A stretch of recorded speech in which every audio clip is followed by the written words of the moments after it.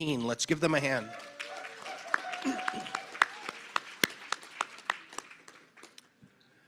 Also, please remember to either turn off or silence your cell phones. Today's the final day for the craft bazaar in the Northern Latitudes room. Health staff are at the bazaar providing flu, COVID, and RSV vaccines to those over 65.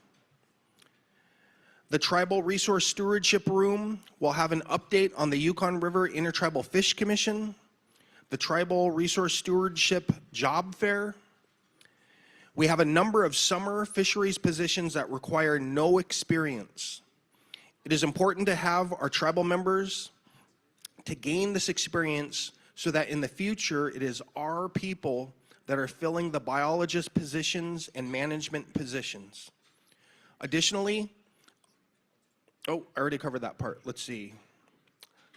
This says that the commissioner will be here from 10:30 to 12. So depending on when he's actually here, it might work out after resolutions to have him on the main stage. We'll just have to see how the timing goes. Let's see. So the same rules apply today. We are in the official call to order. During the full Board of Directors meeting, Wednesday and Thursday only, tribal directors or their alternate in the director's absence will be recognized to speak. Traditionally, tribal chiefs and past TCC presidents will be recognized to speak. All others must be recognized by your tribal director to address convention. Please work that out ahead of time before you get to the microphone so that the process goes smoothly and quickly. A copy of the meeting rules is in the convention backpacks for your review. And with that, I'll hand it over to Trimble to do our opening prayer.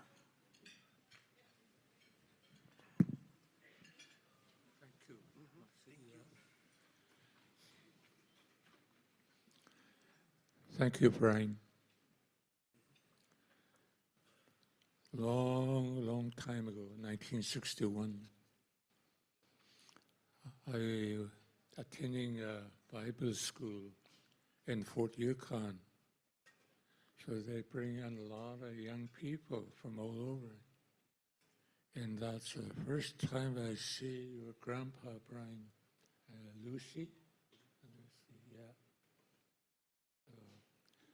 And then I visit there later on, and some of the people there, they spoke my language.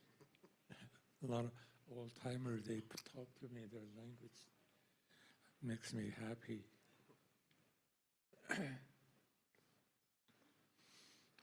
Well, yesterday I'm talking about prayer. It's very, very important, and we need it all the time.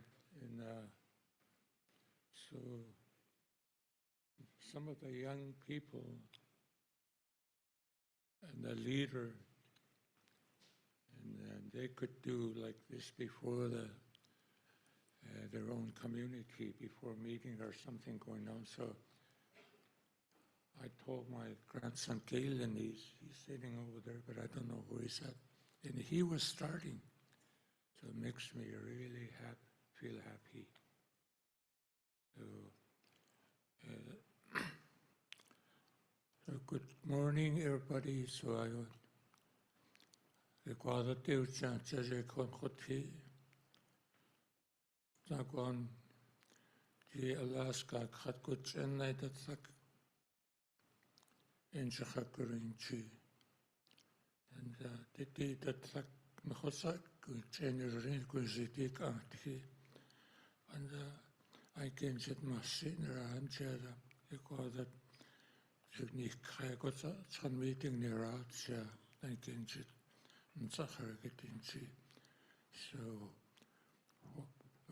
we already asked you to bless our meeting here, and also that look after all our community everywhere this morning until we get home, and then we might pray together with our own communities. So we thank you, Lord, for the good meeting we have in your name. So we continue to ask you to be with us when we go home, and we can continue to work for our own peoples. So, and we ask in the name of the Father, Son, of the Holy Spirit, in Jesus' name. Amen. Thank you, Trumbull.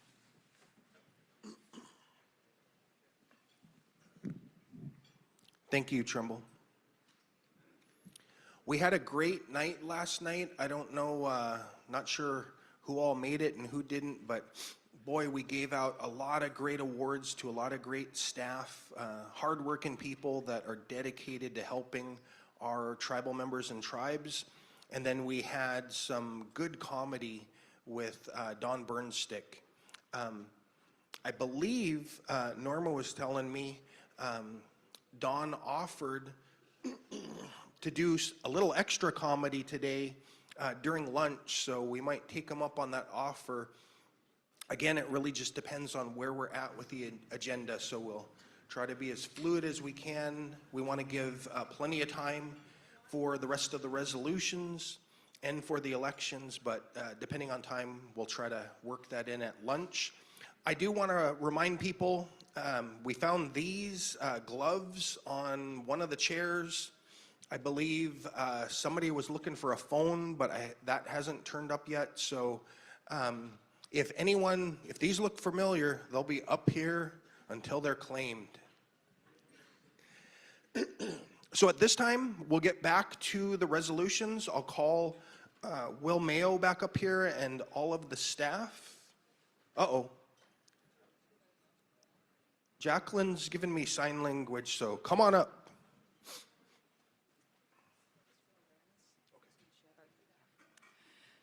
Good morning, everyone. Just for awareness' sake, I want all of you to know that we are aware of the fact that there is currently cocaine laced with fentanyl in our region, on and off the road.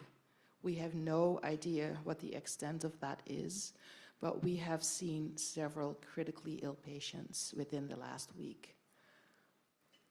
I know during the resources fair, we had a table and staff had Narcan kits. I've asked staff to bring out more so you can bring some back to your communities. We're making sure that our village clinics have that available as well. But I wanted you all to be aware because it has led to some really critically ill patients and severe situations. And so I just wanted everyone to be aware that it is across the region, including off-the-road communities. Thank you. Thank you, Jacqueline. So we'll call Will Mayo. Would I say a man that needs no introduction, and the resolution staff back up here? Thank you, Will. Thank you, Chief. And having heard that announcement, I would just like to say a prayer for, we've got people out there that are getting a hold of this stuff. They're people that we know and love. And, you know, when we're young, we make mistakes. So even when we're older, we make mistakes. And it shouldn't end up in severe illness or taking someone's life. So I just want to pray protection over our region, and I want to pray for successful law enforcement efforts to stop it. So I'm just going to say a prayer. Father, we come to you this morning, and I ask for protection over our region and for Fairbanks. And we ask that this scourge of drugs, that you would help our law enforcement, help people who know things to speak up. We pray that they would be able to stop this flow, and that we would be able to see the dealers that are getting this out to our communities, that they can be stopped, Lord. We pray that you would protect those who are obtaining these drugs. Protect them and help them, Lord, to overcome addiction and to receive healing in their hearts. We just ask your protection in Jesus' name. Amen. Amen.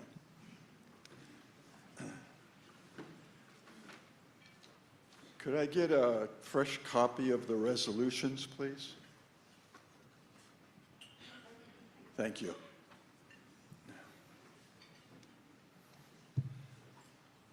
Yeah, yesterday when we were finishing up resolutions for the day, I saw Brian bringing these up, and you know how they bring up a little sack and they present a gift. And I thought, boy, they must be having a hard time. They had to buy used gloves to present, and I just want TCC to see better days. But yeah, so anybody looking for your beaver gloves, they're up here, your mitts. All right, so yesterday we were working on resolution 24-06. We're in the middle of doing some amendments. We passed 3 amendments, and it was indicated that there would be another amendment that would be prepared for consideration. What is the status on that, Chief Joseph? Good morning, and it's nice to see everybody here today. Good morning to all. Thank you. I just want to say thank you to everyone. Last night we had a really good discussion about this resolution, and it gave me a lot of time to think about it, and I really appreciated everyone accepting that we went ahead and recessed last night and come back with this resolution this morning. I wasn't able to draft anything, but I want to ask Brian through him if I can talk with the attorneys while they're up there so that we can kind of figure out how this language would work out well, because there is some legality to it. So I want to make sure that we do it correctly. Yes, that's fine.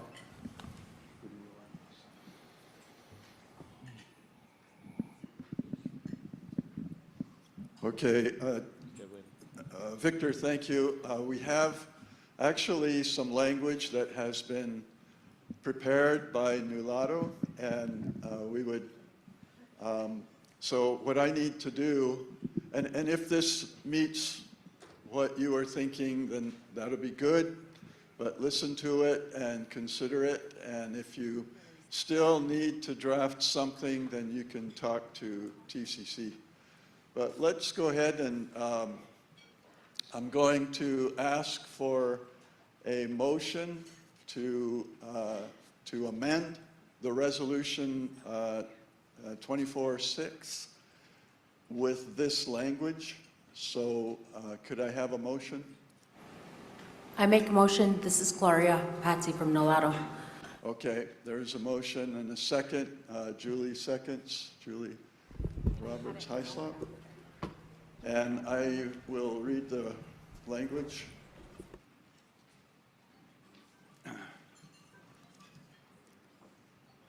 The language for this amendment: be it further resolved that the Tanana Chiefs Conference full board of directors directs their staff to work with tribes to create tribal courts where there are none, and to strengthen current tribal courts so they are able to hear sexual assault cases, and to practice traditional justice on sexual assault offenders in those instances where victims are not strong enough to go through the state of Alaska justice system. That is the language of this amendment. We are now at discussion. Is there any discussion on this language? Will the delegate from Eagle recognize Jody? I recognize Jody Potts Joseph. Thank you, thank you. Thank you for Nulato for coming up with this. I also have some additional stuff that I worked on to present through my council or work with, I think, Loudon on. This is good language. I think one of the things that all of us really need to work on, and I've heard it a number of times as we address sexual assault victims, I think it's really negative to state that victims are not strong enough to go through the state of Alaska justice system. It's not that they're not strong enough.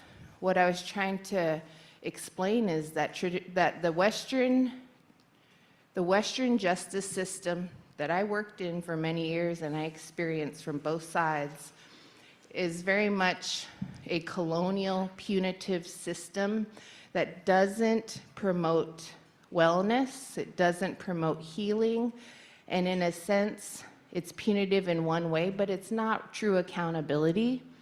And so I don't think it's about our victims not being strong enough, and I don't mean that with any offense or, it's more about this Western system of justice that's been imposed upon us for, I don't even know how many years now, less than 100 years, hasn't provided true solutions, because today we're still having that, and we're having, all night last night, I had multiple families, multiple women and girls reach out to me and tell me their stories, and in every case, the Western justice system didn't create resolution in their case. And so I want to be careful, and I think that's something that we collectively need to do, is just really work on how we talk with our victims, making sure it's more on a positive sense. When I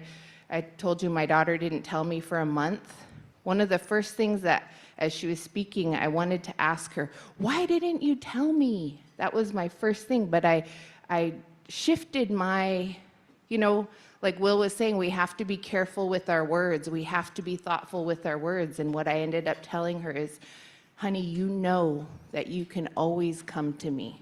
It wasn't, why didn't you tell me? And that's what this is. We have to be really careful. And so I did work on some language. Would I be allowed to read that right now? Let me just ask a question. Is the language that you're proposing similar or different from this that we have up here? Because what I'm thinking about is that we may want to handle what you have in a different amendment, if that seems appropriate. But if it is able to be modify this language, then we would have to have some drafters working on combining them. Well, I guess I would just propose to strike where victims are not strong enough to go through the state of Alaska's justice system. And if I have, mine's fairly short. TCC will work with tribal leadership to create paths towards traditional justice in order to reach a resolution for both victim and perpetrator, one that promotes accountability, consequences, non-monetary restitution, reform, healing, and wellness. So that's different, a little different tone, but. I think that would be appropriate to just add to this. So is there a motion to amend the amendment to add that language and strike that one line? And then we'll get it up here. This is Gloria Patti. I make a motion. Okay, I second. There's a motion to amend the amendment, and seconded by Karma Olvey. So what we'll do is we'll have, did you get that language? Okay. Can you bring that language up, Jody? so we can work Yeah. on? Thank you. All right, so we're going to go ahead, and you heard the language that she's adding. Is there any discussion on the amendment to the amendment?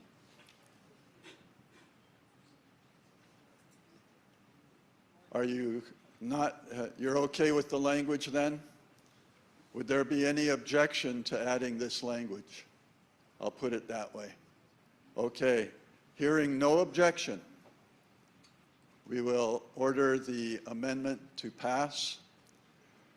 And, pardon? Yeah. The amendment to the amendment is now part of the amendment. Now, did you complete the adding it in?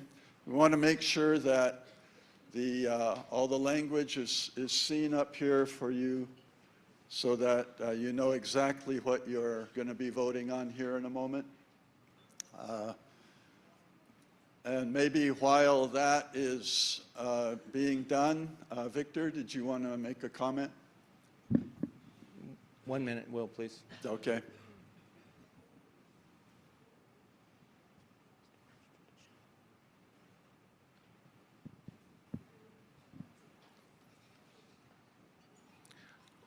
What I do know is TCC has been working on sub-regional courts, or even looking at regional courts for those communities that do not have court cases. And so I'm trying to figure out where we could put in sub-regional courts, or if that's going to need its own lines or its own result. So I think that's going to be really important here. The second thing,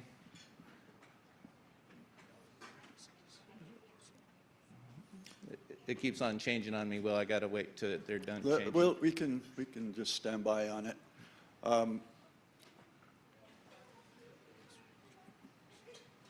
Then we'll know exactly what language we're working on here.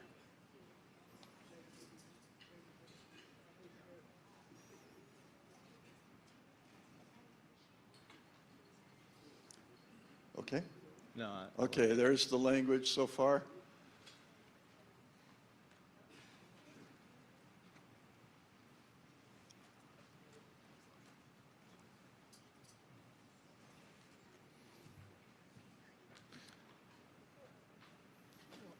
okay, so Will, right after you have strengthened tribal, Yes. if appropriate for the full board, in recognizing to strengthen the sub-regional or regional courts as well, and you could put that right after tribal courts. So right after tribal courts, you're proposing to place, to strengthen tribal courts, sub-regional courts, and regional courts? And our regional and courts. a regional, and Yeah. or regional court? Something like that.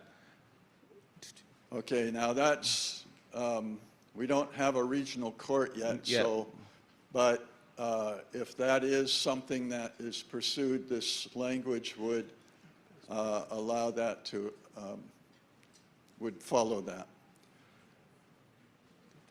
Okay. And So is, yes, one more addition, please. And then when we're looking at, so they're able to hear sexual assault cases, practice traditional justice, in there we need to create a reporting mechanism. So within that, so that they could take on something like if they're some sort of path where a person that was sexually assaulted could actually call and contact. So there needs to be that reporting mechanism. so there is a reporting mechanism for sexual There you go. assault Thank you. victims. Okay. Now, is there a tribe that would like to, well, let me just put it this way. Is there a motion to amend the amendment with this language? Chief Ovi makes a motion. Is there a second?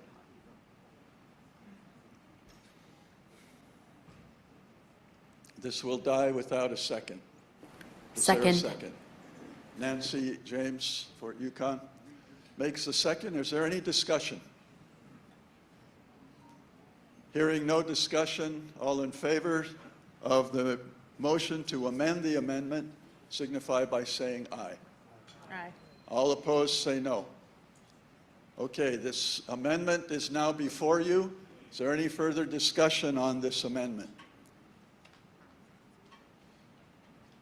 Not hearing any. All in favor signify by saying aye. All opposed say no. The amendment passes as amended. We are now back to the main motion. Is there any further discussion on the main motion 24-06 as amended? Hearing none, all in favor signify by saying aye. All opposed say no. The motion carries as amended. Thank you very much. That's great work. We appreciate just want to give our appreciation to those who shared their story. And it's very, very important to tell someone. You find someone you trust, just like Jody was saying, that you don't bawl them out, or I won't bawl them out. If they come to me, I will listen and I will respond, that I hear them, that they're valuable and they're loved, and you affirm them. So those of you who may be carrying this, please find someone that you can trust, a trained counselor, a friend, somebody that you know you can trust. And so I just, again, thank you for those of you who shared your story yesterday. All right, we're going to go ahead and continue. I gotta get my pen. And we are now on Resolution 2408, and that is the casket availability assistance. Is there a motion to adopt this resolution?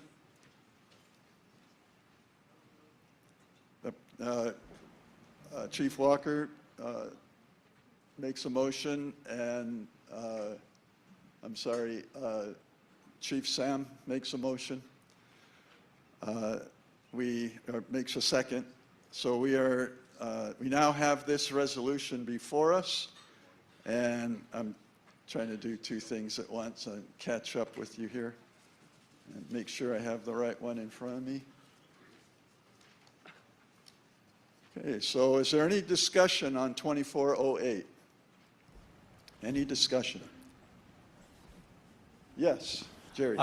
I am for this resolution that's making a friendly amendment, and then starting at the and/or portion right there, I would say and/or provide a shop for local carpenters to build caskets subject to available funding and sell them at cost to tribal members making burial arrangements. Okay, there is a motion to amend. Is there a second?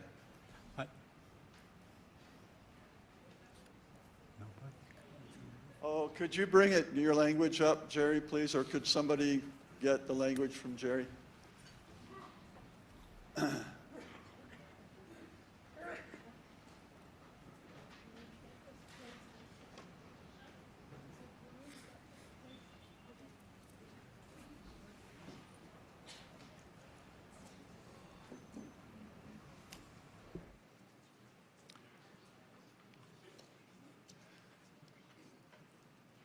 Okay, under discussion.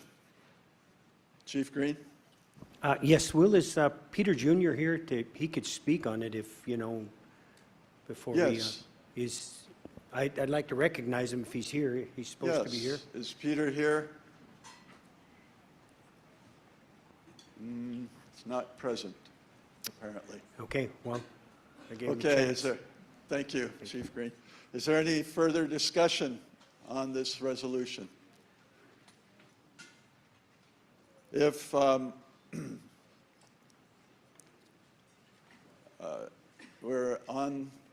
did you get the amendment in? Okay, so the amendment is before you. Is there any discussion on this amendment? Yes. Chief Did Agnes we would have like a to... second on that? Thank you.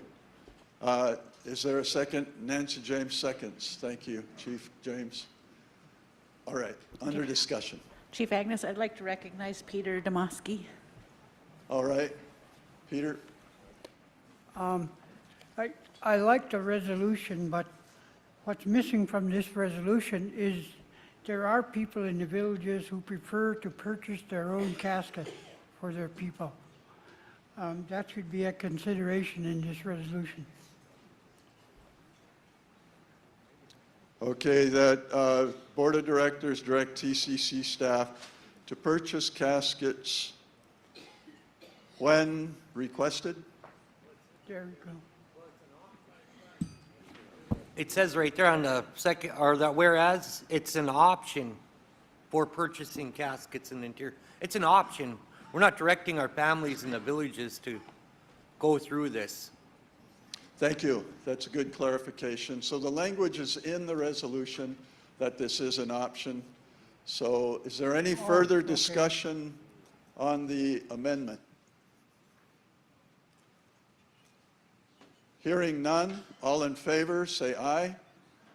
All opposed say no. The motion carries. We have the amended version. Is there any discussion on the main motion as amended? Hearing none, all in favor say aye. All opposed say no. The motion carries. The resolution 2408 is adopted as amended. We are now on 2414.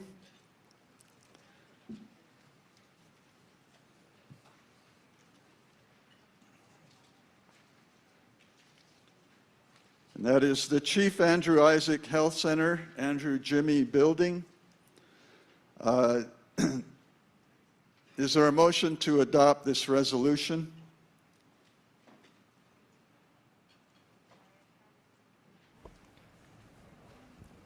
Thank you. Second. Okay, Julie made a motion, and the second was from Caroline? Oh, sorry, Liz. Okay. So we have a motion and a second to adopt this resolution. Is there any discussion? Someone pulled it for a reason, I assume? Yeah. Will, this is Brenda Krupa with FNA. Oh, Here, back here. there you are. Yeah, well, you know, all I hear is a voice from above. If you don't, you know, do something like this or... Okay, sorry, go ahead, Brenda. Oh, wait, we're not on this, wait a minute. I jumped the gun, I'm on the 15. Never mind. Okay, we forgive you. All right, any discussion on Resolution 2414? No discussion, but which one is Building B? Is that the That's new? the new expansion that is next to the Chief Andrew Clinic. The new expansion that was built is referred to as Building B. Okay, any other discussion? All right, hearing none, we'll go to the vote. All in favor of the motion signify by saying aye. All opposed say no. The motion carries. Resolution 2414 is passed. We are now at Resolution 2415, Crisis Response and Stabilization. Is there a motion to adopt this resolution? There's a motion by Tanana. Is there a second? There is a second, Latna. And we are now under discussion. Is there any discussion? Yes, Brenda? we pulled it to add on the now therefore be it resolved. It's the first one, about 5 lines down where it says that the TCC crisis response procedures for the various crises in coordination with health services, behavioral health, tribal government, and justice and wellness and prevention, to add and collaborate with Fairbanks Native Association Behavioral Health Services.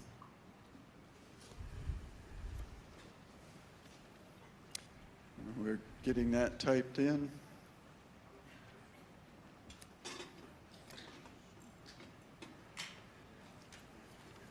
So this language is a motion to amend, and who makes that motion? I assume you will, Brenda? Fairbanks Native Association, Fairbanks. Very good. Is there a second? Is there a second for the amendment? Thank you. There is a second. Could you, from Nulato? Okay, thank you. I don't know if we've met, but yeah. What's your, Rebecca Agnes. Thank you, Rebecca. All right. So we are now under discussion for the amendment. Is there any discussion? This is Mariah from Hughes. I don't really have, I agree with this resolution. I'm in 2 important roles in my community of Hughes. Most importantly, I'm the community health aide, and one of 2, and secondly, I'm the second chief of Hughes. I don't introduce myself as a chief because I don't feel like I measured up to that title yet, as I was just appointed within the last few months. And I'm going to be honest when I say I don't feel comfortable introducing myself at all.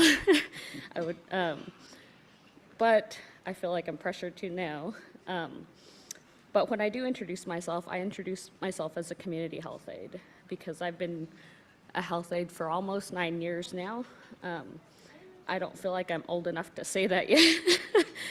But I'm speaking on this resolution because our community recently had a mental health crisis this past fall. As many of you know, that we lost our first chief in October to suicide. And I feel like if we had this crisis response team then, that our community would have greatly benefited from it. Amanda and I, Amanda's the other health aide in Hughes, we had no debriefing after being the first responders in this tragic loss of our Uncle Wilmer. We didn't receive any immediate relief and coverage to our clinic or behavioral health support for days later. I don't know if any of you have been first responders to a suicide before, but it's very traumatizing, especially for us because we're so young, and he was somebody we looked up to. He was such an amazing leader, and we never expected to go back and see what we saw. We would have greatly appreciated an immediate response from a crisis response team because it would have helped us and the rest of our community of Hughes tremendously.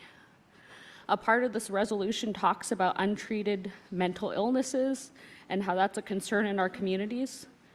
Speaking from a health aide perspective, I've personally seen this. I can't count the amount of times that I've medevac people for suicide attempts and they didn't get the appropriate help while they were here in Fairbanks. And they were just sent back home with no intervention. Which makes no sense to me. If we're medevacing people in for suicide attempts, it needs to be taken seriously. They need to get help before going back home because there's nothing stopping them from trying to kill themselves again. And I've seen a handful of people be admitted to the 4th floor for a few days and then they go home and there's no follow-up care. They go home and they don't ever speak to somebody at TCC Behavioral Health. And it needs to change. TCC Behavioral Health needs to make it a priority to follow up care. We don't have access to behavioral health appointments, so even if they did schedule an appointment, we couldn't see it because we don't have access to that. So in the past year or so, I've seen patients ranging from ages of 15 to 26 years old wanting to kill themselves. Those patients still don't have the behavioral health support that they need, and I personally feel like I'm failing them. I don't want to respond to any more suicide attempts. I want to get them help before they get to that crisis mode. I don't want to feel responsible for another tribal member's suicide. And personally, I've attended 2 QPR trainings, but I don't feel like I'm not comfortable enough to intervene. I have to because it's my job, but I feel like I could do better. Amanda and I were too late to intervene in my uncle's successful suicide. But if I ever have to intervene to another suicide attempt, I hope I have enough courage and strength to help them through their difficult time. I know I said I wasn't comfortable talking or introducing myself, but the subject hits too close to home to not make a comment. We need to do better. We shouldn't have people in the TCC region silently suffering from mental illness. Like I said before, I attended multiple QPR trainings, but I still don't feel 100% comfortable in talking with people who are suicidal. I want to know if there's other trainings out there, not only for us health aides, but other people in our communities who are willing to respond with us when people have mental health crises. I don't know if all of you know, but I spoke at our sub-regional meeting last week. I didn't plan to speak then, so I just kind of rambled on and got very emotional. So I have a script this time. But I feel like we could have had more support when we needed it. I think you guys learned a little bit from when we had another suicide loss in our surrounding communities after Wilmer died, because I feel like they got more support than we did, and it kind of hurt more. Maybe you guys learned that you guys needed to respond faster, but I feel like we were left on the back burner, and we're still healing by ourselves because we don't have the support that we need. But yeah, it's 5 months after the fact now, and I feel like we're still suffering on our own to deal with the PTSD, anxiety, and depression. Both Amanda and I still haven't even talked to each other about what we saw. And in other words, we're still suffering along with my uncle's family, our entire community, the surrounding communities, and the whole state of Alaska, because my uncle was such a great man that he touched everybody in this state. He spoke up on all boards all across the state to do better for his people. We failed him, and we need to do better now so we don't fail anybody else. Thank you for listening.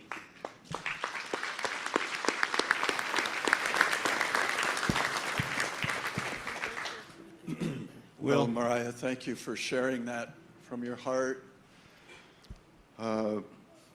And I know that message is heard here today. I would expect that you will be contacted to follow up on your request. And I just want to add that you did a great job representing your people there. And you come to this meeting with the full authority that your people have put upon you. And you do not have to feel that you are not worthy. You have simply been entrusted, right? So you did a great job. Thank you. And so we are now on the Will? amendment under discussion. Will, Just Yes. a comment on her presentation. Maybe it's time to reconsider sub-regional offices again. They know their villages. They have an opportunity to respond like she is requesting. Those services need to be sub-regionalized again. I think this board should consider that. Thank you. Thank you, Stud. I think that's a worthy suggestion. Please, go ahead. Josie Dayton, Kaikuk alternate delegate. I would like to recognize Kaikuk Council Member Lori Lawlence.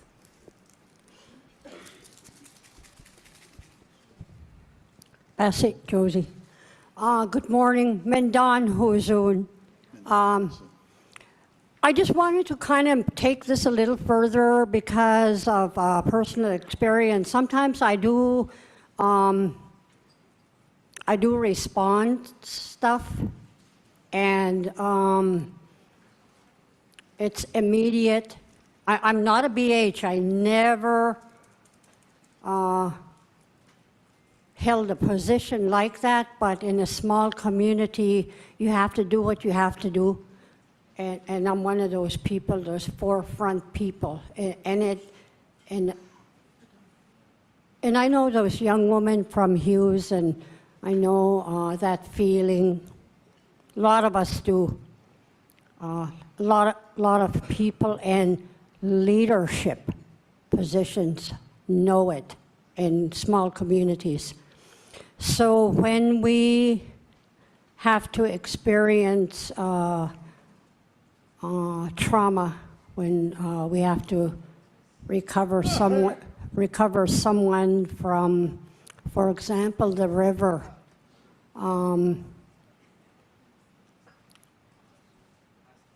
there's a before situation. It's not an easy topic to talk about. And, you know, I look back and I didn't see it, you know. I like to think that I have a little common sense, and I didn't see it coming. But there's a before situation to that too, is that when we have situations where people choose to move home, move to our village, we treat them good, and we want them to be there. And we never think about the situations maybe that where they did come from before that, to try to encourage them to say, hey, you know, this is there. I know my sister Shirley did with this one person. And then the other side of it is that another person asked for help, and the leadership said, this person never worked a day in their life. You know, that's leadership. So the mindset and the leadership needs to be considered when we talk about mental illness. Now, I know from this another person that in order for a person to get to go to a mental illness treatment center, you will have to go out of state. And, you know, tribes have big money for health. We don't always have to depend on a waiting list. It's the consideration of the leadership that makes the decision to pay somebody's way to a treatment center, any treatment center, out of state, instead of waiting at home, sitting there suffering, They don't have to do that. They can go, when they ask, they can go to a treatment center out of state. And so what if it's 20, 30, 40, 50,000? Your money is just sitting there. Thank you.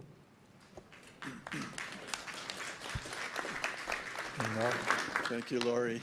And we have a hand over here. Could you identify yourself, please? I could stand. Yes, June Walker from Hughes. I'd like to respond to the comment they made earlier. I was trying to Need to get. give permission for June Walker to talk. June? Yes. I'm sorry, are you a delegate? I was. Oh, She's not a okay. delegate, but I want to recognize her, June Walker. Okay, thank you. And if a non-delegate rises to speak, the tribal delegate that wants to acknowledge them, please just speak up. Yeah, just interrupt me and speak up, and I'll acknowledge them. Otherwise, I'm not sure if you want to speak and say something else. I didn't know you were friends. Please, go ahead, June. Thank you. Yeah. I just wanted to respond to the comment that we weren't given. Oh, sorry. You I can had a pick lady that- you can approach pick me the mic from up. behavioral health, You can pick it up. and she said that she's trying to meet with us, so I just wanted to make that comment. Thank you. Okay, thank you, June. Well, Those little microphones, you can pick them up if you don't want to bend over. Were you calling me? yes, this is Gloria Patsy Nolato. I gave the ladies an amendment to this that reflects what Mariah Beifeld from Hughes had to say, and I'd like to be able to read it, please. Okay, you're proposing an amendment to the amendment. Yes, based on what Mariah Beifeld had to say. Is it, can I handle it this way? Because it sounds like what you're proposing will be a little different than this amendment. Can we just vote on this one first, and then we'll come to you? Okay, thank you. Is there any discussion on the amendment, Brenda? Yes, I just wanted to add that because we added this because we really coordinate really well with TCC, with the FNA Behavioral Health Services, and we can just provide an extra layer of support with the counselors and staff that we have on hand. And I just want to know, I want Hughes to know that there's so many people that love you, so many people that admired and respected your chief and still do. We feel it in our hearts every single day. And we just want you to know that you have a lot of support and a lot of love that you don't even know. Even though you have a lot, you have a lot more of people that are just walking around that love you. Thank you. Thank you, Brenda. Will? Yes, are you going to speak to this amendment? But yes. This is Diane Tannacross. I've been on the crisis response team for a long time in my village, and I wanted to kind of mention that we do use the search and rescue at the same time. One of the big difficulties is the equipment to respond. That's boat, truck, whatever it might be. I did use the civil air airplane because he's a friend of mine, and I asked him to fly the river for the missing person. And he flew it 2 times. The river's long, Tanana River. He flew a couple times on it, watching. And at one point, we had to send a boat out, a personal boat out to retrieve whatever we found. I think the response team, the crisis response team, I have attended to suicides to attempt, and each time, I think it takes like 2 to 3 days of recovery after responding. To this day, I have not seen an after care for the attempt suicide. Now, I'm not trained, I'm not a health aide, I'm not behavioral health, I'm just a volunteer. And I recently attended the crisis response workshop here, and I got my CPR, thankfully I got that, and some things that I needed to learn. There's just 3 of us that are on the response team, but when we ask for the other people, they come and help us too. And then another thing is the trooper. When we do call the trooper, each time I would ask to communicate with us. Let us know how this person is doing, or what are your plans. And it's kind of difficult in that area too, because once they leave the village, due to confidentiality, we don't know where or what they're doing with them. So I don't know. The search and rescue is very important in the villages, because a lot of us live on the river. We deal with a lot of outside, even a four-wheeler. When we were searching for the missing, there's gas involved, there's four-wheelers we need, and many of that is donated time. I think maybe that's one area that we need to be looking on. And that's only because when we respond to a crisis and somebody is down the river, it's going to take me an hour to look for a boat. That's wasted time. It's going to take me an hour to find a truck to get there. Wasted time. So that might be a consideration, is to add maybe search and rescue. I don't know.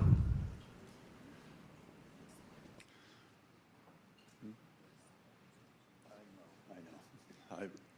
It's really, I hear you, and I think that is a worthy subject. And what we really need, Diane, is if you can look at the resolution and see a place in there that you would like to, you think would be good to add it, you can propose an amendment. I can't make that amendment language up for you, but if you want to have some help, we could ask somebody to help you with that language over at this table, or they could come to you, and you could work on that and add it to it. Right now, we are on a specific amendment, and under the rules, I know this is a very important topic, this resolution, and people have things to say. Under the rules, we should be addressing only the amendment that FNA has brought forward and proposed. That's what's on the floor right now for us to talk about. Diane, if you want to work on some language, we would be pleased to hear that from you when you're ready. Well, let me just say we're on this amendment, and I'm going to ask if there's any further discussion on this amendment. Will. Okay. Yes. Patricia McDonald requesting the floor from Chief Alyssa Healy. Will you be addressing this amendment? Yes, I will. Okay, thank you. She's requesting the floor. Recognized. Okay, you're recognized. Chief. Please go ahead. I think that this amendment is really important because there are aspects that we need to think about when people go missing or when there is a suicide. We really need to focus on wraparound services and how to support people after the initial trauma has passed. We saw that recently with the loss of someone in Healy Lake that went missing. And I think that the more wraparound services that we get, whether it's FNA, TCC, the tribe, Danakanaga, the better we can serve the people that are impacted, because if not, we're going to have an impact or additional losses, additional suicides. Yes. Thank you. Good point. Thank you. So she speaks in favor of this amendment. And I saw Tanana called the question. So we will vote on this amendment. Is there any, all in favor say aye. All opposed say no. The motion carries. That amendment is adopted. We will now consider the amendment from Gloria. Thank you. I have follow-up language based on the comments that were made this morning, and I'd like to read it because I gave it to them, but I have some changes based on the comments. Thank you. Please, Okay. Please go ahead. Be it further resolved that Canada Chiefs Conference full Board of Directors send a crisis response team immediately to those villages that are in crisis to support them in all aspects of village business, i.e. tribal government, health clinics, search and rescue, and behavioral health support. All right. And could we have that language, please, that you wrote down?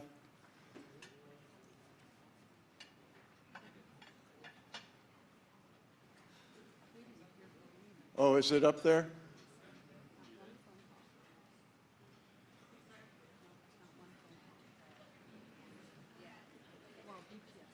You had that language already? Okay. All right. All right, so it's been seconded. We're under discussion for that amendment. Question is called. All in favor say aye. All opposed say no. The motion carries. We are now at the main motion. Is there any further discussion on the motion as amended? Resolution 2415. Hearing none. All in favor signify by saying aye. All opposed say no. Motion carries. 2415 is adopted as amended. We are now at 2416. That is the elders and disabled people in the TCC region all have reliable access to medical alert devices. Is there a motion to adopt? This is Rhonda Pitkel. I'll move to adopt Resolution 24-16. Okay, thank you. And is there a second? Thank you. There is a second from Alatna. You're with Alatna, right? Or, yeah, because I wasn't sure if it was. Okay, so we have a motion and a second. Is there any discussion on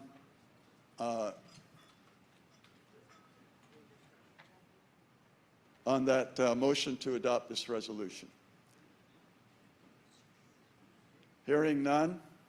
Yes. Chief Alvey? I just had a question, how do medical alert devices work Well- in rural communities? Does anyone know? Is it through the internet or? Is there a staff or someone who can respond to that question? Yes. Go ahead. Thank you for that question. This is Jacqueline Bergstrom, Health Director. Yes, it would require access to internet. There's a couple of different systems when we were looking into it. So it would require access to internet. And so it might be a different type device in the various subregions or communities based on what is available. So that is something that's going to require a little bit more research. Any further discussion, Chief James? And then Chief Walker after her. I think if you read now, therefore be it resolved, it just exactly what Jackie was saying is to investigate current accessibility of medical alert devices for all communities. So that would answer. It's just directing in further investigation and providing these services. Thank you. Thank you. Okay, yes, Carl. Thank you, Will. Jacqueline, you know, we're with the Lower Yukon YKHC, and would TCC give us these things to work in our area too also? Thank you. Thank you for that question. I think as we investigate like what's available and how it would work in the various subregions, we can include the Lower Yukon, Upper Kuskokwim, and then work with your respective healthcare provider and to see what it is that they are providing. So I think that's the first step. And then we'll take it from there. But it wouldn't even be a question if you decided to join our health. Well, you got to give us a faster airplane so we can be here in a timely manner. Thank you. Thank you. All right, any further discussion? Hearing none, all in favor of the motion signify by saying aye. All opposed say no. The motion carries. We have Resolution 2416 is passed. Resolution 2418, compensation for unsuccessful subsistence hunting and fishing. Is there a motion to adopt?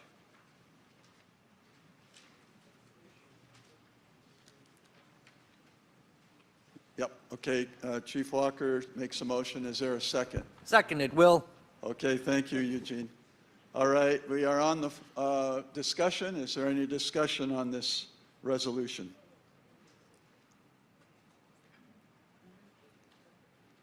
Hearing no discussion, going once. All in favor signify by saying aye. Aye. All opposed say no. One was opposed. The ayes have it. The motion is adopted. And we will move on to Resolution 20.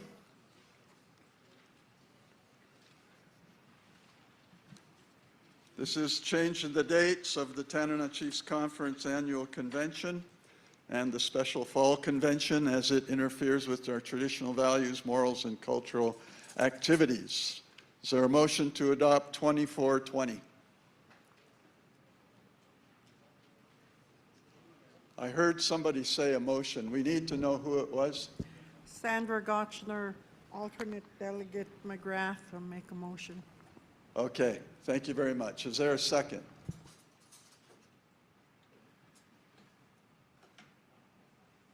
If there is no second, the motion dies. Okay, thank you very much. Rebecca will make a second. It's now on the floor for discussion.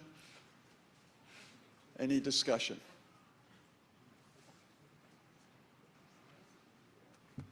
Yes, Julie.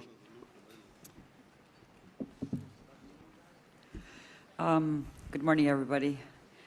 I think it's going to be hard to try to all agree on different, the dates for these special, these meetings that we have. We're kind of, we've had the convention in March, the full board, for as long as I can remember. And I just can't think of any other time that would be appropriate, for the full board of directors to meet because, we all have busy lives. We all have things that we have to tend to at home, but we make the time and the commitment to come here to hold these meetings. And now we have 2 meetings a year. And I think they're very important. And, you know, we each of us, you know, I think we have to make that commitment. If we're going to be serving as leaders, we have to make the time. And to me, March is a good time for me and my tribe. It's in between the seasons, it's in between a lot of different things. And so I'm just not in favor of changing the dates for the meeting. Thank you. Thank you. And Eugene, you wanted to comment? I just want to recognize our chief president. Chief. Thank you. So we did a little bit of research on this, and the prior resolution that came forward, as I understood it in our research, came from FNA. And at the time, about 15 years ago or so, the resolution came forward because of all of the youth that attend our convention, and they wanted more of our youth to be able to attend during spring break, so that they're not having to miss school to attend our meeting. And so generally, the spring break week coincides with our meeting, with the Doyon meeting, and with the Open North American all happening at the same time. Although this year, I will speak and just clarify that I believe this resolution came in and we did have some discussion, because this year Arctic Winter Games is happening during spring break during this week, and some of the folks that are here are missing seeing their family there, and I totally understand that, but I just wanted to make sure to cover why it is this week and how we got here a little bit in speaking towards this resolution. So thank you. Thank you very much. Okay, we are on the discussion. Yes, Gloria. Good morning. I just have some language to add, if the others would agree. As a mother of 2 and a small business owner, I would like to add that if we can evenly split the agenda items between the fall and spring convention, so the delegates do not have to spend 9 days away from home. Thank you. Okay, there is a motion to amend on the floor. Is there a second?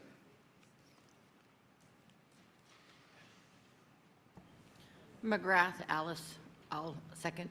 Okay, it's seconded. So they are putting that language up here now.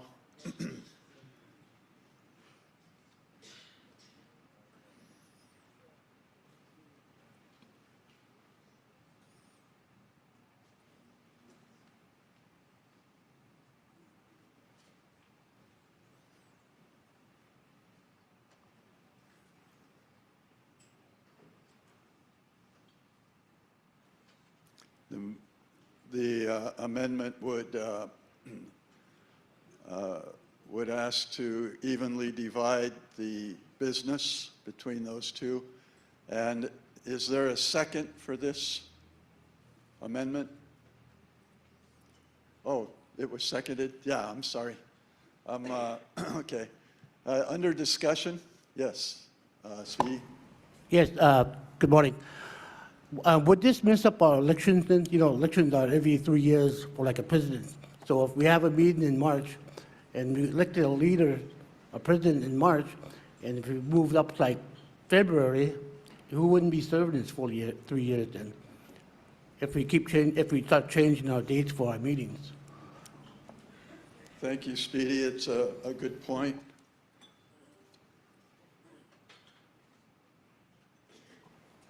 Will? I've been handed a note and I need to just look at it. Okay, so the delegate tables are for the delegates, and the delegate tables are marked with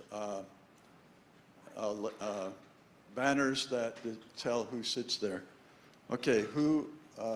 Over here? Yes, Chief Ridley. I don't believe it would interfere with elections, the different terms.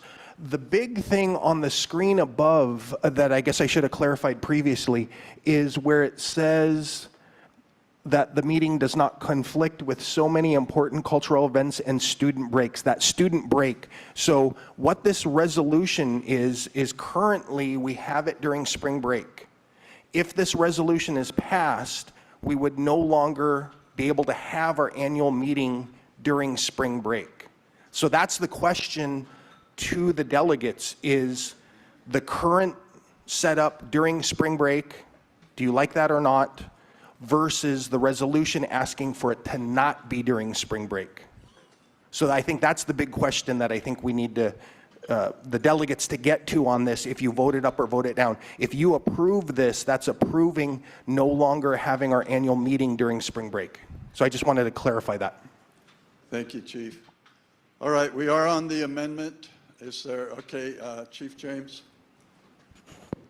I think just clarification, I believe this is the third time that this discussion has come to the convention. But in that second discussion that we had when second time it came, I remember it was to combine with the spring youth education break with the school district. And I believe that Doyan also have a bylaw in there saying that they will combine their meetings with TCC. Thank you, Chief. And if it's an agenda, I agree that 9 to 10 days, that's getting to be longer, I notice, our sub-regional, our meetings. And we need to consider setting forth the agenda that needs to be discussed if we're going to have spring gathering and then fall gathering and then the convention. And I think that's something that we really need to consider our people's time and commitment from the village. Thank you. Thank you, Chief. We are on the amendment. Any discussion? We'll go to the vote on the amendment. All in favor say aye. All opposed say no. Okay, the motion fails. The amendment fails. We are now at the main motion. And I just think that Chief James was saying this should be another topic. It's a worthy topic, and it should be another one. Okay? So I wouldn't, give up on that idea, but it's failed for this resolution. We are now on the discussion for the main resolution. Please, from McGrath. Alice Dale. So when we brought this forward, that original resolution was 2008-09. That did align along with a lot of the spring breaks and it said REAAs. We got to realize now that was years ago. Some REAA districts and schools don't have spring breaks. So that's kind of an expired resolution. You have to consider Iditarod and other things that might be going on. There is a week between Iron Dog and Iditarod at the end of February that I did talk, and people approached and said that would be reasonable. And I understand, yes, it's our job being first chiefs, but we also, you as TCC, always promote family, togetherness, being, and supporting our cultural ways. So on that hand, we've got to kind of go with your guys' theme also and stick in with, hey, families first. Yes, I understand we're first chiefs, we have obligations, but my obligation first is to my children, and that'll always be that way. So that's where we're pushing it, and we're not saying that every year it can't be at this time. It's just, it needs to be looked at closely before they set the dates. Thank you, Alice. We're under discussion for the main motion. Any further discussion?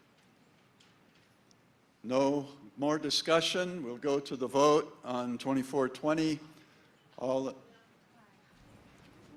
yes, Maurice. I need to be recognized by our chief first. I recognize Morris McGinty. Okay, go ahead. Thank you, Gloria. Looking at this resolution and to be further resolved,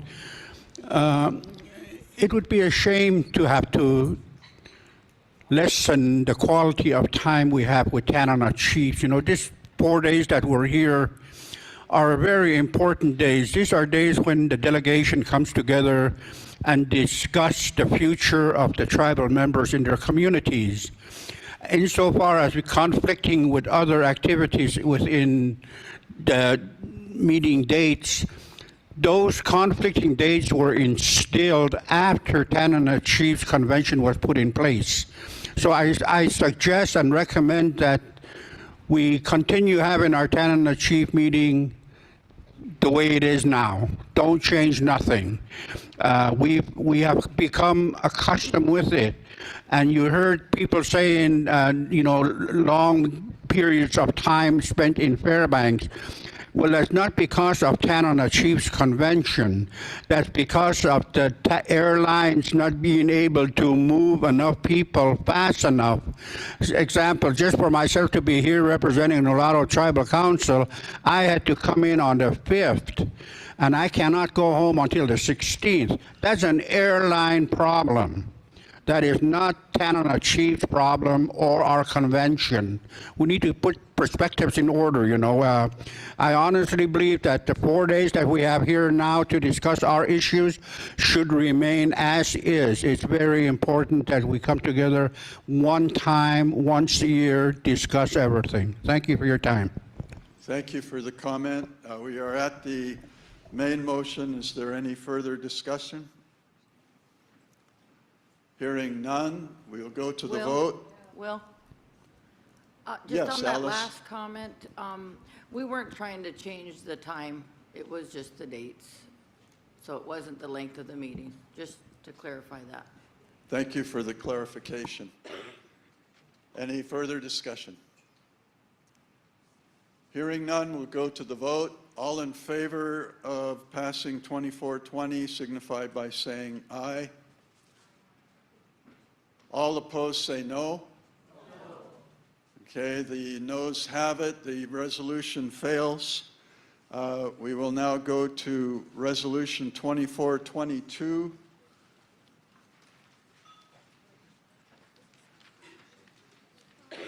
Change the TCC bylaws regarding the candidates and voting members of the IRHA Board of Commissioners. This is now on the floor. Is there a motion to adopt? I'll make a motion. Okay, Alyssa makes the motion. Is there a second? It's been seconded by Manley. Okay, we are under discussion for this resolution. Will? Yes, Alyssa? Patricia McDonald requesting Alyssa Healy. Recognized. Thank you.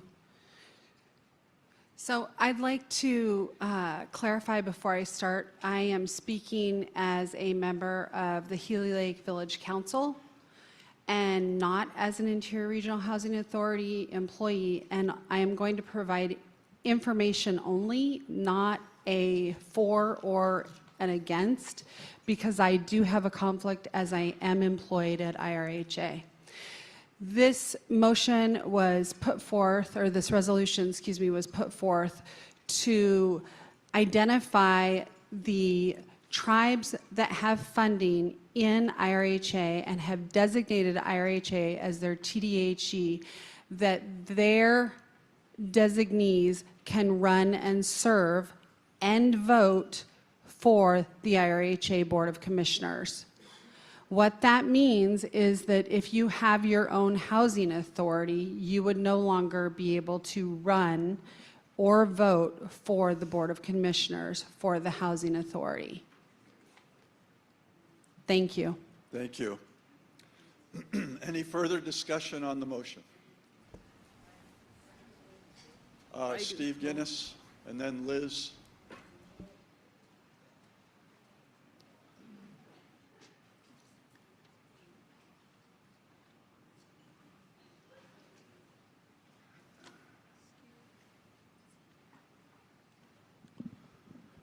Mr. Chairman, I'd like to address this resolution here.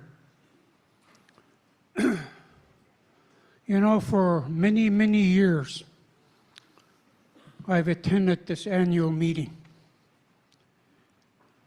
And as far back as I can remember, we always talking about empowering our villages. We're always talking about tribes exercising their sovereignty and their self-determination. So, Mr. Chairman, in my view, this resolution goes against that. To deny those villages that are currently exercising their self-determination to run their own housing authority and being denied to vote as a delegate here at convention is not right. It just doesn't go in line with what we've been talking about for years and years. And that is, let's be unified. Let's stand together.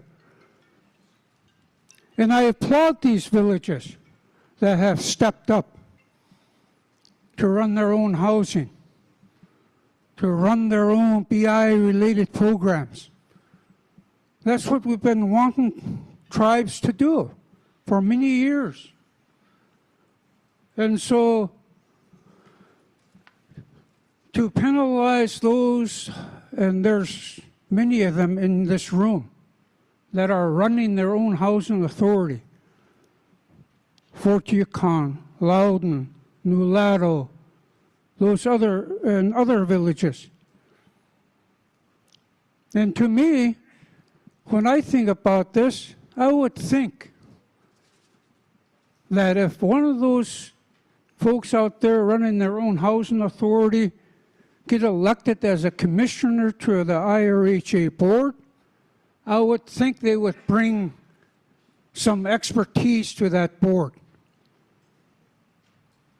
because they've done it.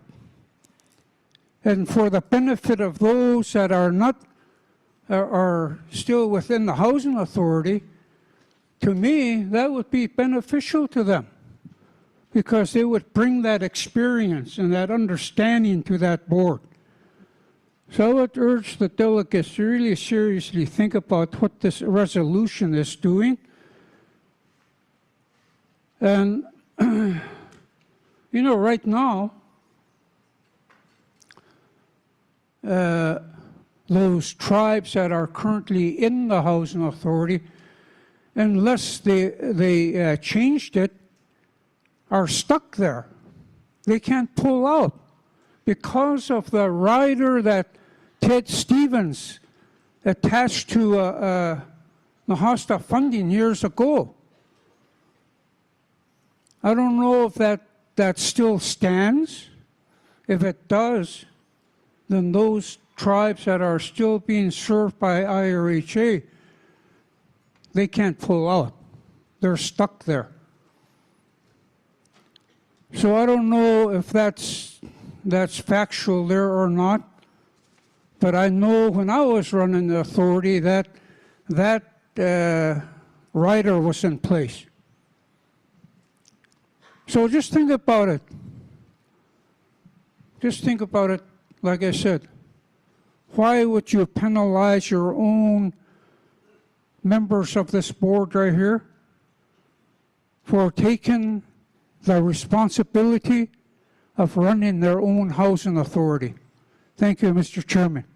Thank you, Steve. And we have next Liz from Manly, then Spud, and then Speedy, and then Jerry Sam, and then Tanana. I'm going to try to keep, would you write those for me? Thank you. Because I already forgot who the...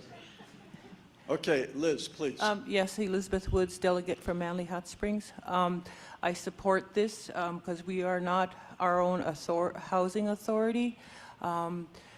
We were concerned about the ones that do run their own housing dictate to the ones that don't have their own authority. We feel that they can start their own board, or have their own commissioners, and we can have our own. we are educated people now, and we have our members that are in the construction career. We can ask them for expertise, because we feel that we have trouble already trying to use our funding, because we are never approved, and we wondering, who approves our spending to help ourselves. We're never eligible. No, you can't do that. So I feel that if we establish our own commission, maybe we can, start using our own funding.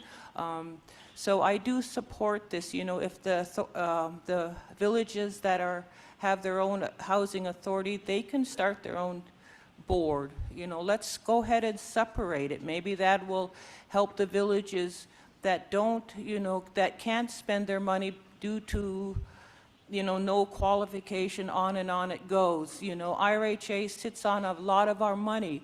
Sometimes we can't even spend a dime, but IRHA is spending our money on their behalf.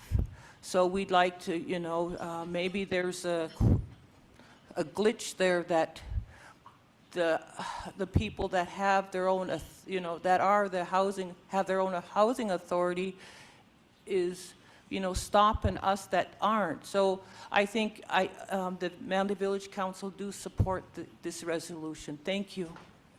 Thank you, Chief. Now we'll go to Spud. I think she made a good comment. How would you like somebody else signing on to your bank account? I appreciate Steve's position, but right now there are 2 Fort Yukon commissioners on the Housing Authority Commission that are making decisions on behalf of villages that aren't in the Housing Authority. Why would we have somebody making decisions on behalf of those that are still in the Housing Authority? Anybody can pull out of that Housing Authority and form their own, but they should not be making decisions on behalf of those communities that are in the Housing Authority. Thank you. I have to go by the list unless Speedy would mind hearing Steve first. Think he's responding, but Speedy, if you want to take the floor, it's yours. Yes, my name is Speedy Salmon, Second Chief for the Hooslia. I'm speaking on behalf of my village. I'm not speaking on the Board of Commissioners today. At my village, we have our dollars, the house dollars with RHA. And to me, with the vote that's going on and how all the dollars are being spent by the Board of Commissioners that not on with the RHA, that don't have the $100 with. In return, we cannot tell the other villages that not RHA how to spend their dollars.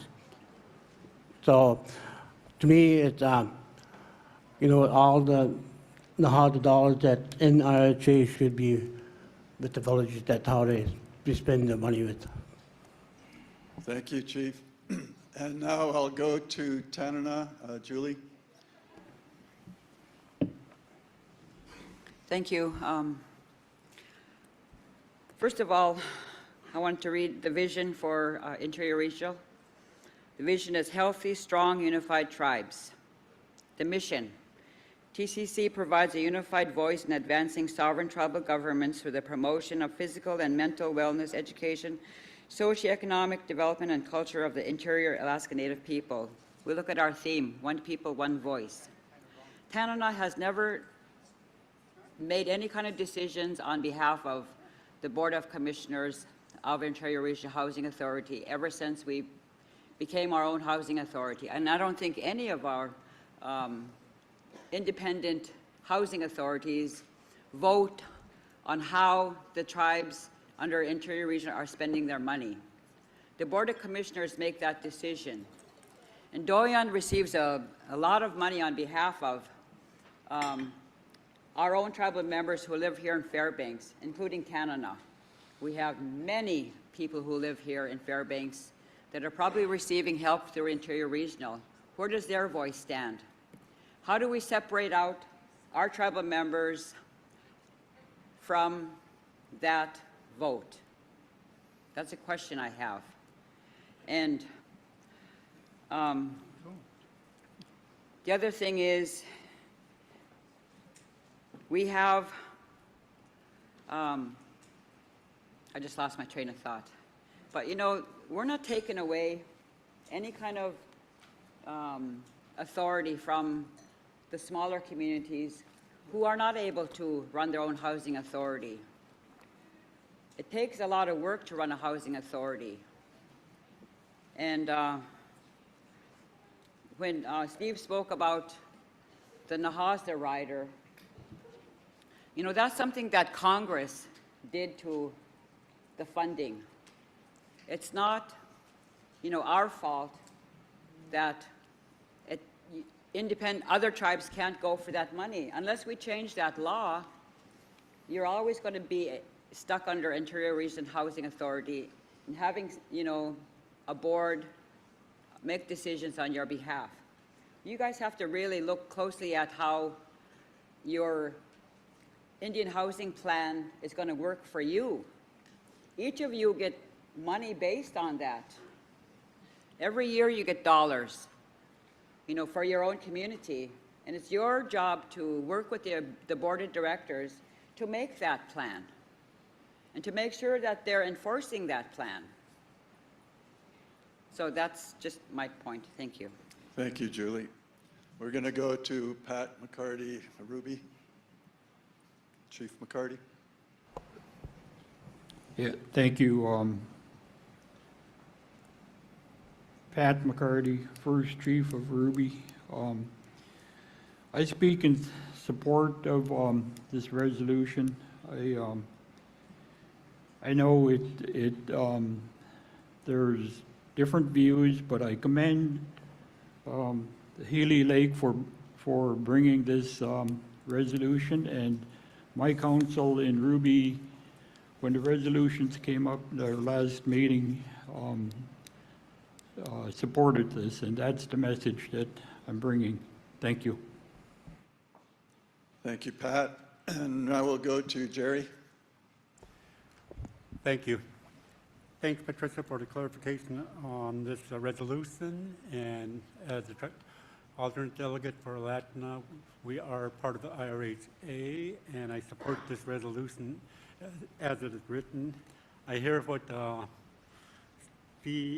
past President Steve Guinness is talking about how to stand together as a unified housing authority with their expertise, which I also hear from Julie. But then again, the people that are incorporated with IRHA should be in control of the funds that they are advocating for their communities. But again, we sit on each individual councils or boards in different entities, and then it's up to the elected people to make respected decisions for our people.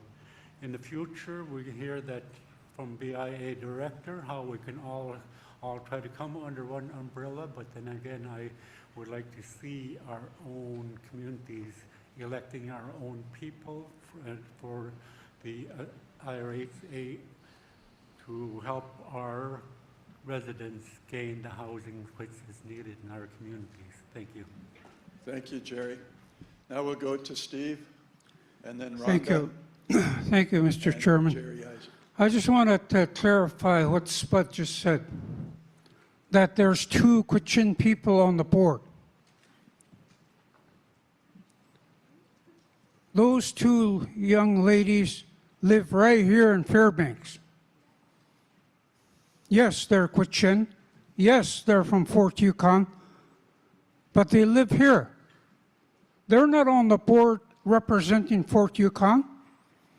They represent the people right here that elected them. So I want to make that clarification.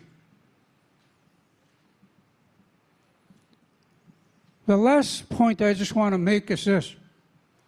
Suppose a resolution come before these delegates here regarding housing monies, like Nahasta funding. So those tribes that are no longer part of RHA, would they not be able to vote? Because it impacts them too. This thing goes further than you might think. This resolution goes much further than you may think about.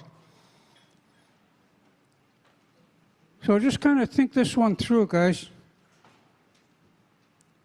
Because it's just kind of going down the path of, in my view, division. It doesn't go in line with that theme of this convention right here. One people, one voice. It just doesn't, it's just not consistent with that. And like I've said, since I've been involved, that's what I hear over and over. Let's stand together.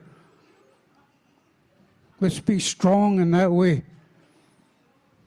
And let's not go down a path where we're dividing each other and making it more challenging to work with each other.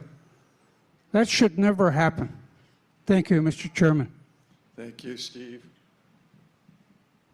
Next will be Chief Pitka. I oppose this resolution. This will disenfranchise a lot of people that live in Fairbanks. And also, it stinks, and it sounds vindictive to me, and it sounds like sour grapes, and it sounds like you're targeting those two members that happen to be from Fort Yukon that live in Fairbanks. I really appreciate Steve's words and his diplomacy. That level of statesmanship is very appreciative right now. Thank you very much. I'm still working on that part because I was ready to yell around a little bit, especially when it comes to the tribal members that may be from tribes that have their own self-determined housing authority. And I think this is just another measure to divide us and to take retaliation on those board members that have spoken out on IRHA's policies in the past. Thank you. Thank you, Chief, and I really appreciate your moderation. Will, Good statement. Now we're going to go to the next. Will. That's Jerry Isaac. And who is that was? Oh, yeah, Chief Isaac first, and then we'll go to Patricia. Thank you, Will. Chief Mayo, you've known me for many years.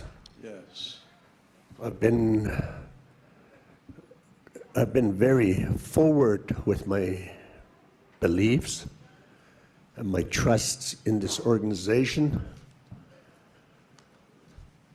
Anything that is fractious or anything that is divisive is something that we should not get a hold of.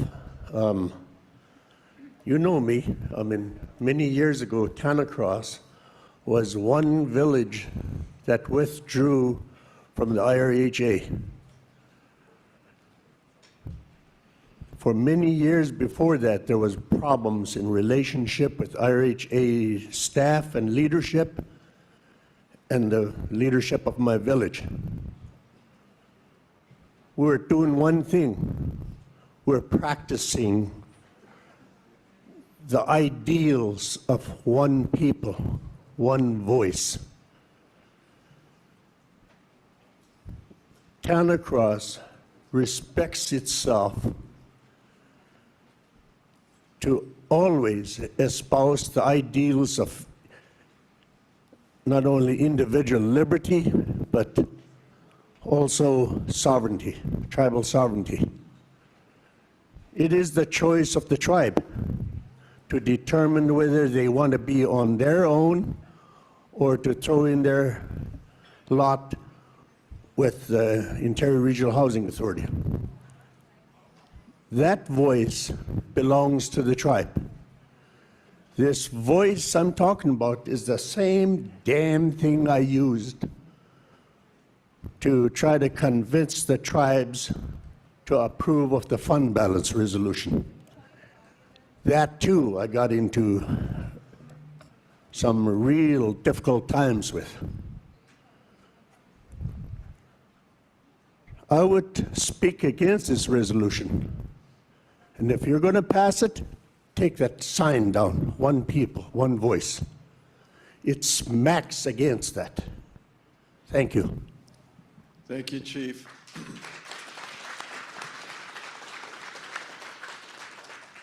And Patricia, Alyssa, do you? Okay, go ahead. Rhonda, I just wanted to clarify, it would not eliminate or impact our 2 board members that live here in Fairbanks. They live in Fairbanks, and so they would not be impacted. People that live in Fairbanks can run for the board. They fall under Doyon.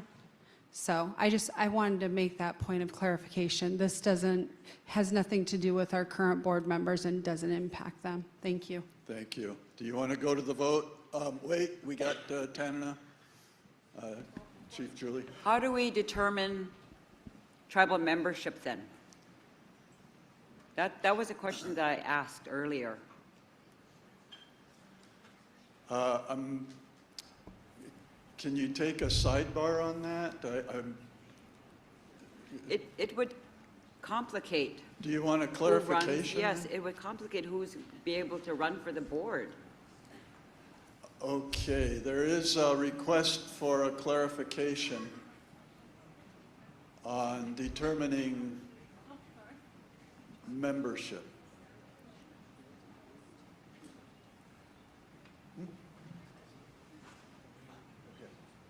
Okay, Robin Brown. Thank you, Chair. I think that we have discussed it also as a staff, and since it would require a bylaw change, that would be something that would be discussed on how that would actually be determined on who would be eligible to vote and run for those positions. I think that would have to be part of the bylaw change. Is that what you're asking, Chief? So when would that happen? It would be the way it's written, so the bylaw change requires official notice, so it would have to be at the next convention. It would go out on the official call to order, and then it would be presented to the full board for a vote on a bylaw change, similar to what the emerging leaders did this year for a bylaw change. Tanana has approximately 1,700 tribal members, and probably 500 of them live here in Fairbanks.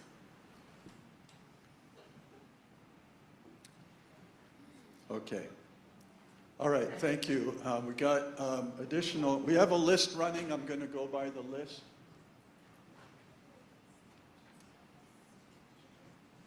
Okay, Jerry, you wanted to be recognized, I guess. Yes, as I understand it, Chief Mayo, you know, the NAHASDA is based upon census count, not on tribal membership, is what I understand. If in 2020, wherever you lived, you get counted within that census. In 2020, I lived in Tanacross. So my head was pretty much counted as part of the Tanacross census. It's not on the tribe, is what I understand. I stand to be corrected, but I'm convinced that's the way the housing calculations are made. Thank you. Okay, thank you, Jerry, for that. And we'll go to Chief Nancy James.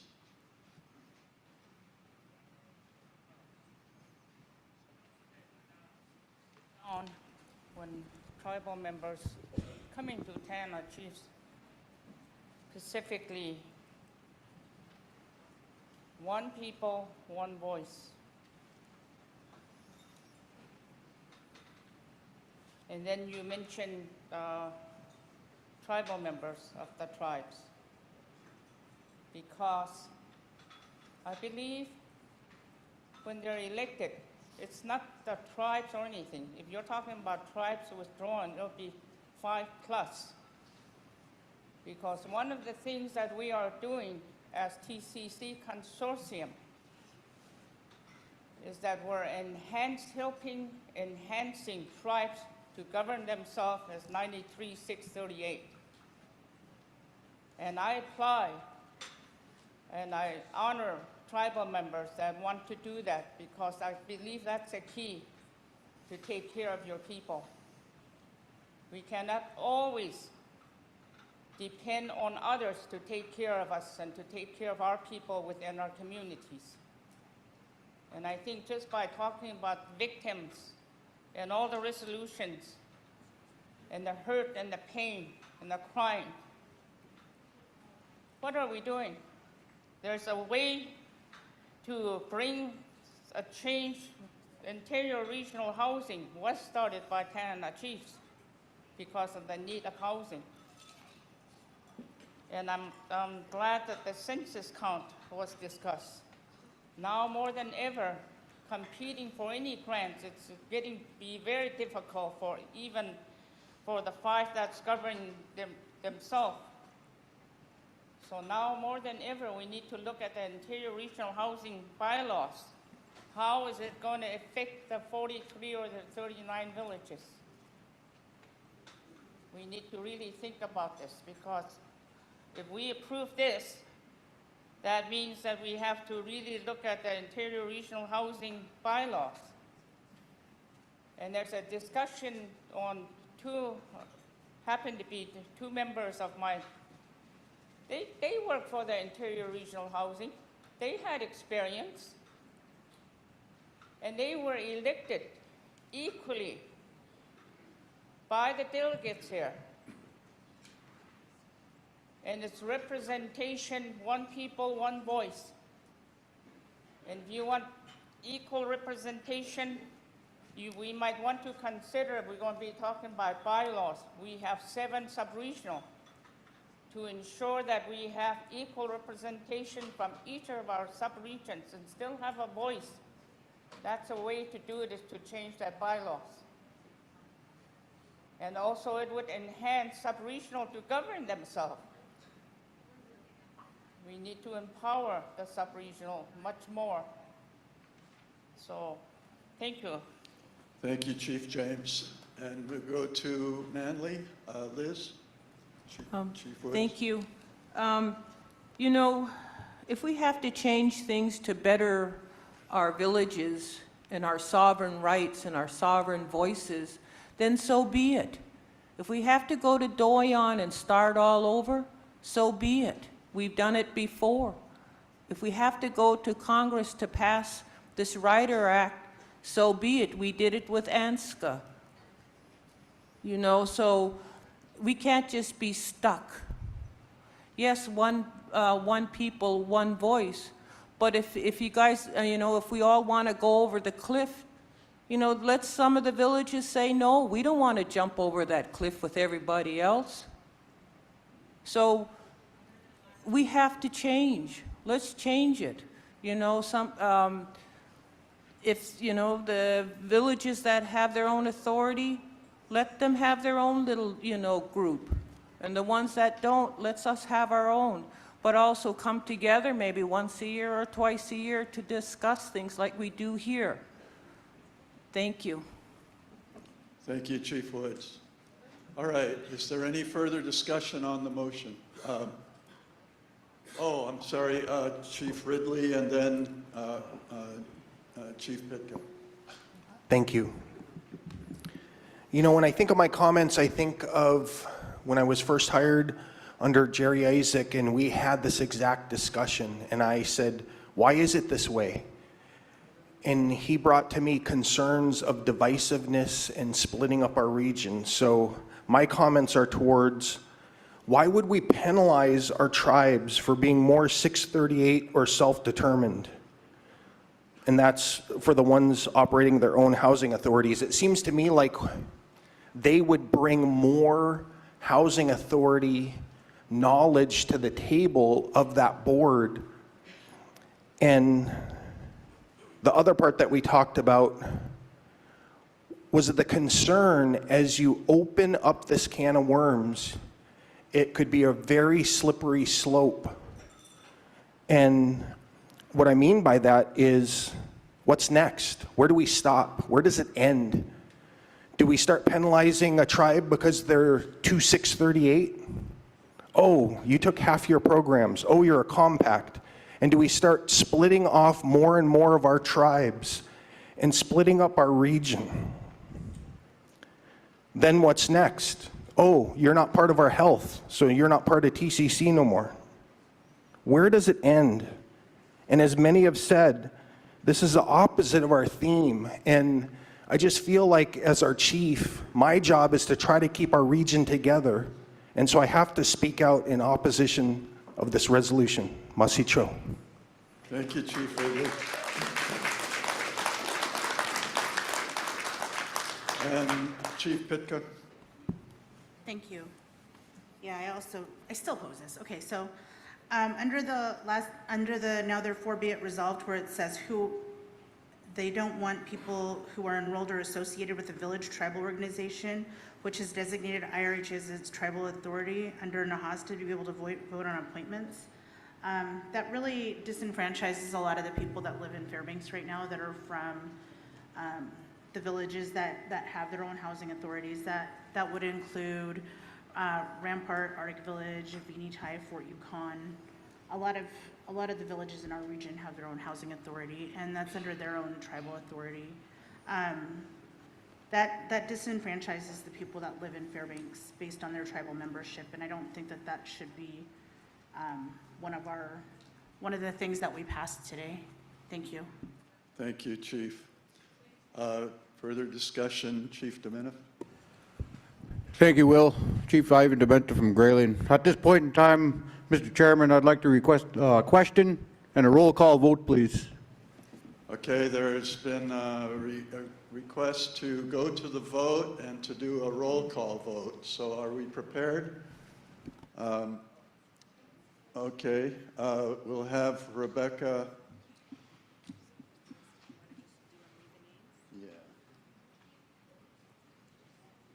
And we need somebody to mark.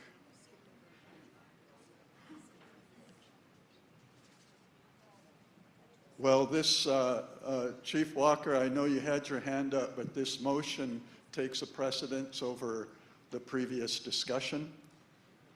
And you're welcome to make a comment after, but I can't ignore this motion to go to a vote. But Chief Dominiff, would you be okay if Robert spoke? Yes, Will. Thank you. Robert, go ahead. Yeah, we missed it, Robert, sorry. Could you turn your mic on, please? We can't hear you. Yes, I mean, with all due respect for raising your hand to be recognized by the chairman of who is acting for this thing. I have a couple of comments here, and I have respect for Ivan Dementa for that point too. But you have to remember one thing. It was brought to here that one vote would work for this whole program here. But ADVIC at one time, we were 638 compacting. And we took a look at it, we took at the analysis, we did this, did that, but we came back to IRHA because we didn't have enough people and we weren't generating enough money. So we did come back to IRHA. And I lost my train of thought here. It would be that I was going to recommend, Mr. Chairman, before Ivan spoke, is that I wanted to have a secret ballot vote because I think everybody, who's going to vote will vote. And I don't want to have to go against the upper Yukon River with their 638 compact because I don't want to send that we're sending a message like the President Ridley does, because we are here to be united. We never should have did that to the Upper Tanda. We should have gave them that choice. We should have had a chance to look at their way of doing things. Just like President Ridley says, we have a different health care provider for Lower Yukon, and we have to respect yours, and you respect ours.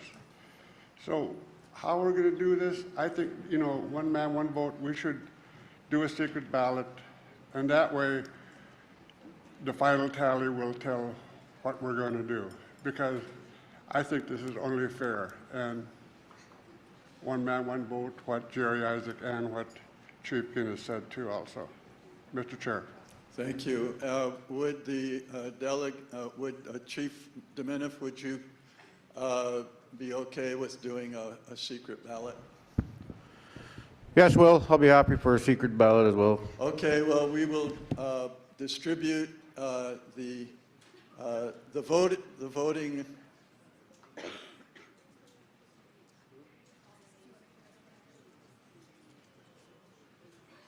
Okay. No, I get it. Okay, I understood her. Okay, would they're going to pass out the ballots. We need to see the hand of the one delegate who will vote. Okay, please put your hand up for the delegate who will cast the vote.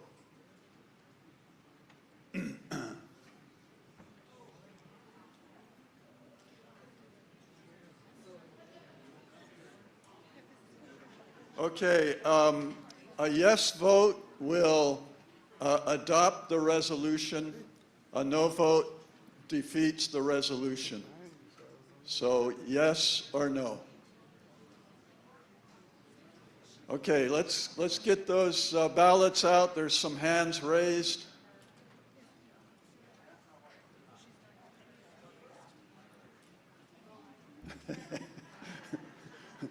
Could we get some people distributing over here? I haven't seen.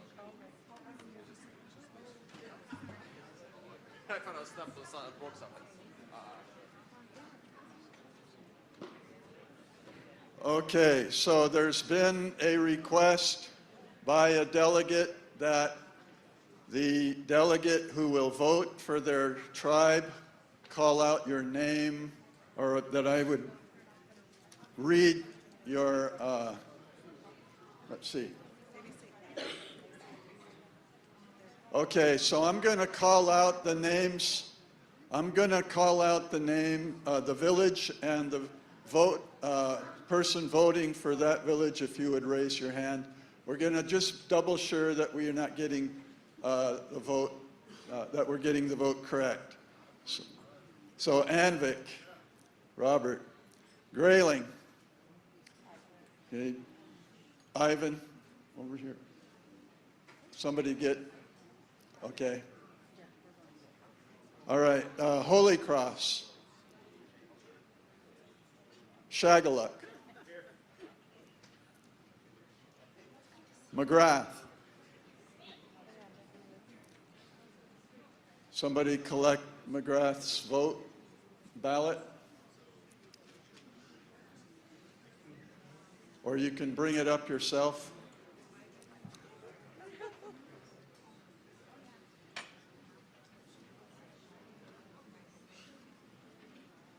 Medfra.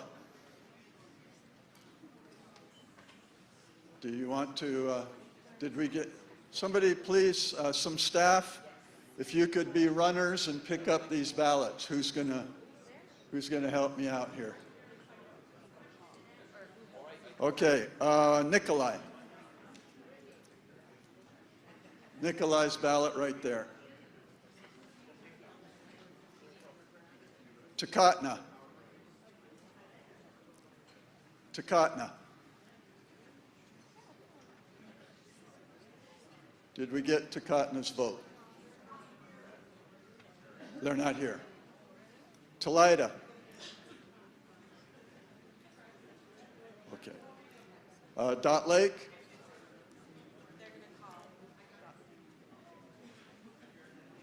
Okay, we have Dot Lakes. Eagle.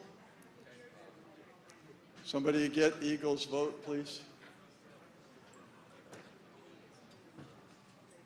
Healy Lake, Here. did your ballot come up? Okay, thank you. Northway? Okay. Northway is bringing their ballot. Tanacross? Tetlin?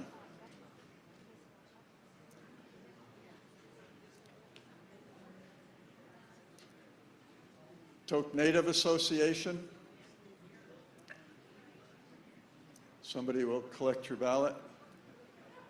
Arctic Village?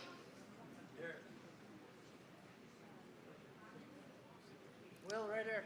Okay, we just need to collect the ballot, Galen. Okay. Beaver?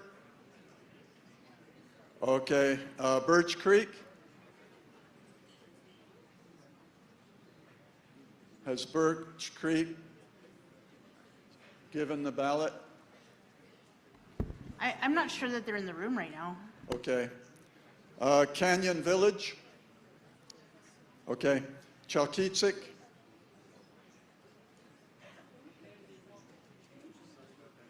Chalkitsik voted? Not here. Circle? Okay. Fort Yukon, Guchaje? Did Nancy? I think Okay. Nancy already voted and put her Okay. vote in. Venati? Okay. I think Paul Tritt is still on his way. If not, Paul Tritt, please come to the podium. Paul Tritt, are you here? Need to cast your vote for Venati. Alikakit. Okay, there's Alikakit's vote. Thank you. Loudon. Okay. Huslia. Caltag. Right here. Kaikuk. Nulato. She put it in. Ruby. Right there. Alatna. Okay, we got it. Evansville. It's got it. Fairbanks, F&A. Okay, we got it. Hughes. We've got it. Lake Minchumina. We've got it. Manly. Somebody pick up Manly and Minchumina. Thank you. Minto. Get. Nenana. Nenana's in. Rampart. Okay. Rampart's in. Stevens Village. Voted. Tanana. Tanana voted, and that's it. We're going to stand down while they count the votes, and you can take a 10-minute break. Let's keep it at 10 minutes, please. Takatna, I forgot, are they here? No? No, Takatna's not present. 10-minute break. We'll reconvene at 10:50.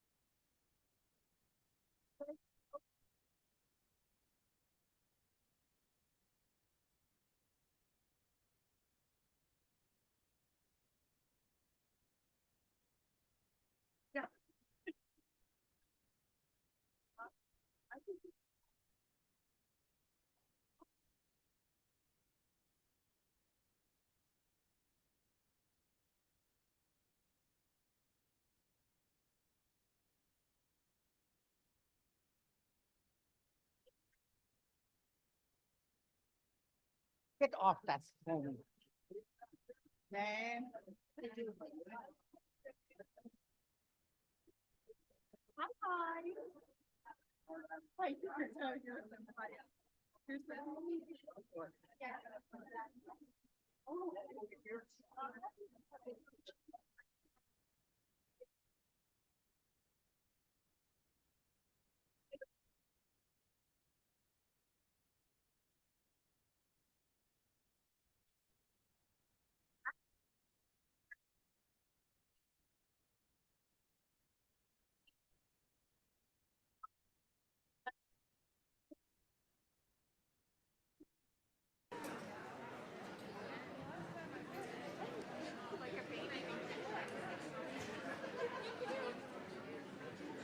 Thank you.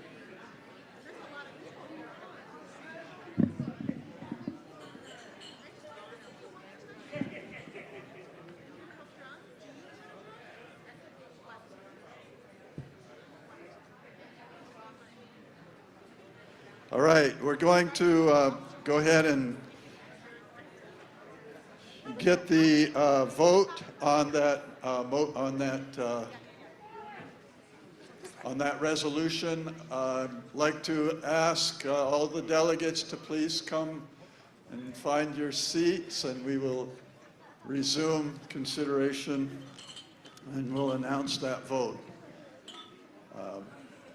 One thing that came up is that there are some people who are sitting in the delegate section, and what happens is if a delegate can't find a seat in their section because somebody has taken their seat, then the delegate sits in the back. And so we want to reserve these first tables with the banners on them. Those are delegate tables, and then the table there in the back with the white tablecloth, that is for the health board. So please observe those seating arrangements. All right, it looks like we have a majority of our delegates, so would you please give me the vote count?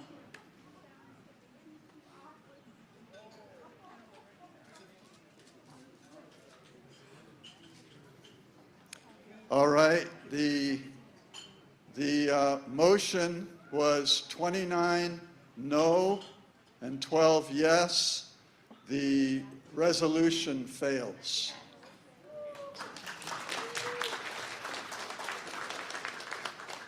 All right, so we're going to go to the next resolution is that for the record, resolution 2024-22 has failed. We're going to go to 24-28. Is there a motion to adopt? There's a motion by Tanana. Is there a second? Second by Ninana. Okay, I'm turning to it. Supporting an exemption from the Build America, Buy America Act. And we are now on the on discussion of this resolution. Does anyone want to address or discuss this? I'm not seeing or hearing. Oh, all right. So Alyssa, you'll approve the, Patricia, go ahead.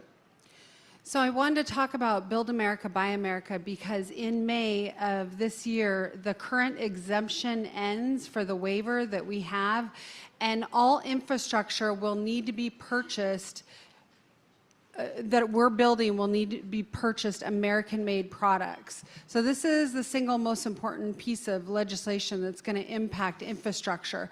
It's going to impact solar, housing, water and sewer, anything infrastructure.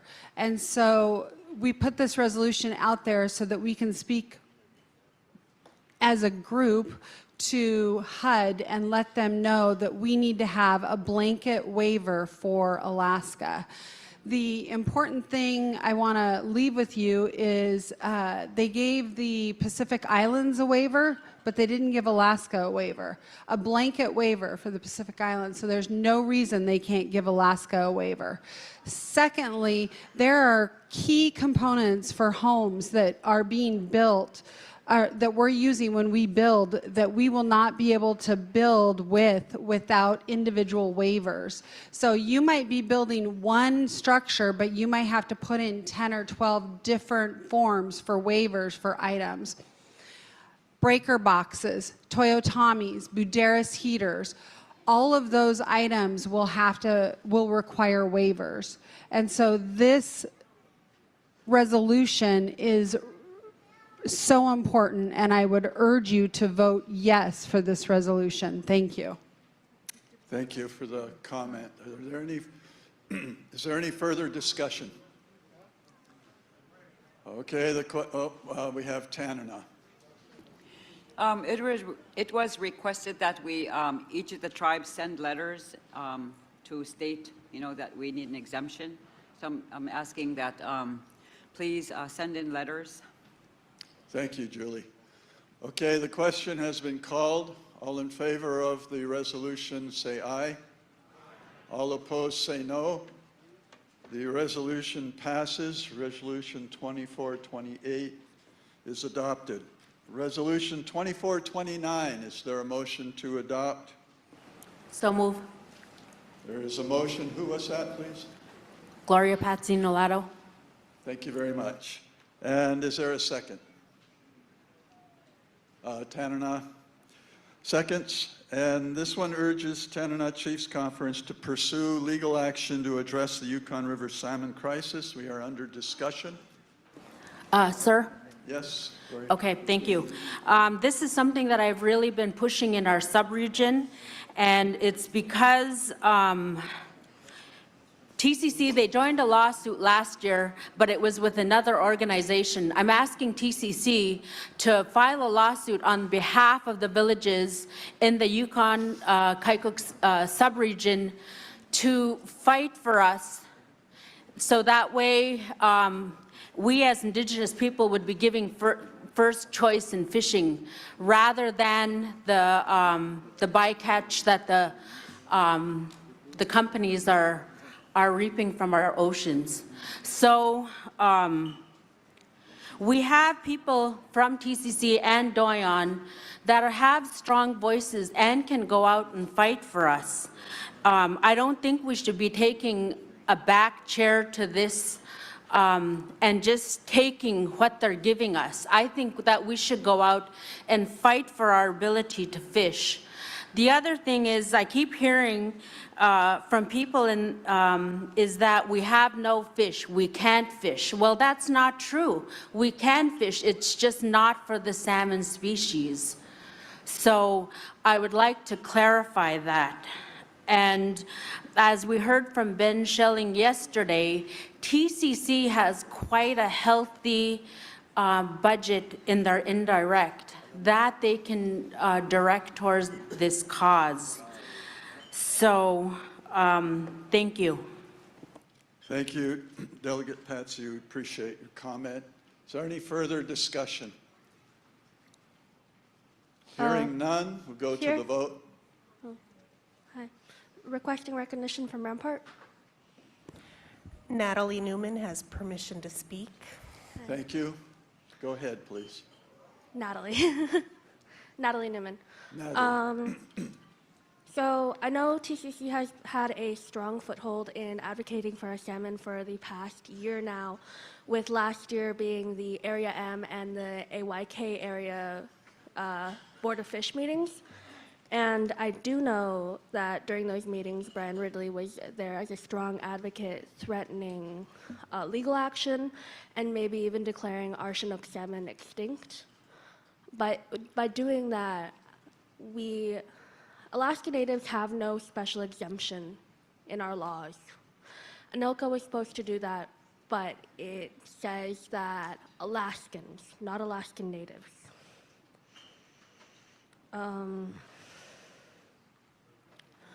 We really need to pursue legal action defining us as different from Alaskans.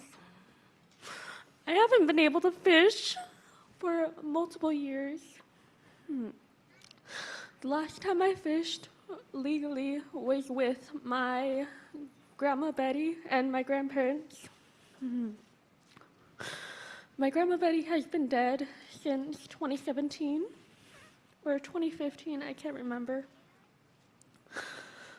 But when we pursue legal action, we do need to define Alaskan Natives in fishing laws and fishing rights. We spend a lot of money sending fish out to our villages or to send us to Bristol Bay or wherever to get us fish, but that's not our fish. I remember our fish is rich with fish oil. Our fish is nice and red. And I remember the other day someone was telling me they caught a tagged fish that was from farms, and when they tried to dry it overnight, there was no meat on it the next day. Right now in the Yukon room, a lot of people are talking to the Commissioner of Fish, and he says that our chum are going strong, but I know we, on the Yukon River, we mostly rely on Chinook. We need to be able to be defined because we have relied on our fish for time and millennium, and we need to pass this resolution so we are able to fight, so we can specifically direct TCC to fight for our fish and our Chinook salmon as Alaskan Natives. Thank you. Thank you, Natalie Newman. We appreciate you standing up and advocating.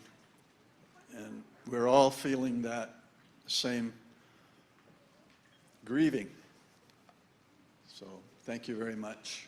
Any further discussion? Okay, we'll go with Chief Petka and then Chief Olvey. Yeah, I support this resolution because it includes a lot of the I guess, language that we've already been working with Tanana Chiefs Conference and with the fish commissions. Right now, Doug Vincent Lang is in the TRSP room discussing issues about salmon. And it's been a really challenging 4 years with the lack of fishing in our region. And I really appreciate this resolution, and it does make some of our positions stronger. Sometimes I have to speak really carefully because I sit on both sides of the table, so so on one hand, please don't sue me, but on the other hand, we do need concrete action around salmon management, and I really appreciate this. There are a lot of statewide pushes and a lot of I guess government-wide pushes, but then at the same time, when they're telling us, yeah, we support your right to salmon, they offer $150 million in contracts from the USDA to fish processors to buy pollock and salmon. So, I mean, this is just one example in one of the many where I guess the government has failed us yet again. Thank you. Yes, thank you. There's just something wrong with that 150 million buying pollock. Chief Alvey, please. Thank you. I just wanted to give you guys a little update on the Fish Commission. The Fish Commission, we're getting a lot of the foundational documents and foundation established, and we will be passing some amendments to go 501c3 after our May meeting. I really support this resolution because I feel like up to this point, as long as I've been involved with the Fish Commission, we really wanted to exhaust all measures in fighting for our rights and, asking the state and asking the feds, and making sure that we crossed all our T's and dotted our I's in making sure that if we did get to a lawsuit, we said we did try this. We did try to work with the state and feds. We did try to ask for regulation changes. And so far, we can see that things are changing some. Like with North National Marine Fisheries, we are getting the needle to change slightly with tribal consultation and stuff, but I do agree that we are under extreme time constraints with the decline of our salmon and how much bycatch is being taken. There are so many factors that are affecting our salmon right now, but I do feel like we are maybe in a place that we can take this action, so thanks. Thank you, Chief. Any further discussion? Yes. Good morning. I'd like to recognize our Tribal Council member from Nolato, Shirley Kruger. Okay, yes. Do you have a mic? Good morning. I'm just going to speak on this, on how important it is. We all know it. One people, one voice. And we're going to follow in our footsteps of our elders, what they already paved the road for us. For instance, Katie John, she fought for her people to fish. And right now we're going to stand up and we're going to fight for our people because we need a fish. We're sitting here all week in the TCC convention, hearing what it's causing, not having our fish, obesity, cancer. It's drastic changes, 3% in 2022. 26% increase, 2023.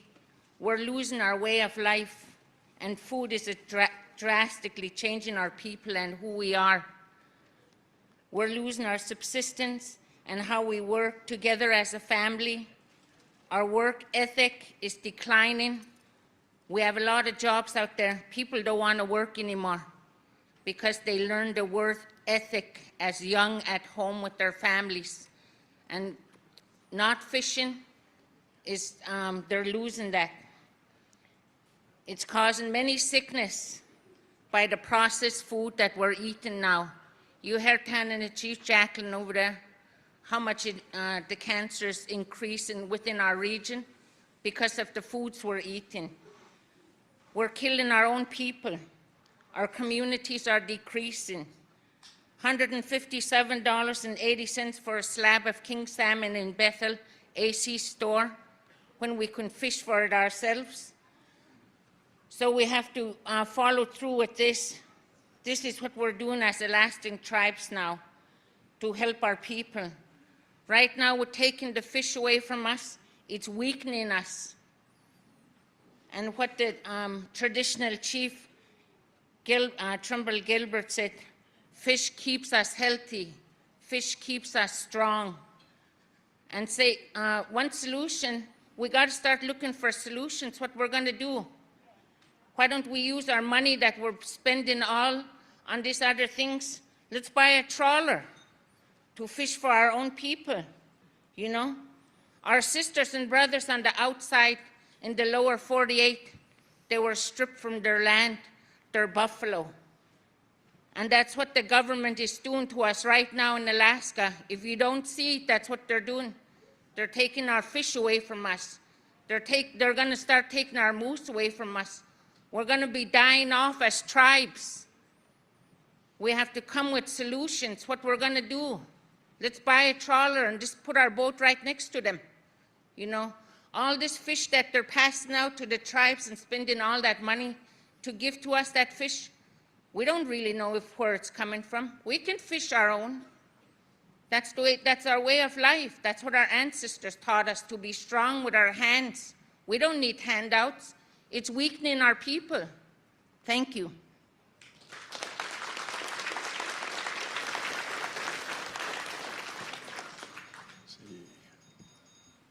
Was there another hand? Okay, is there any further discussion? Questions called, we go to the vote. All in favor signify by saying aye. All opposed say no. The motion carries. 2429 is adopted. That concludes our resolutions. Thank you so much. And wish you a good rest of your meeting. Chief Ridley.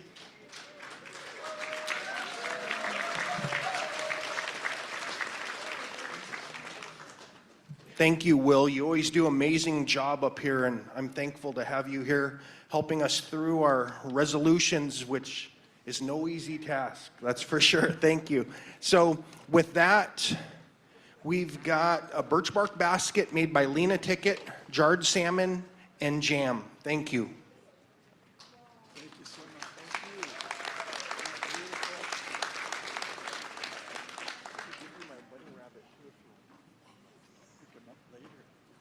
Okay, so I forgot my phone, but I believe we have time. I asked staff to get word to the Fish and Game Commissioner, who's in the other room. He's agreed to come up, be on stage, and have one-on-one Q&A time with our delegates. And I think in talking the last couple of days, our delegates really want that time with the Fish and Game Commissioner. So while we're waiting for the commissioner to come up to the stage, I'll cover a couple of announcements. I hope I haven't covered these already, but Nenana won 62-27 in the state tournament. Let's give them a hand.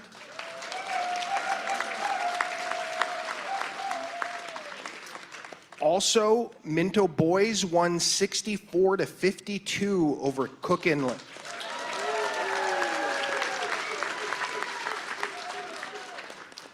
I was told that wellness and prevention was on the way here to set up with the naloxone, because we had a lot of discussion about that early on. So they're going to be bringing a bunch of those, so any of our delegates or tribal members or whatever that want to be able to take that home to protect your tribal members, they'll have that.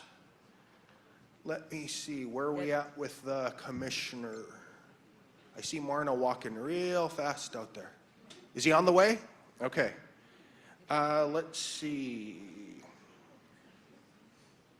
Remember, when we do get to the lunch break, we will be doing the convention survey. As you heard me say a number of times, it's that survey of our delegates, our tribes, that we use to set the agendas. It's not me picking things like that. We need to know from all of you that are here, is it housing? Is it healthcare? You know, what is it? And that's how we set the agendas for our convention. So please make that a priority to get those convention surveys in. And I believe it's not part of my talking points, but we usually have $200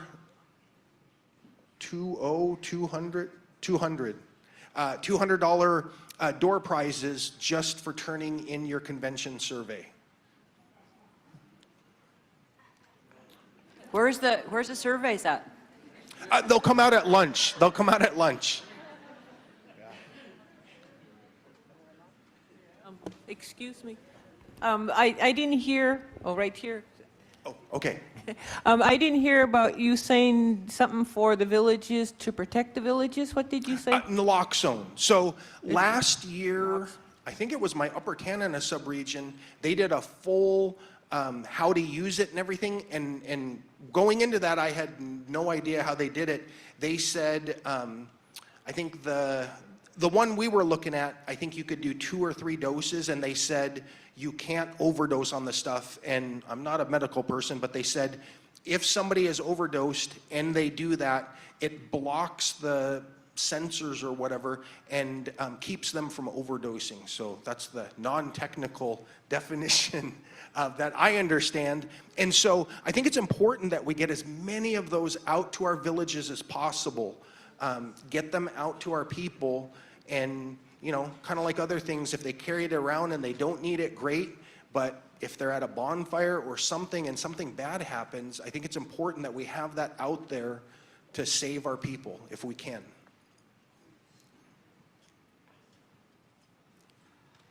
Well, I don't see the commissioner yet. So we'll have Q&A time, I don't know, maybe half hour or so with the commissioner. And then after that, and possibly before lunch, although it might happen during the lunch break, is where Alex Hanna, our chair of the Emerging Leaders, will give his farewell speech, and we'll go ahead and take care of his outgoing gifts and everything. And then I was told that the new incoming had some gifts as well, so we're gonna allow her some time as well during that time slot. And remember, Norma had promised me, Don Burnstick during lunch has agreed to do a little comedy for us, and boy, after stressful meetings, a little comedy is pretty helpful, I think. So I hope you appreciate that. We'll do that during the lunch break as well.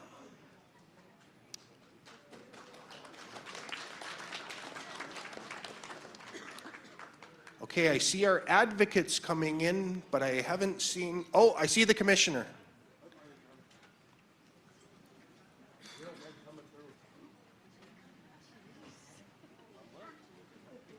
So while the commissioner's coming up to the stage, I want to mention we just finished our resolution process, and I tried to highlight the ones. We've got a resolution that was passed asking to restrict sport hunters to protect the moose in the TCC region. We've got tribal moose management development, a roadmap for tribal co-stewardship, so the request of co-stewardship, co-management on the moose. We've got opposition to hatchery fish on the Yukon River. We've got compensation for unsuccessful subsistence hunting and fishing. We've got opposition to the release of wood bison in the Lower Tanana.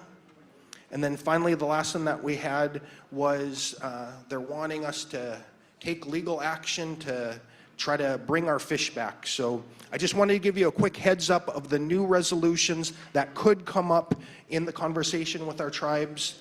And with that, I'll give you the floor. I'm not sure if you want to say a few words and then go into Q&A. But I really appreciate you being here and giving our tribes some time, because I think they really want the one-on-one time with you, not with me, to be able to have some Q&A time with you. So thank you for being here. Yeah. So I was just doing question and answer in a smaller room next door, but I'll give a few opening remarks here. I want you to know that subsistence is a priority for the state. Sometimes I think you get frustrated over whether we're doing enough, but it clearly is the priority. It's under state law, it's under state regulation, it's under our constitutional mandates, so we take it seriously and we're trying to provide for it. Oftentimes it's a balance. We were just talking in the other room about how we make decisions that are in the Area M fishery, for instance, where the target is sockeye salmon, and as we reduce our sockeye salmon harvest, that basically puts more pressure in front of the Nushyak to harvest sockeye salmon. And in those areas, we have concerns with Chinook salmon in that fishery. So we're, incidentally, by taking our ability to harvest sockeye salmon in one fishery, we're increasing our harvest of Chinook salmon in a fishery that's providing cultural resources in the Nushyak drainage. So oftentimes, all these fisheries are interrelated to a certain extent. But like we spoke about in the other room, we're collecting information starting this year on the genetic composition of Chinook salmon in the Area M fishery. So again, we can design whether or not there's a conservation corridor that we need to put in place in that fishery moving forward that's based on science and knowing what we're catching in that fishery in terms of AYK origin Chinook salmon. So we're doing our best in that area. We talked a little bit about the proposed agreement between ADF&G and Department of Fisheries and Ocean in Canada regarding the Yukon Treaty. I can tell you right now, Canadian origin Chinook salmon in the Yukon River drainage are really depressed. And we understand how that's impacting Alaska fishermen, especially subsistence fishermen in the lower river portions. But right now, the number of Chinook salmon that are making it past the border into Canada is dismal. We are working with Canada to ensure that we have mechanisms in place to move the fish through the main stem river and get them up into Canada so that they don't end up becoming even in worse condition than they are now, which could potentially lead to endangered species listings of those stocks in Canada, which would then really curtail on how we could potentially manage our fisheries in the lower part of the Yukon, especially for summer chums and for fall chums. So we're trying to work with them to provide them some assurance that we will rebuild the stocks into Canada. And as I told the group in the other room, that's important because remember, if we get those stocks rebuilt, 45% of those fish are heading to Canada. If we get them rebuilt, you're going to be able to harvest some of those Canadian origin fish on our side of the border again for customary and traditional and subsistence purposes moving forward. So it's in our best interest to get those stocks rebuilt because we can harvest some of them over time as we rebuild them, and it'll relax some of the restrictions that we have to put in place to move those fish and meet our treaty obligations into Canada. But as I told the group in the other room, we're fundamentally agreeing to keep restrictions on our fisheries in the lower river to pass those fish, but we're also recognizing for the first time that as we rebuild stocks, we're going to provide fish for customary and traditional purposes. Over the last 3 or 4 years, I've been coming to these meetings, I've been coming to board meetings, I've been coming to council meetings, listening to testimony. It's pretty apparent to me that the easiest thing to do is just close subsistence fishing. That destroys culture.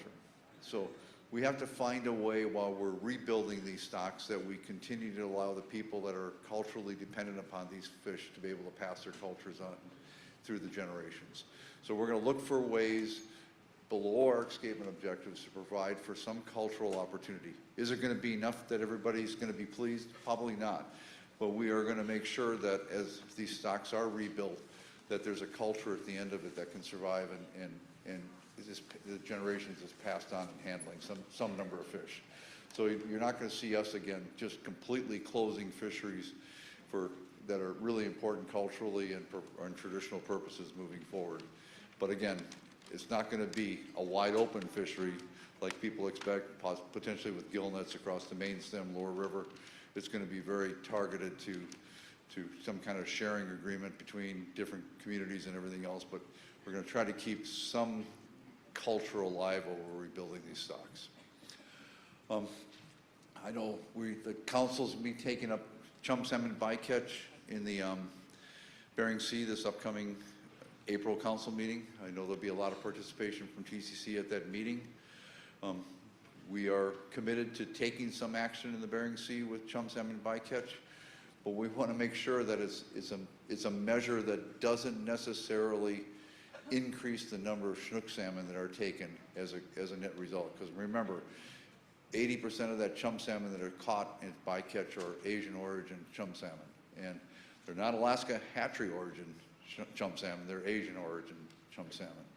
And so we don't want to just basically reduce that number of Asian origin chum salmon that are caught as bycatch only to have that show up as increased potential for Chinook salmon bycatch in those fisheries. So I know we're not going as fast as a lot of people want us to go to, but we do not want that law of unintended consequences to come back and bite us by doing something that only increases the number of Chinook salmon taken, which are really the species that we're most concerned about. Finally, I just want to say that it seems like chum salmon are turning around a little bit. Summer chum escapement goal is 500,000. We had over about 800,000 of those in the river this last summer. We were able to provide some subsistence opportunities in the middle and lower part of the river. That's good news. You know, we had 200 some thousand come back 2 years ago, so chums seem to be turning around a little bit, and that's good news. Fall chums also, we barely met our escapement goal, but again, we didn't have any real significant chum salmon subsistence opportunity. I think we provided a little bit of opportunity in the U.S. tributary in the upper part of the river, but there's, again, positive signs. We're starting to see some positive signs of chum salmon. We're not seeing those same positive signs in Chinook salmon, and we're trying to figure out what the reason of that is. We put a marine science program together at the department to look at what's happening to these Chinook salmon when they leave the Yukon River. We have some new money.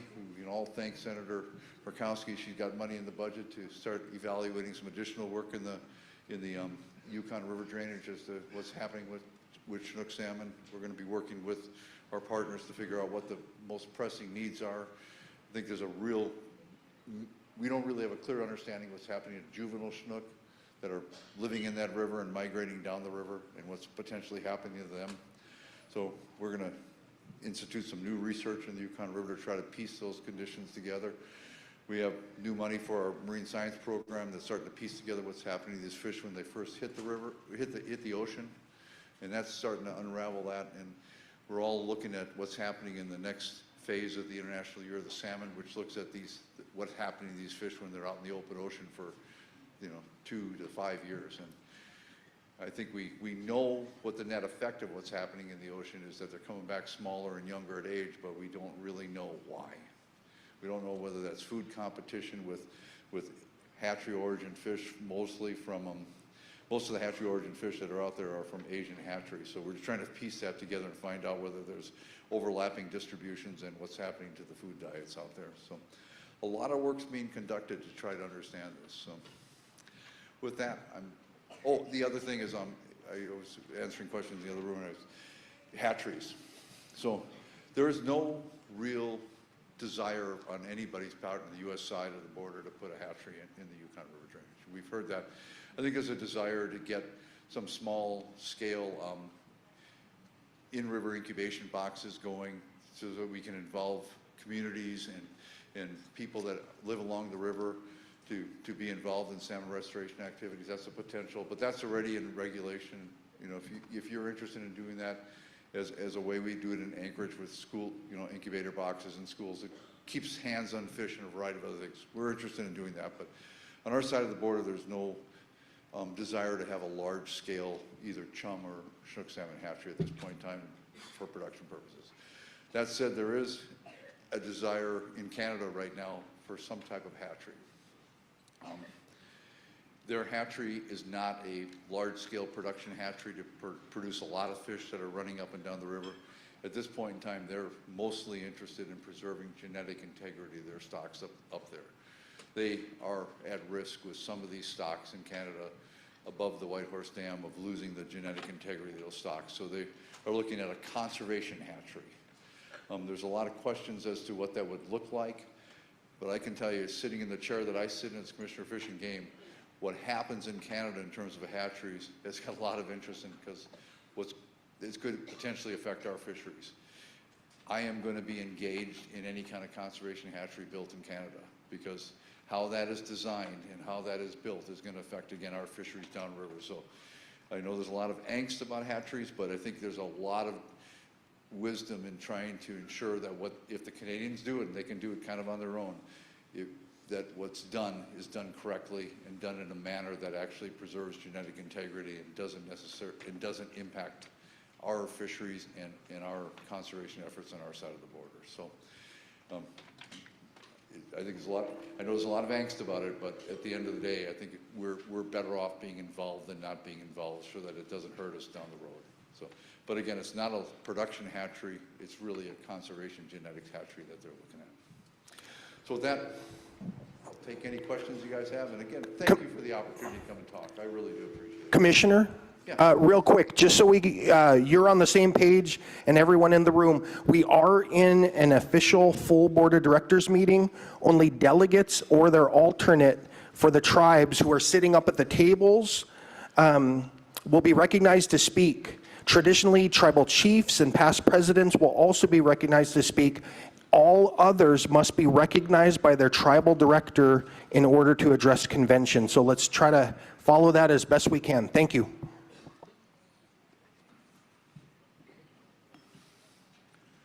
So do I call on people, or do they? Thank you, Commissioner. Cameron Winfrey, Second Chief of Minto, Alaska, and alternate. In the other room, you were out this summer enforcing the chum chucking and enforcing penalties on these trawlers. What does that penalty look like for these these companies? So in Area M, they basically faced misdemeanor charges, which are pretty significant, and then there's a point system on tags. So if they basically got caught, they would have it could potentially lose their CFEC permit for a year. So, and I can tell you what happened. I was out in Sandpoint when some of those gill netters were caught chucking chums. They were not allowed back into any of the South Penn ports or anything else. They basically moved out of that area and moved into the Northern District. So there was quite a self-policing going on out there after that was observed. Thank you. Hi, Commissioner. Rhonda Pitcom, Chief of the Village of Beaver. I also sit on the Yukon River Panel on the Federal Subsistence Board, but I'm not speaking in any of those arenas right now. The consequences of conservation has always been on the Upper Yukon River. Every time there has been a shutdown on the Upper Yukon, it's because escapement goals have not been met for that year. So with the agreement with you and the Department of, not you specifically, I mean the state of Alaska and the Department of Fisheries and Oceans Canada, that calls for a 7-year moratorium on fishing. And to me, that completely pushes the feds out of the question, the Fish and Wildlife Service, because they have a different set of laws that they need to follow, and they need to preserve the right, and they have a responsibility to provide the fishing for people if escapement goals have been met. What is that going to look like for state management and co-management of that river? So we've been working very closely with Fish and Wildlife Service on this with Holly and crowd. We're trying to get recovery objectives built. The moratorium is on commercial, sport, and personal use fisheries. It's not on subsistence fisheries. So the moratorium that we have in place is on commercial, sport, and personal use for that 7-year period of time. We thought about doing this on an annual basis like we always have done, but I have gone to a lot of these Yukon panel meetings. I've gone to a lot of these meetings, and people said it's time for a change. It's time to look at king salmon over a longer period of time. Let's not look at them on an annual basis any longer. Let's look at them over a life cycle. So this is different. We're going to try something different. We're going to try looking at this over a life cycle, over a 7-year life cycle. We're going to put a moratorium on commercial, sport, and personal use fishing in the Yukon River drainage. We're going to try to rebuild these things, recognizing subsistence as the priority. And we're also going to recognize that as we rebuild these stocks, that we're going to not close subsistence completely. We're going to try to provide some opportunity for people to get their hands on their fish. Now, Upper River, it's hard, because if we rebuild summer chums runs, summer chum don't make it up in the Upper River. So there's going to be opportunities for summer chum fishing in the Lower River, and that's, it's going to be very constrained in terms of the type of gear that can be used, but we're going to try as we move forward and we meet some of our fall chum objectives in our U.S. tributaries in the Upper River and the Upper Middle River to provide those opportunities like we did last year in that one river. I can't remember the name of the river, that one river system where we met our escapement goal in fall chums. So yeah, it's hard when you're up in that Upper River because you're really dependent upon getting Canadian passage fish, and we're obligated under the treaty to provide that passage, but we also are embedding in this agreement the opportunity, if we're meeting them in U.S. tributaries, that we're going to provide that opportunity in our tributaries for subsistence.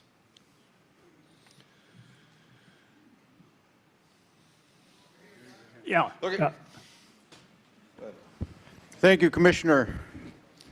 Chief Domeniff out of Grayling, and it was, I just first want to commend your actions that you're taking before us here today, and I really appreciate your having you on the stage with us. That really shows a lot from the commissioner side or state side of things for us. Thank you. And as we met in Grayling, I really want to again commend you on your scientific research studies that you're performing out in the ocean there and around our Alaskan waters. That's going to show us a lot of impact moving forward for the future of our children and our people. So I want to thank you for that again, as you said you were going to do, and you're putting that in place, and I like to hear that. Moving forward, you know, I'd like to see just a little more collaboration between us, you know, like you did in the villages. That was really welcoming for me, coming into my community and actually strengthening the bond between us now that we can sit down and actually talk amongst our people, giving you the respect that you deserve and being in your position to be able to work for us. Thank you for that, and I look forward to many more. I'm sure a lot of people have comments here in the room today, but I appreciate your time and effort. Thank you. Thank you. Here. Okay. Here. I'm not keeping track of it here because you're next, and then I'll come to you next after that. Rebecca Agnes, delegate from Nalato, recognized tribal where? member. I'm sorry, I didn't- Nalato, Okay. recognized Peter Demoski. Okay. Yes, good afternoon. Good afternoon, Peter. I just want to not repeat what Ivan Domeniff said, but I agree with everything that he said, the previous speaker. My concern is, I'm over 80 years old now. I've been fishing my whole life, providing for my family. My question to you is, we know everything about Area M. We know the declining fish in the river. We know the temperature of the ocean is getting warmer. We know all that. My question to you is, am I ever going to be able to fish for king salmon or dog salmon the way we used to? Well, I wish I had that magic 8-ball that could tell me that. I think you're going to have a hard time fishing for Chinook salmon in the Yukon River over the next 6 to 7 years. You know, Chinook salmon are coming back smaller. They're coming back younger at age. The ocean's not a friendly place to be. There's winners and losers out in the ocean. If there's food competition occurring in the Bering Sea, which we're trying to piece that together right now, it's not hatchery pink salmon that are being released in the Gulf of Alaska. It's probably Russian chums. We're not releasing any chums into the Bering Sea as a state of Alaska. So, you know, it's probably when we look at the number of chums that caught as bycatch, it's 80% Asian chums. There's a lot of chums going out in that system. There's also a lot of sockeye salmon that are going into the southern Bering Sea. We had 70 million sockeye salmon come back to Bristol Bay a couple years ago. To get that number of sockeye salmon back, we probably put out into Bristol Bay as a parent year close to about 1.8 billion sockeye smolt. Those smolt are about that big when they go out. That sockeye are winning that battle out there, and chums seem to be winning that battle, especially when you're starting to talk about. Online, they asked you to get closer to the mic. Okay, and you know, and the hatchery chums that are coming out of the Asian hatcheries are also having that impact. So we're trying to piece that together, but boy, you know, we don't control the number of chum salmon released by Asian hatcheries. We're working at the North Pacific Anadromous Fish Commission to try to address those issues and trying to get control of them. We also have no control over the Russian take of Chinook salmon in their trawl fisheries at the borderline. We know we have really good numbers on the U.S. side of the border. You know, we know it's, and we were discussing that in the other room, it's about 6,000 Chinook salmon annually, of which are sub-adults. By the time you turn those into adults, we have really good numbers on that.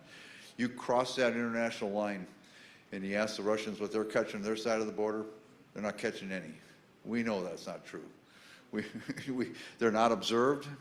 We're working our best to try to piece those puzzle pieces together and try to get them observed. We're trying to get their certification up to standards the same way the U.S. side, but those are things we can't control. So short answer is I think you're going to see summer chum opportunities in the Yukon, in the lower Yukon River? Are they going to be the same kind of opportunities you've had in the past where you can put large measure, I mean, gill net and float it down the river to catch them? Probably not, because we need to protect those Chinook salmon that are heading upriver. But Chinook salmon are going to be probably restrictive over the next 7 to 10 years. Hello. Wait, she was next. Oh, Good morning. Josie Dayton, alternate delegate. I would like to recognize our traditional chief from Koikuk. Hello, I'm Benedict Jones from Koikuk. I want to talk about the king salmon. What I want the state and Fish and Wildlife. The elder told us when I was a little kid, before he died, he said, don't bother with the kinks or the fall chum. He said if you bothered them, they wouldn't go back to the spawning ground. And that's what's happening now. The state and U.S. service are tagging fish. Several years ago, they put a weirs up on the Kasasa River. I was really concerned. I didn't know about it till after they hold the kings to the weir till hundreds show up and then they release them.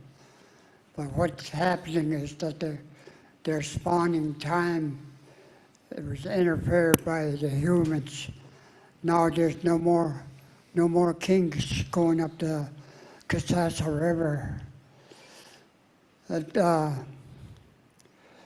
what to say about prediction and stuff like that. In June, we look for a spruce beetle on the Yukon River. If there's lots, several years ago, they shut us down. And the record number went into Canada that year because the wind have to be northwest at the mouth of the Yukon down Raymonik. So one year, there was no king salmon on the Yukon. And what happened was the wind didn't show up. And a friend of mine from Barrow called me. He said, we caught some kind of fish. And he described it to me. And that is our king salmon, Yukon king, bypassed the Yukon River, went all the way past that between Barrow and Canada. They went in that little river. So in spring, in June, about 5th of June, I'd be sitting on the river bank and listening to only one English bird, speaking bird. And, if I hear it whistle 3 days, 3 days. I try to find what kind of bird it is, but you know I'm looking for him. He'd fly away and quit flying. But the second day after I hear him at night, I put in a fish net across Kaikouk. Sure enough, on the third day, I catch 1 or 2 kings.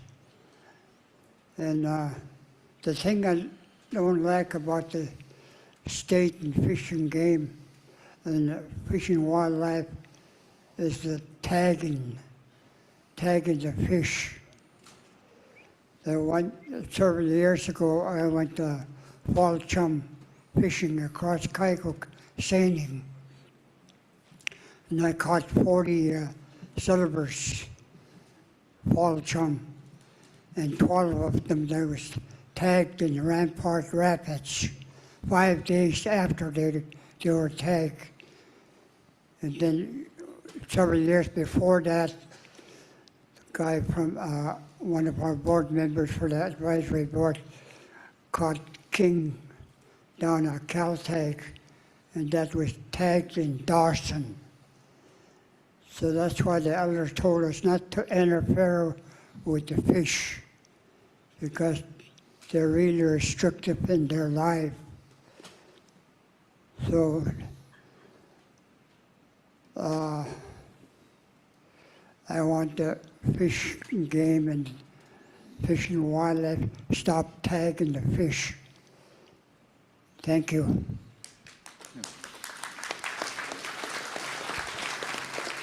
Yeah, thank you. I can tell you, Canada's very concerned over handling of fish, especially that 40% of those fish that we're handling in the river are Canadian origin fish. We think we need research, but we're going to be very careful about how we conduct research in terms of handling Chinook salmon moving forward, respecting those fish. That's part of the agreement that we're trying to put together with Canada right now. I wanted to build on something I said earlier. I think everybody realizes the state of Alaska and the federal government oftentimes have disagreements, but in the Yukon River, I think we're all pretty united to try to figure out how we're going to rebuild those stocks. There's general alignment between us and the Fish and Wildlife Service on how we're going to pass fish to ensure we're meeting our treaty obligations, and how we're going to try to pass fish in a mechanism that allows chum salmon harvest when there's harvestable surpluses. Fish and Game is not going to be able to rebuild Chinook salmon stocks on its own. Fish and Wildlife Service isn't going to be able to do it on its own. You're not going to be able to do it on its own. But if we all work together, hopefully we're going to have a success in trying to get these stocks rebuilt. We can't lose Yukon River Chinook salmon. We can't. Simply put. And remember, a lot of our management has tried to get back to a maximum sustained yield so we can get back to having commercial fisheries, because commercial fisheries are as integral as subsistence are in providing cash economies out there. But we've closed fisheries in the past because we're not at maximum sustained yield. We got to figure out how we're going to preserve culture while we're rebuilding back to get commercial fisheries. We can't just simply keep commercial subsistence fisheries closed because we're trying to rebuild to a commercial opportunity. So we're all trying to work together to find that right balance of how we can keep culture alive and how we can keep people getting hands on fish while we're rebuilding them to hopefully get this run restored back to what it once was. And you have Fish and Game's commitment that we'll be working with people like TCC, people with the tribes up and down the river. There's often different voices up and down the river, depending on where you are in the river. I understand that. But you have our commitment that we'll continue to work with you moving forward. And I do want to say one other thing. The Board of Fish just recently is trying to incorporate, recognizing that we haven't done a good job of hearing the voices. They're now going to provide an opportunity for cultural and traditional knowledge reports from different groups as part of their information gathering and public testimony. And we supported that as a department. We think that's a good opportunity. Again, the decision processes need to be informed with this kind of information moving forward. So I think that's a good positive step moving forward. So next, yeah. Yeah, thank you. Excuse me. Don Stevens, Stevens Village, western part of Yukon Flats. And I just wanted to I thank you for coming into the building here, because we all know that our fish been going down, and we know that I think it was not too long ago that the fish board, that they had their vote, and we got voted out on 4-3 on the subsistence in freshwater Yukon, Kykuk rivers and stuff. But I just wanted to mention that because up in Stephen Village, where I'm from, there's a lot of waterways there and stuff, and there's other paths that when the fish get up in that area, that it's a little bit harder to catch there and stuff, and that you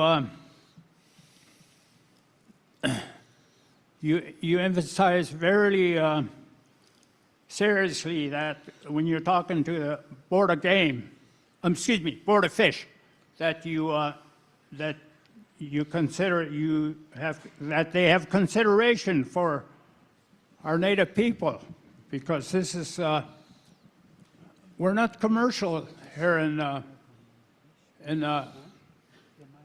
along the rivers, Yukon and stuff, and tributaries. And so it's I think you hear it, but you're going to have to, since you're ahead of the Board of Game, that you really emphasize that we're very serious about our fish and interior Alaska, and that next vote that's going to come up, that you're right there to talk, and we'll be there too, because we got kids behind us, young people. So, thank you. Yeah, so that vote, I don't have a vote on the Board of Fisheries, to be perfectly clear. What happened at Area M, there was not agreement on either the Fairbanks AC proposal or the one that one board member put forward. But when those two failed, we stepped in as the Department of Fish and Game, said status quo is not acceptable. It's not acceptable to have a 500,000 chum salmon harvested in that fishery moving forward. So we worked with the board, but again, we don't have a vote. I know people are unhappy that their proposal or their mechanism wasn't the one chosen to move forward with, but the end result of what was moved forward with is chum salmon harvest went from 500,000 down to less than 200,000. So the results, your concern was heard, and a different method was used to get there, but the end method actually reduced chum salmon harvest in that Area M fishery. Thank you. I'm going to go there and then come to you. Yeah, Commissioner, I hope we can trust you. You're giving us good words. The moratorium is something that has to happen. Every time we've built up that fishery, you've opened the local areas in the lower Yukon to commercial fishing. It's been ridiculous. Those commercial fishermen continually reduce our stocks. I hope you never open that again until we totally rebuild this fishery. It's ridiculous that we build it up and then you allow commercial fishing and it crashes again. I hope we can trust your words, because this is food in people's mouths, not only our culture, it's our survival. During ANILCA, the state brought forth regulations supposedly sharing with subsistence users, knowing full well that you wouldn't keep your word. So we went to the federal option and got subsistence protected in federal law. This worked for a while, but because of the state management of Area M and these other commercial users, you can tell where those fish are going by their scales. And give us those results, because we know Area M is killing our fishery. Hopefully the moratorium works. You say you brought back chum. Don't open chum in the lower Yukon, because they wipe it out. This is what they've been doing for years and years. This is why we fought for the Yukon Fish Treaty. It's international now that can put pressure on the federal and state governments to protect our resources. We can't seem to do it in our own state. We need that international backing of First Nations and Gwich'in to put you in your place sometimes. And like you said, you don't want to see those kind of lawsuits. I think it's something we might have to push for again, to bring back that international pressure, nation to nation, tribe to tribe. These things have to happen. Hopefully we can trust you. Thank you very much. Yeah.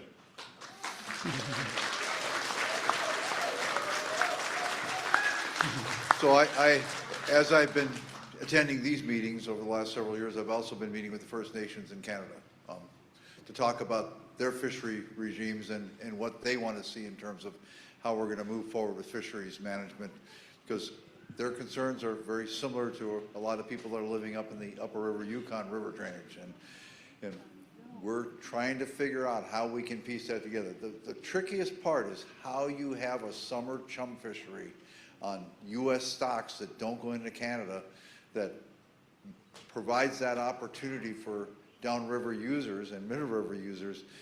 We understand that those upriver users don't benefit from summer chums, but how do you provide that opportunity while you're minimizing the impact on Canadian origin Chinook salmon? Chums.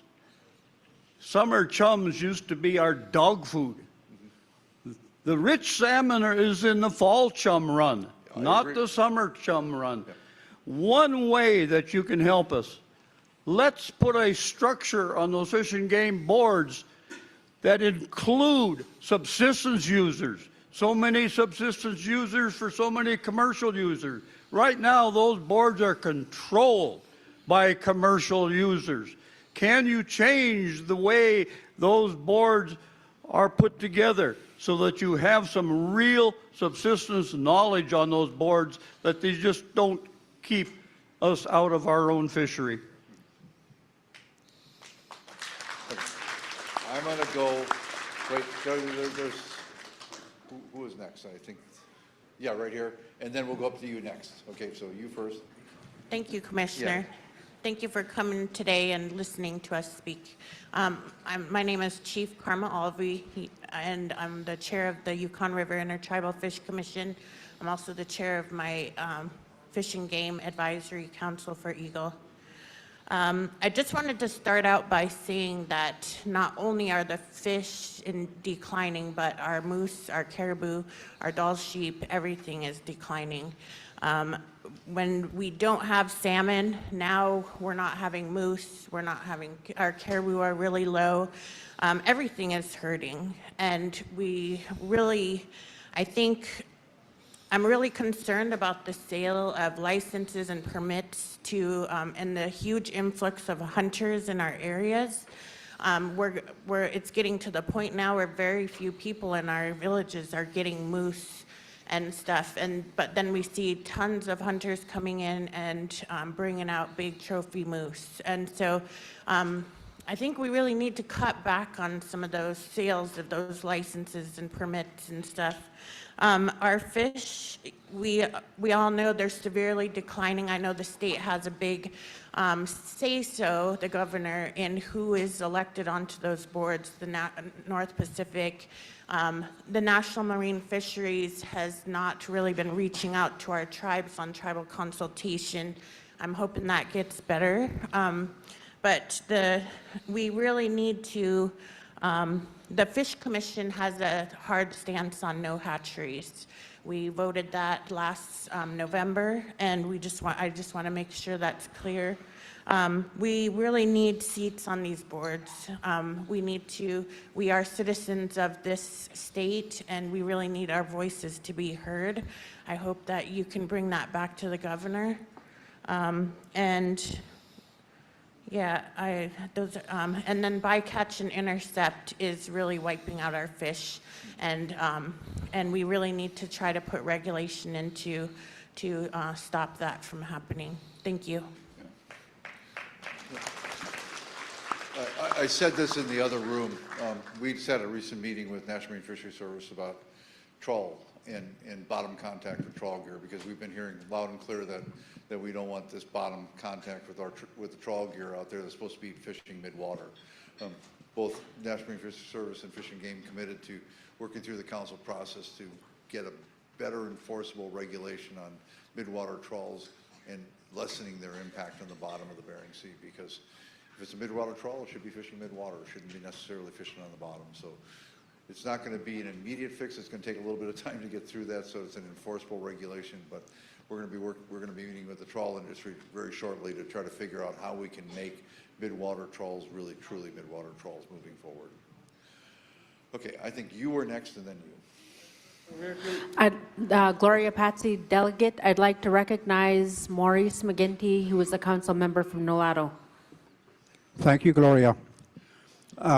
First of all, I'd like to say thank you to all the leaders from Nulato, Caltech, Holy Cross, Grayling, Dead River, for your heart and Tanana for fighting so hard for our way of life with Fish and Game, Pacific Fisheries, so on and so forth. And then I encourage you to continue being supported by your tribal members to do these things.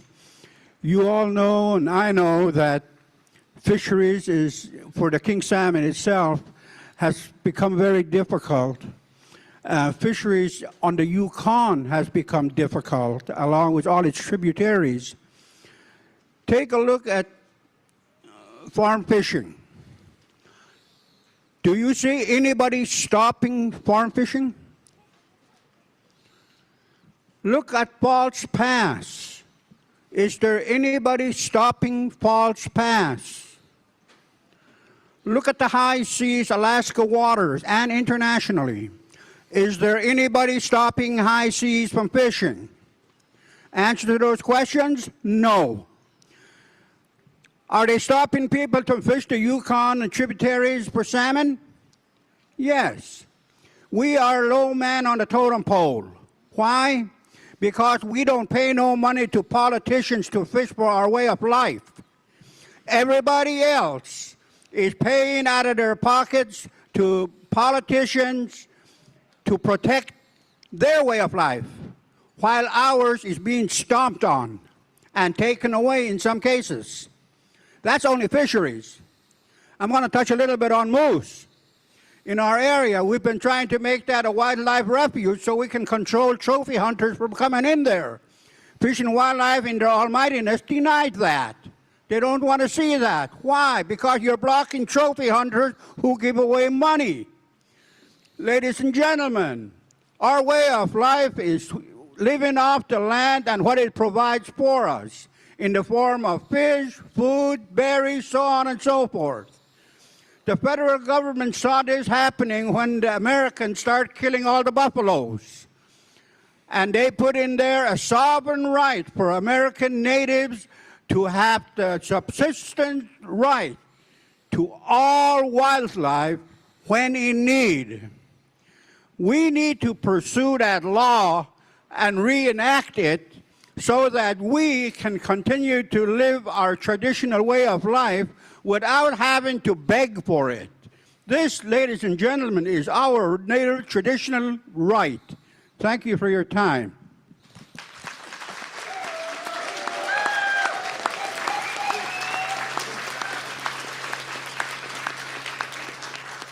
You guys are next.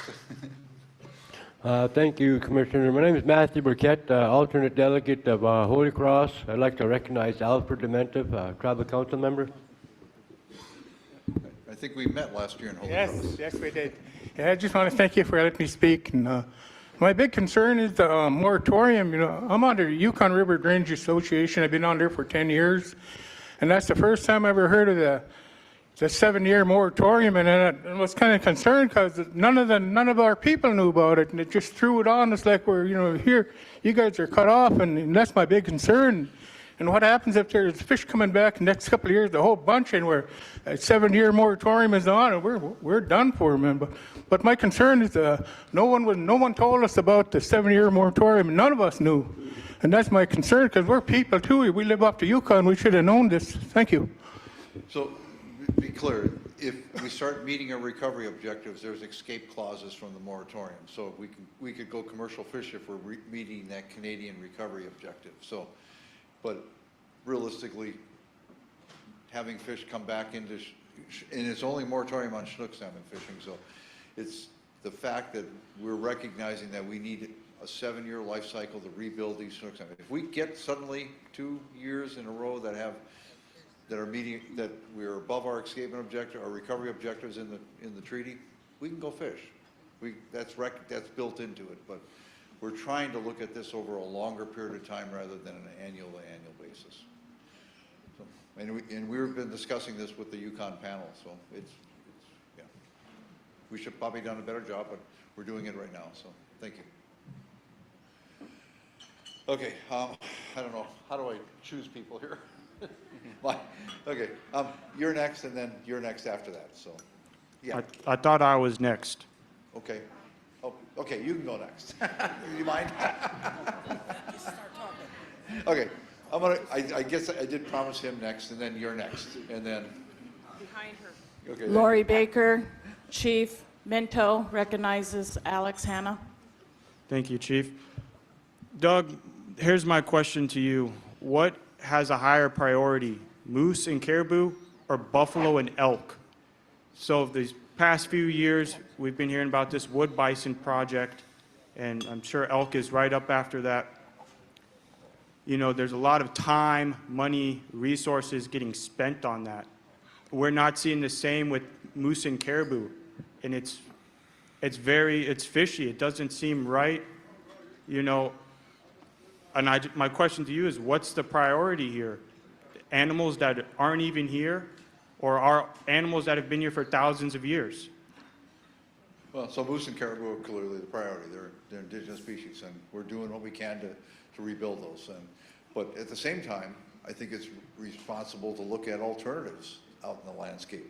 Because as you know, some species thrive in certain conditions. Chinook salmon are doing less well than chum salmon right now. So some species are benefiting. So I think there's a benefit to having some diversity of species in the landscape. So we're going to continue to look at opportunities to increase that diversity so that as one species is doing bad, maybe there's an alternative food source that's out there. But that doesn't mean we're not going to continue our efforts to try to rebuild moose and caribou stocks. I got one more thing. So these buffalo and these elk, when you put these in and, you know, God forbid, 10 years from now, it's all just buffalo and elk out there. Are we going to get that as a subsistence use? Are we going to be able to use that for potlatches? Or are you going to hold that against us and say, well, you guys haven't been using this as a ceremonial use for, you know, we just introduced these. That's another big thing that we're worried about is, you know, all these buffalo coming in, and there's no more moose. Were we going to be able to take buffalo for potlatches? I don't see why not. We'll hold you to that. Thank you. Well, you got to remember, the governor and I just rode over in Yukon, and we talked a lot with the Yukon government about their wood bison release. They put wood bison out in the landscape in the 1980s. They didn't have any harvest for 30 years. You know, we don't know whether these wood bison are going to survive in the landscape or not. We're learning a lot what's happening in the lower Orinoco drainage where we put some wood bison out there. They are struggling on the landscape. Alaska's different than the Yukon. We have deeper snow loads. You know, we have different issues facing these bison. We're just trying at the end of the day to provide some diversity of food stocks out there in cases where, simply put, we can't rely on the federal government right now to do what's necessary on predation control on federal lands with dealing with moose and caribou. And in certain situations, we have to look at some alternatives because we can't do predator control on federal land. And if you think this is a hostile environment that I'm sitting here in front of, when I authorized the taking of 80 or about 100 bears out of the Mulchatna herd to rebuild that herd that was necessary for subsistence and cultural opportunities in the Mulchatna area, that's a hostile crowd. People did not like us shooting those bears out there, but it was the right thing to do. It was the right thing to try to rebuild that herd at a time when it's not providing for food sources out for that local community, nor some of the cultural opportunities. So we're going to do it. We're going to continue that. But a lot of areas of the state, we don't have those opportunities on moose and caribou. We can't do it because it's largely federal land. So we have to look at potentially some of the alternatives, and it would be wrong for me to automatically exclude things like bison that may provide that food source moving down the road.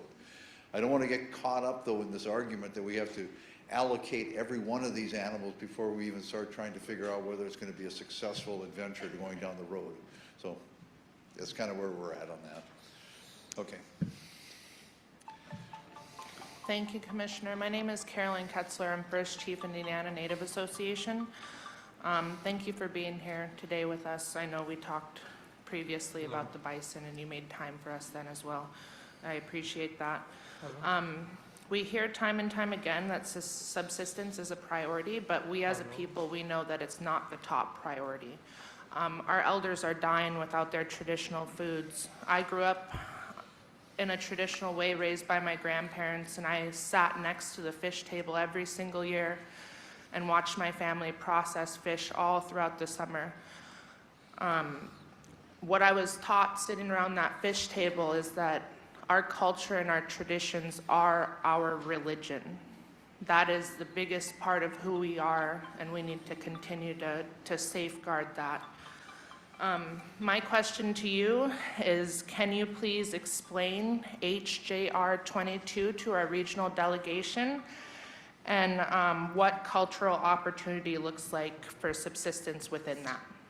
Thank you.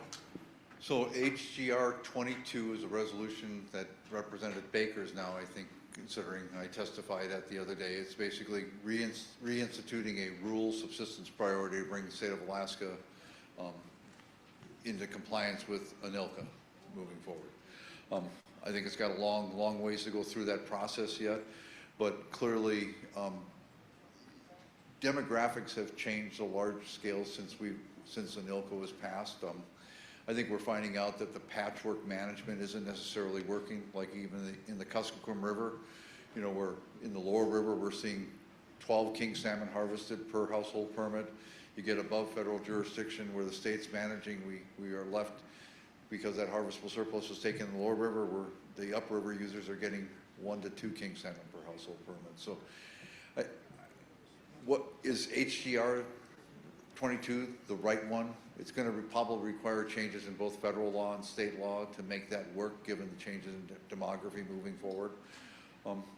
Also, we've got to figure out a way where people that under federal law you're qualified if you live in a rural area, but if you grew up in a rural area and you're displaced, like in the Kuskokwim River, if you grew up in Bethel and you're now displaced into Anchorage for medical reasons, education reasons, job reasons, and there's surplus fish, why should you be excluded from going back to that area and participating in those fisheries? Or if you're in the Yukon River drainage, if you're displaced in the Fairbanks for those same reasons, and you have cultural ties to those resources, why shouldn't you be able to participate if there's enough resources out there? So I think everybody's looking for that right solution moving forward. I think they're trying to find out how we can piece this all together, and it starts the conversation. So I think it's a good starting point for a conversation. How we get to it at the end of it, I don't know what that end outcome is yet, but we got to have the conversation. Okay, you're next, and then you. Oh no. You've been had your hand up, so I'm going to go call on you first. Thank you, Commissioner, for recognizing me. Julie Roberts Heislip, First Chief for the Native Village of Tanana. You know, we have a lot of imbalance right now that's happening with all of our animals, you know, that we live with.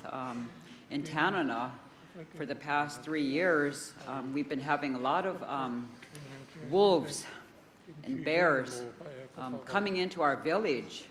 And these wolves have been actually eating all of our, some of our members' sled dogs while they're tied up. And just last week, another one came in and got another dog. You know, and so you see all of these imbalances in all these animals. You don't see any more seagulls, you know, flying around in the summertime anymore. And so, you know, you gotta feel, you know, for those animals, you know, that are out there trying to survive just like us. And so I just wanted to bring that up, you know, about having some type of a management plan in place, you know, where if we offer, like the state of Alaska, information on, you know, the different amount of wolves that are in our areas, that would probably be helpful to, you know, have some type of regulation, you know, to where we could have more protection for our like our moose, and especially, you know, the calves that are being born in the summertime. But the question I have is, if you're going to do the moratorium, how are you going to police that? You know, you got to have the partnership with the public safety, and so I think that's an important thing that we need to know. Yeah, I agree with you. We after the board passed the Area M regulations, I immediately contacted Commissioner Cockrell, and we got enforcement on the ground. So if we do this, we're going to have enforcement on the ground, both federally and state. And I think we're working with both of those parties moving forward to have enforcement. Getting back to wolves and things, you know, we have ecosystem management. The ecosystem is changing with climate change. I think everybody recognizes that. The debate over whether it's occurring is gone now. But, you know, when you look at moose, and especially, we had a dynamic ecosystem where we had fires occurring on the landscape. We put fires out now. We put fires out because there's cabins out there. People live out there. It's the right thing to do. We want to protect public property. But we fundamentally now are managing habitat in a way that's not good for moose. Moose like to have fires burn. So habitat is being managed in a way that's not favorable to moose. We're continuing to manage the moose population to provide for opportunity for subsistence users and other people on the landscape. So we're continuing to harvest moose at a time when the habitat's not necessarily good. The state believes that the one thing we can do in those situations is do predator control. We have a state law on that. We're going to continue to do that. You have my commitment to do that. But again, 67% of the land in the state of Alaska is federal land, and we cannot do predator control on that federal land. So I'm not sure where we go when one of the tools in that ecosystem is not at the disposal, and that's controlling the number of predators.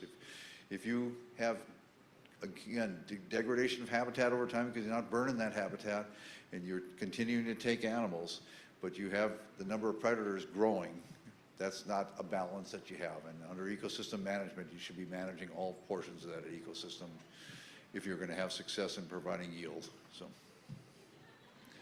okay. Thank you, Commissioner. Ranch Brigade, Second Chief to Loudon Tribe. I would like to recognize Tribal Member Tom Huntington.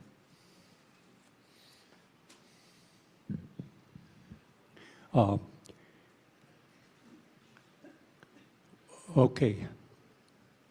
My name is Tom Huntington. My late parents are Sydney and Angela Huntington. And you're the commissioner. My late father sat on the Board of Game for a number of years, 19 years. It seemed like to me the decisions made as far as the management of our resources is no longer science-based. It's who will get the most of it with what is a dwindling resource. And I recognize that you, as commissioner, really has limited say-so on the overall big picture because you have no say-so on what happens in the ocean. And it's multifaceted on what the big picture is. There's so many things affecting our fish. Having the people that I mentioned as parents and growing up with them in camp, my late mother, she brought up something. She said, "Hey, there's something wrong. There's something wrong." And my dad said, "What's wrong?" She said, "The fish are getting smaller." This was years ago. And that was actually the tipping point. The tipping point for whatever scientific reason that we are where we are at now.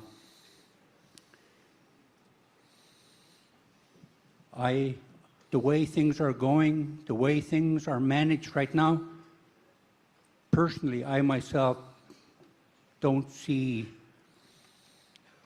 a good ending.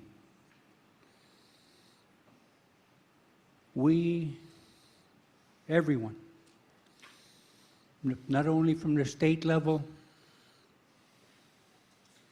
but the federal level, because as long as the people that's in power is actually the Department of Commerce, Department of Making Money. As long as they, from that level, the national level, Department of Commerce, NOAA, North Pacific Fishing Council, they are in power. They control who they listen to, how much they will allow people to talk to them. They control the science that they want to look at. As long as that model is there, I don't see a bright future for what's important to us. And what's important to us is food, is being able to eat what we subsisted on since forever. So, you as commissioner, I don't know your power, but the members that sit on the board that makes the decisions. You know, my late dad, Sidney Huntington, he said, man, we have to make some tough decisions sometimes. But his decisions was always science-based, not economic, not who will get what, not anything. And I implore you to bring that back to wherever you conduct your business, to say, hey folks, it's simple. It's really simple. If we don't have nothing, or if it's disappearing, we can't say, well, we're trying to do this so somebody could do this. It's really the state, in everyone's effort. I myself haven't put a net in the water for years, and it hurts my family. It hurts. My kids are grown up now, but it hurts my grandkids because they are missing out on the opportunity that I had to grow up in a fish camp, and the meaning and all the things that's good about that. You know, everybody thinks it's work and stuff like that, but it's for me and my age group, that's not work, that's life. So we know how to work. We have no problems with work. We make do with very little. And so my question, I guess not my question, my comment is just to implore and ask you that the people that your circle on your effort to try to manage basically our fish right now, to just keep it simple, keep it science-based. Otherwise, we're going to nitpick it till it's gone, and it might be already too late. When my mom said that there's something wrong, that fish is getting small,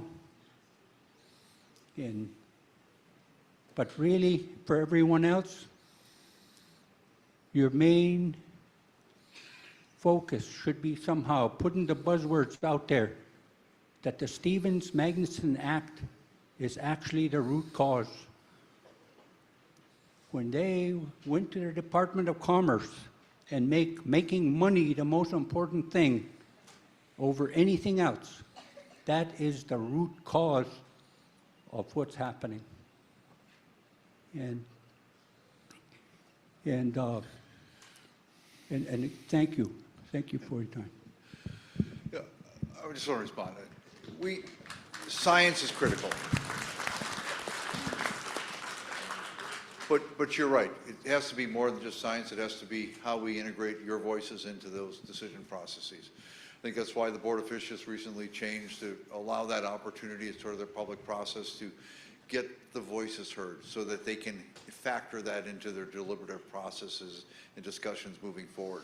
And I can tell you, it made a difference in the last 2 board meetings that I had where they had that information coming forward. They actually used it during their deliberative process. So I'm confident that we're going to basically be able to incorporate some of that knowledge, because what you're seeing on the grounds through the advisory committees that's getting that voice, and now through this other opportunity, is critical towards understanding and informing the Western science that's going into the board process already. So we're committed to trying to figure out how to get those voices heard. Commissioner? Yeah. They're trying to get 500 lunches out here, so if I could ask Chief James to bless the food real quick, and then we'll get back to the Q&A.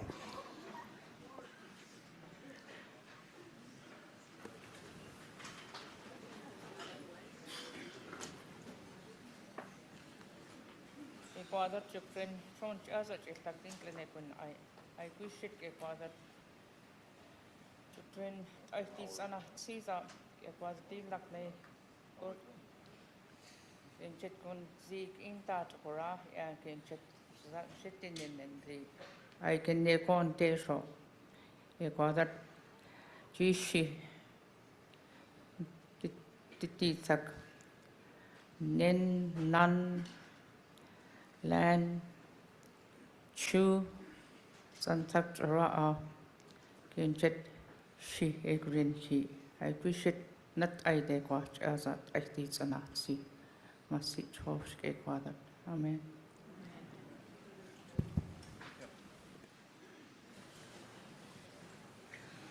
Okay, I think I took it back. Let me go over here first, and then you're next, and then we're going to go back and forth like this. Okay.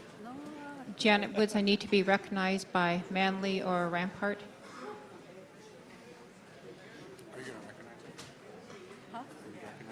I don't know if I can approve that or not, but. I'm just trying to. Elizabeth Woods, delegate from Manly Hot Springs, recognize Janet Woods. Hi. Again, my name is Janet Woods, and I sit on the Yukon River Intertribal Fish Commission representing Manly. I wanted to say that what Morris McGinty had said about the ocean, the Area M, the ocean in the Area M, you know, our fish our Chinook are not even making it, the majority of our fish are not even making it to the Yukon River because of that. Yet, they're able to fish, and they make a lot of money fishing. And they catch our fish, and they don't even use it.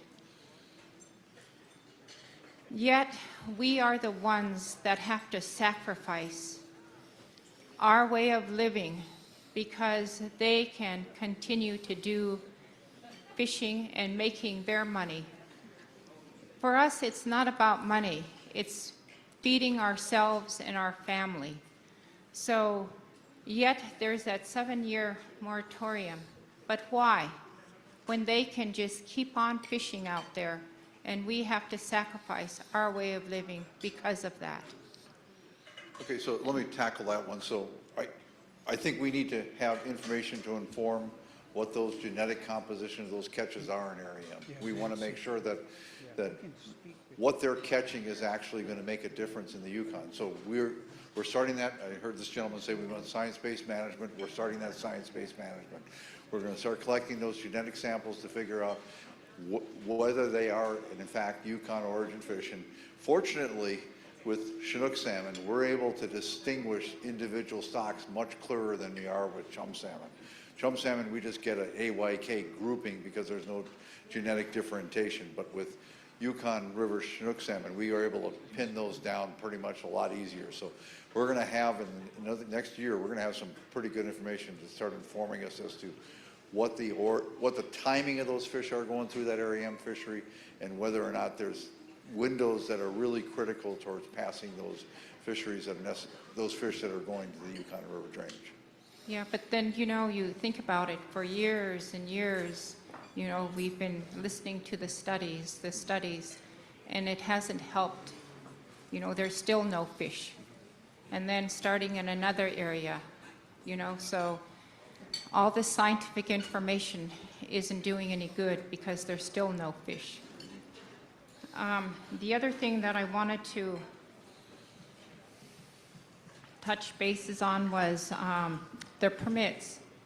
You know, last year, last fall, I was standing in line at Fred Meyer's. There was somebody ahead of me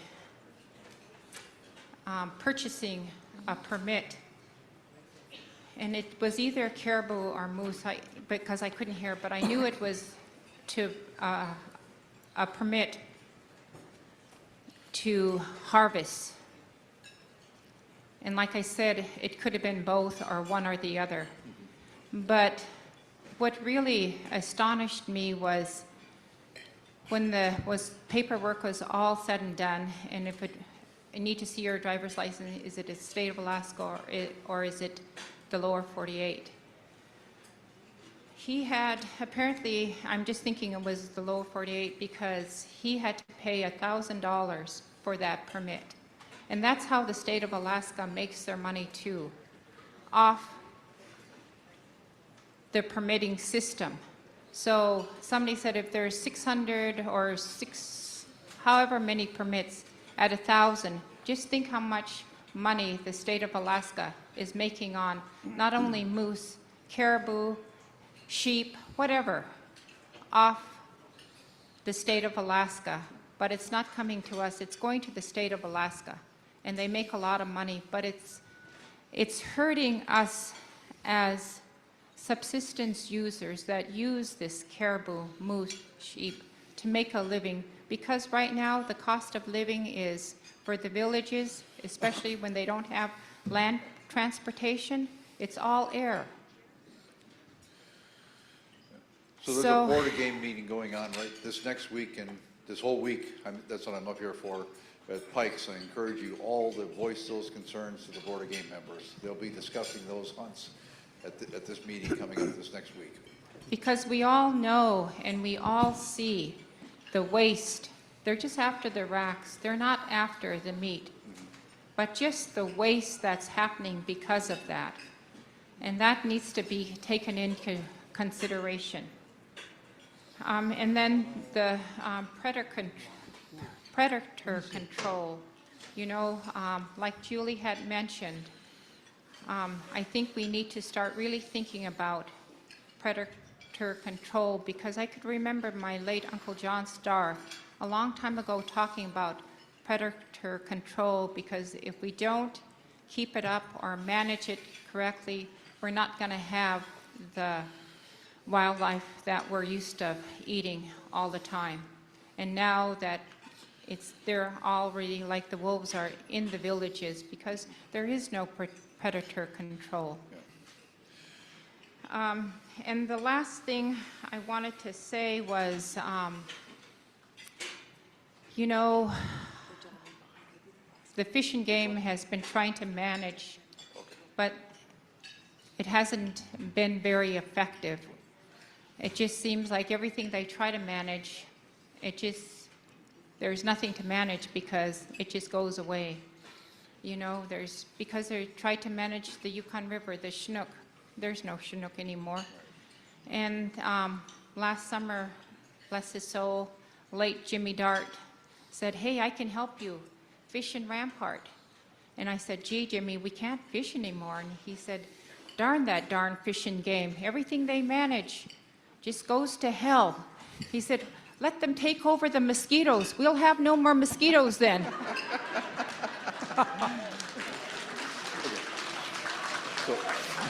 Thank you.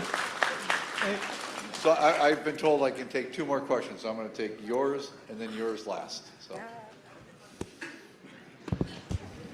Thank you, Mr. Commissioner.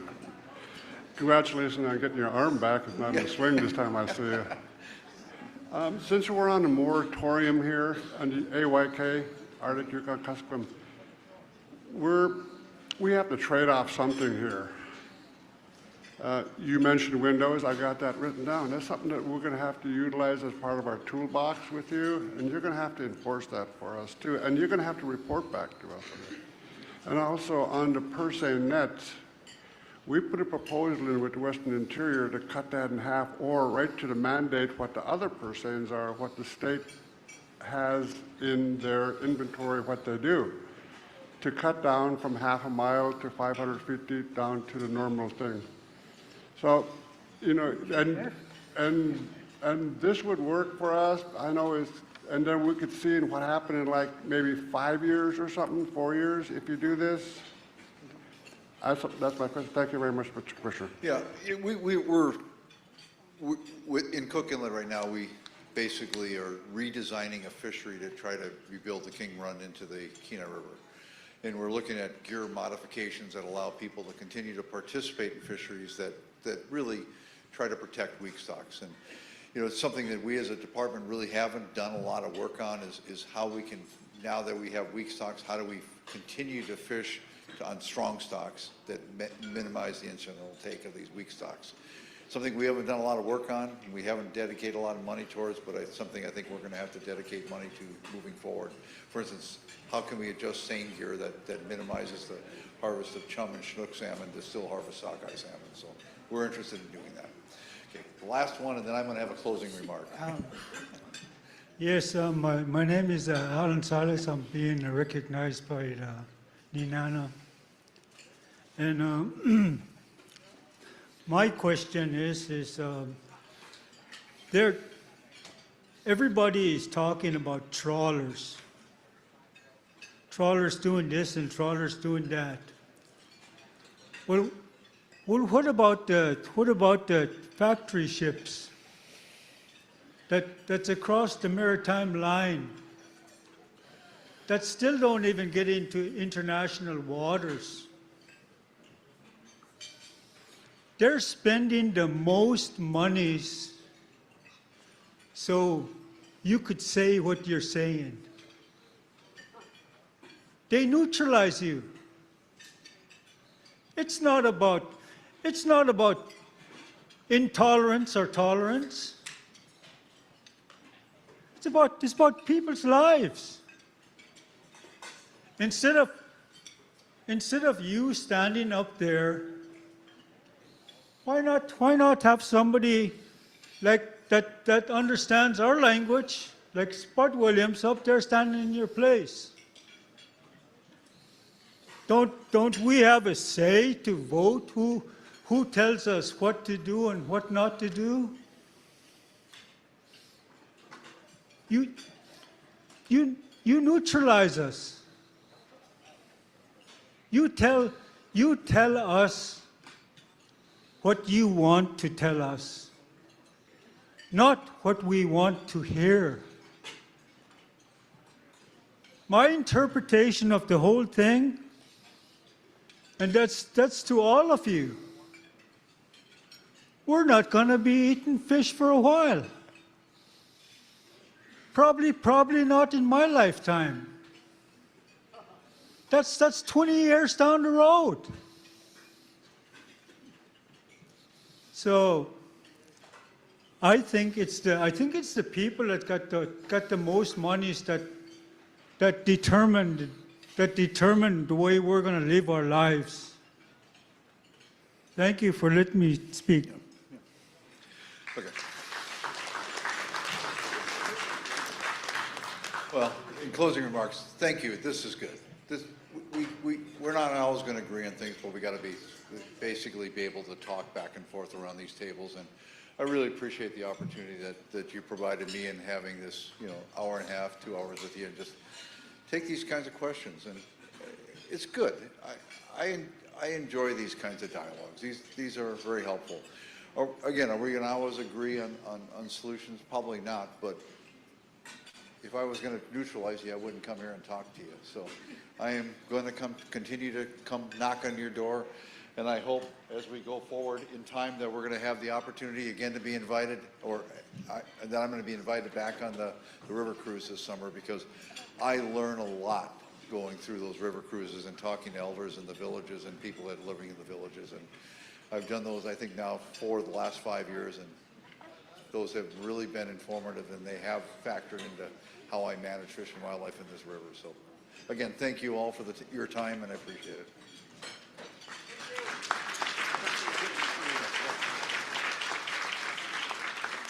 Thank you, Commissioner. And I want to give you a gift of a mini dog sled made by Franklin Madros Jr. of Caltag. Oh, thank you. And, you know, our native way we always talk about is we share with our guests. And even if we don't have much, we share a little bit. And I thought it would be fitting to share with you a little bit of salmon so that you remember us in your management. Are these fall chunks?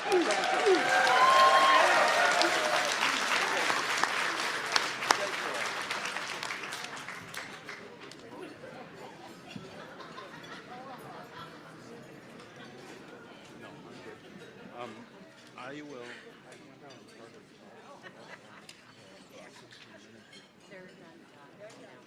Okay, I was just told across the street, cars are parked 3 deep and people can't get out. And so if you parked over there and blocked people in, either move your car or get towed. Okay, trying to keep us on schedule here a little bit. We're a little bit behind, but I think that time with the Fish and Game Commissioner was very valuable for our people to have that time with him. But at this time, I'd like to try to call up our executive board and Alex Hanna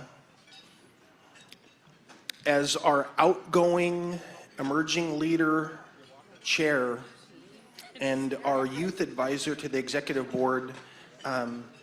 Alex had asked for the opportunity to address all of you on his way out. And as I said yesterday, boy, we're so proud of him. And he's working in Senator Click Bishop's office. And, you know, when we go down there, we spend a little time with him, and it's good to see him down there. It's good to see him doing so well.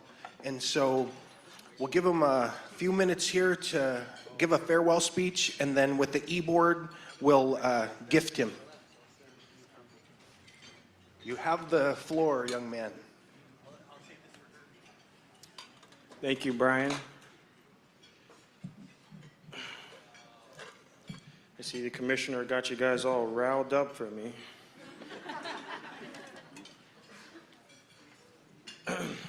Good afternoon, chiefs, elders, youth, tribal members, and leaders, and TCC staff. Allow me to formally and traditionally introduce myself. My name is Alex Hanna. I am from Minto. My mother is Tana Carter from Minto, and my grandmother is the late Hannah Carter from Minto.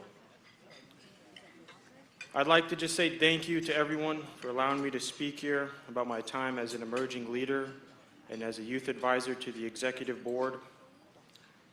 You know, as my term comes to a close, I'd like to share with you guys some of my experiences with TCC. And I'll start from the very beginning. You know, back in 2018, when I first became an emerging leader. You know, at that time in my life, I was really only interested in hunting and fishing in Minto, and I was going through a little bit of issues about some traumatic experiences. I was going through a lot of trauma and grief with discovering my aunt who had committed suicide. And shortly a year after that, my best friend of high school committed suicide. In the middle of all that, I was just really lost, trying to find my way through all of it. And then my life took a bit of an unexpected turn. I became a part of the program. And I'd like to say thank you to my mom for really encouraging me to join. And this position has really helped me tremendously with my healing process. I began to really understand all of our hardships. Not only that, but all the good times and how much we are grateful for. I just want to say thank you to all the villages I traveled to. Nulato, Huslia, Caltag, Arctic Village, Eagle, Galena, Ruby, Kayakuk, Minto, McGrath, and Tanana, for helping me find my way and learning about my culture as a young Athabascan man. Now, prior to joining Emerging Leaders, if anyone back then asked me about our health care, our education, employment opportunities, ANILCA, land claims, self-determination and 638 compacts,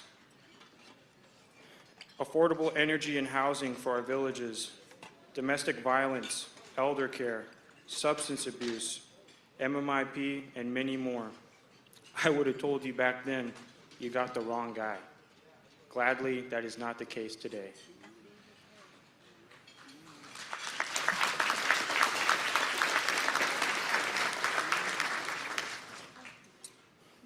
Everything I just listed, I'm very passionate in advocating for our people.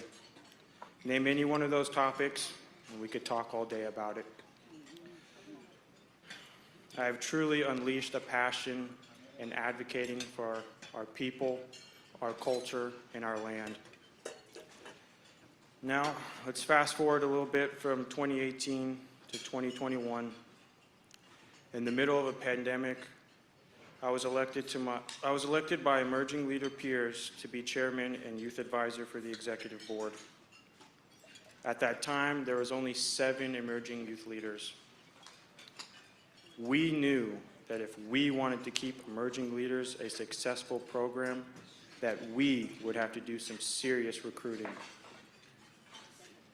We set a goal of having each subregion represented by youth from that subregion, and we are so grateful for that goal to become a reality.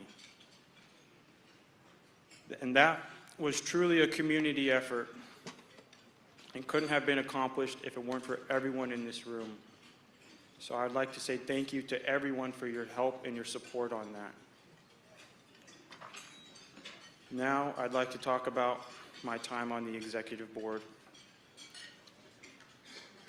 When I first got elected 3 years ago, I stood up on this stage and I told all of you that I wanted to be a lineman and pursue a career in the trades. Once again, that is not the case today. As Brian mentioned, I do work in Juneau right now in our Senator Click Bishop's office, legislative aide, and man, I'm learning so much, and it's like drinking from a fire hose. It's really fast-paced, but I'm enjoying it. They're treating me really nice. And I'll even give you guys a little bit of backstory on how I kind of got that position. About 2 years ago, we went on the boat trip. I think it was Ruby through Caltag. And Click was on the boat trip, I was on it, and after we passed a few villages, Click goes, "Hey, you should apply to work in my office." At that time, I was like, "Yeah, sure, thank you." Or, I was very grateful for the offer, but it just seemed like it was out of my reach, out of my comfort zone. So I didn't pay really much attention to it at all. But, God has a plan, and so did Marna. I'd really like to say thank you to Marna Sanford, honestly. You've encouraged me so much to take Click up on that offer, and yeah, I'm learning so much from it. Marna has always encouraged me to speak up and to testify on Area M at AFN, and to use my voice to represent our next generation, and to speak on issues pertaining to TCC in our villages. So I just want to say thank you, Marna.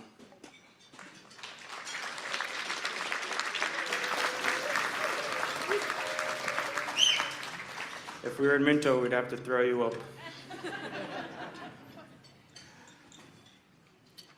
Being a part of TCC has really begun to help me understand our native humor. We hear our elder, Anna Frank, talk about this all the time. And I'm sure you've all heard the saying, if they don't make fun of you, they don't like you.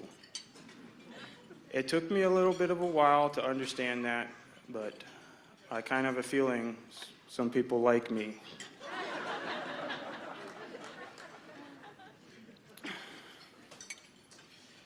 But being a part of the executive board has really helped me to understand that in a very good way. a very humbling way. The E-Board has taught me so much, and I just want to say thank you to all of you guys for everything you guys have taught me. And not only that, but treating me as a peer and as a friend. Honestly, I want to say thank you, Basi, to all of you. Now, I'd like to just share a bit of my favorite memories with being a part of TCC. Just this last year, I was truly, truly honored and blessed to travel to Arctic Village with the executive board and our second traditional chief, Andy Jimmy. There we went to visit traditional chief Trimble Gilbert and his wife, Mary, to honor them. And we visited them in their lovely home. And man, when I tell you that experience was such a spiritual and healing experience for me. Just to be there and just to sit there and listen to Trimble and Andy talk about the good old days and their time on the river, it was just really something that was amazing for me. And that trip is something I'm going to remember in great detail for the rest of my life. So I'd like to say thank you to Arctic Village for welcoming us to your land. Man, that is some beautiful, beautiful country you guys have up there. I just want to say thank you.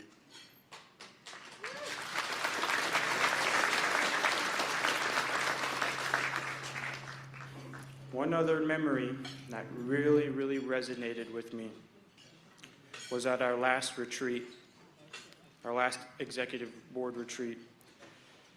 There we toured the castle hospital in Oahu. And there we learned all about the Baldridge Award. The Baldridge Award is the highest award your company or organization can receive based on quality of service. And man, when I tell you, those employees at Castle Hospital definitely deserve that award. I've never seen staff so dedicated, so proud to give their people the most excellent service possible.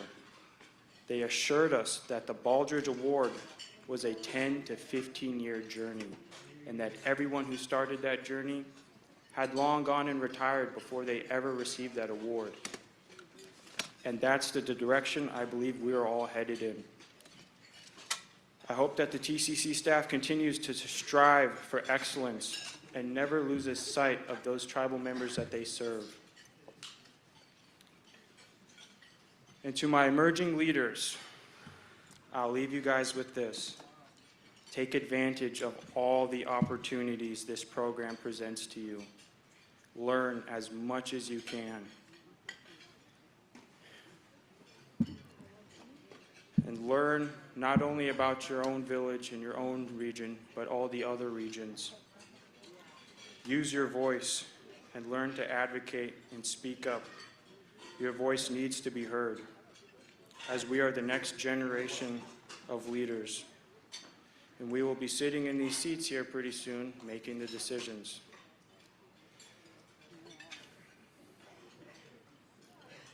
I hope each and every one of you walks away from this program with a deep understanding of what it means to advocate for our people. That is Chigwitsin. I hope our leaders, E-Board, and TCC staff continues to teach our youth how to become the next chiefs and council members and think of us as your next leaders. I want to encourage the TCC staff to help improve the emerging leaders and to guide them and lead them with integrity and respect. And to my successor, Mackenzie, the next chairman of the emerging leaders and the next youth advisor, I want to wish you a very successful next 3 years. And just remember that you represent all the villages and all the subregions. As I said in the beginning of this speech, my life has taken on a whole new trajectory because of all of you. And I want to say thank you to all of you for that. It has truly been an honor to serve you. And I do someday see myself in Brian's shoes.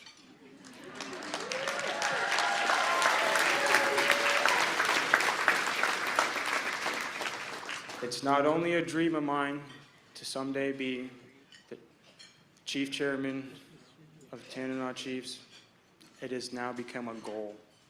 I just want to say, Bossy, to everyone, all of your guidance and all of the wisdom you've shared with me, I'm truly honored, and I promise the road doesn't end here. I'm going to do as much as I can in Juneau for our people.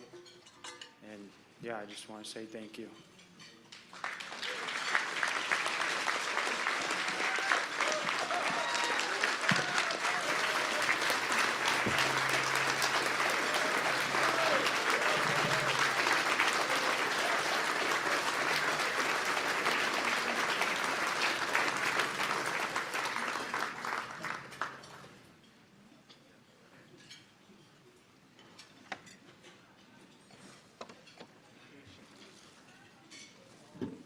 I want to see if any of the executive board would like to make a few comments.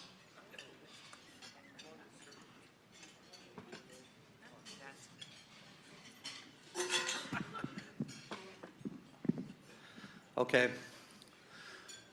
So, yeah, being on the E-board, I served a full 3 years with Alex, and man, what a good, humble person. And I'd just like to, tell your mother that she raised a good man, a very proud, dedicated person to his childhood and to the leaders here in our region. And for Minto, where he's from, this man is really grown to where he's at right now. Sitting across the table from him and watching him at the beginning of the meetings, and it was a little, what do you call it, intimidated when you sat there the first meeting, but guarantee you the second meeting, he was right at home. He was just, taking it in and really showing his potential to representing our youth. And not only that, just when he travels through the villages, like how he mentioned, he'd been through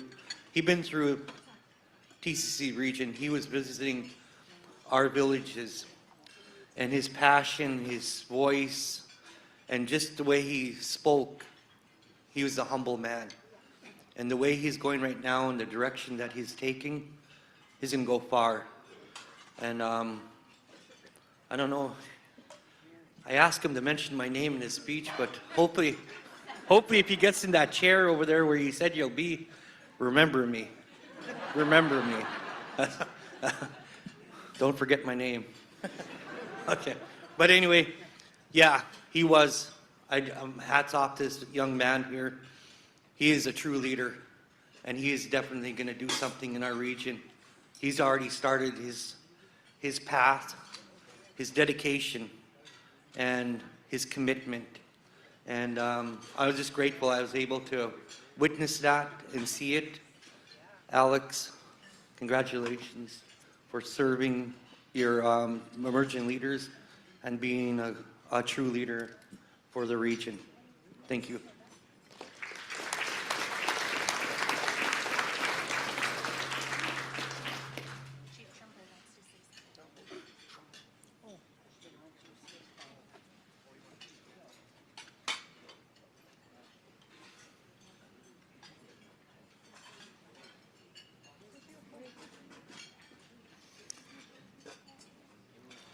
Yeah, we all need a good leader, a good future leader.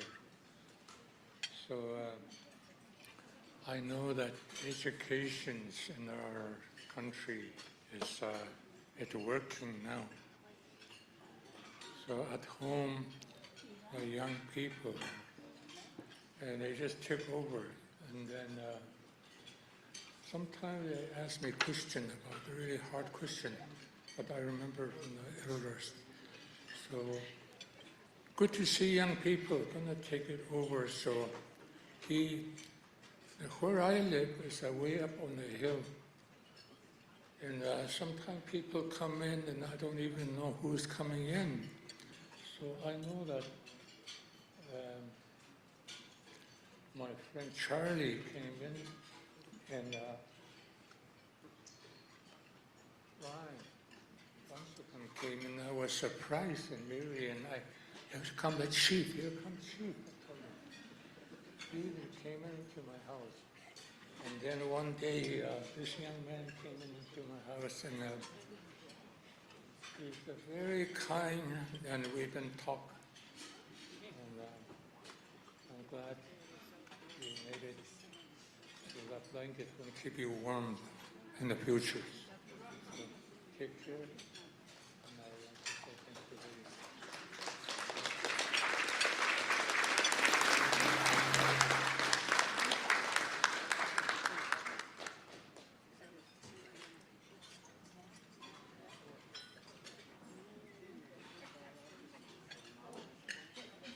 Here's a young man,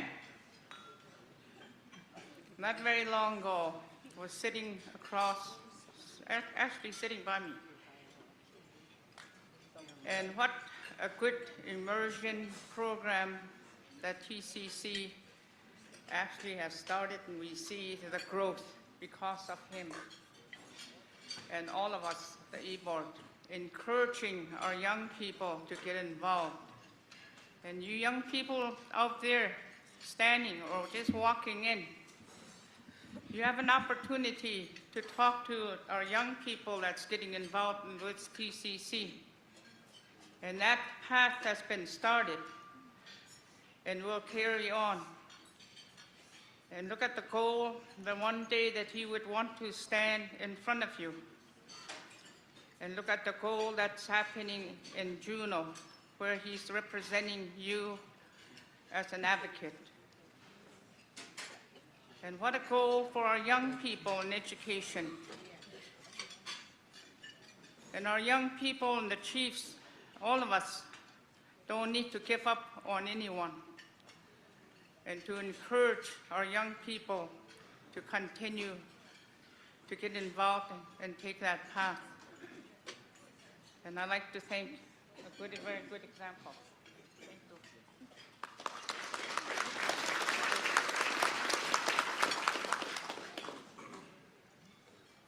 you. Many of you know me, maybe all of you do. I'm Peter Demosky from Nolato. I've been the elder advisor for 10 years. I'll have to admit that when Alex first came on the board 3 years ago, he was so young, and I'm the oldest member up here, I didn't know how to communicate with him. I still don't. But I will admit, he's been quite a contribution to the e-board. I've never seen a young person so outspoken, unafraid to express himself, and he made us feel kind of bummed, but we respected him.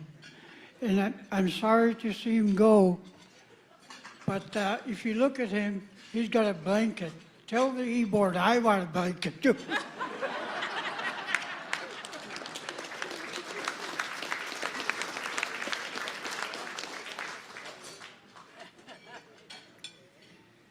As an e-board member, we see our young people coming into the board meeting and sharing the concerns that are impacting them. And Alex has brought a voice to not only the young people's voice, but he's brought up issues that are impacting people within each of our communities. One of the things that our people tell us to do is be good people. And Alex is a good person. He comes into different events when he's not required to. When there's traditional events, he's there. That's all a part of being a leader. When we're hurting, he's there.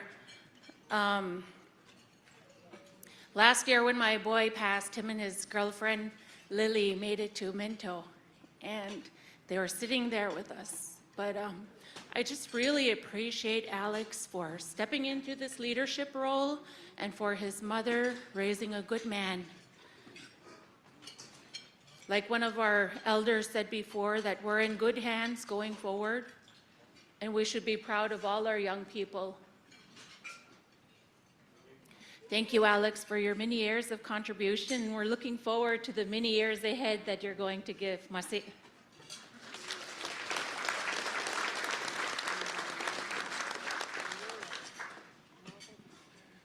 Hi, my name's Herbie Demmett, Executive Board Member. I represent the Upper Tanana.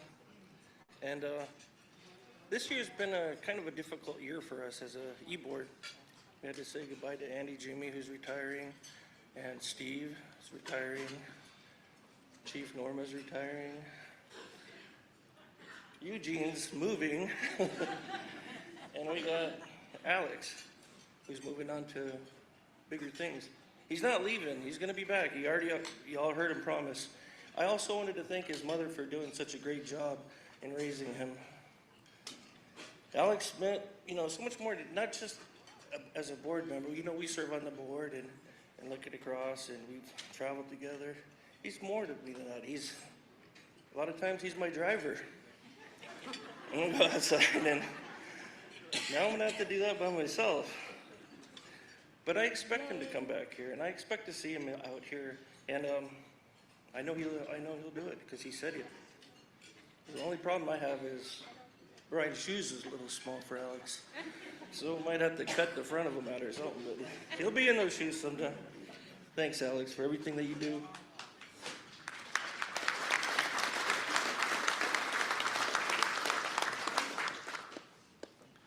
Wow, what a speech that young man made. I think you can all see that how important that this Emerging Leaders program is for our future. I'm so excited. Thanks to the mother and the community and everybody that stands behind our youth. So important. Let's give them another hand, please.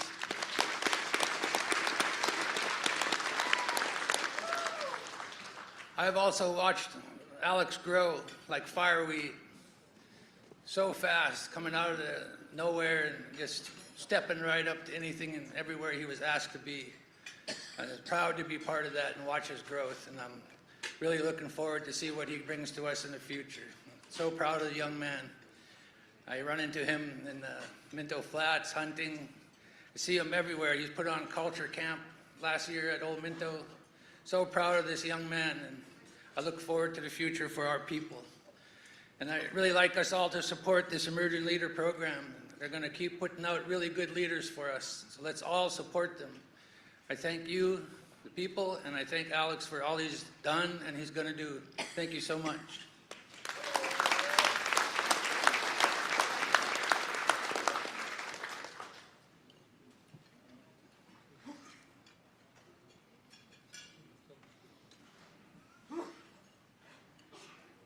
My name's Claude Petruska. I represent the Upper Kuskokwim.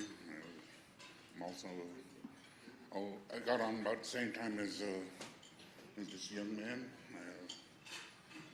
I'm sorry to see him go, but like he said, he'll be back, and thanks for your service.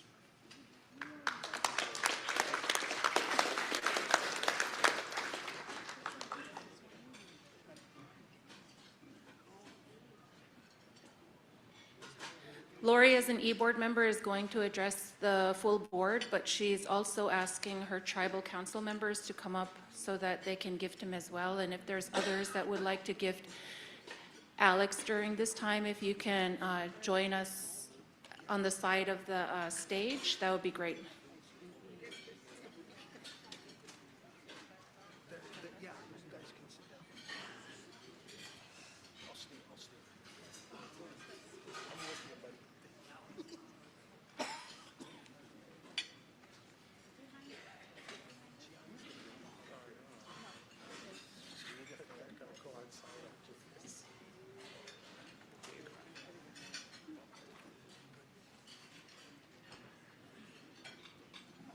Alex. On behalf of your village, our people of Minto, we thank you for stepping up and taking that leadership role as a youth leader in all that you do. And when you come home and be with the young men at home. Thank you for all that you've done. And blessings to you as you step forward in your new adventures. And you know, you can always call upon us. We're going to miss you, not only being on the e-board with us, but as we always tease him, he's the security for all us ladies when we travel. So, Alex, thank you, and congratulations in your new position. Bessie.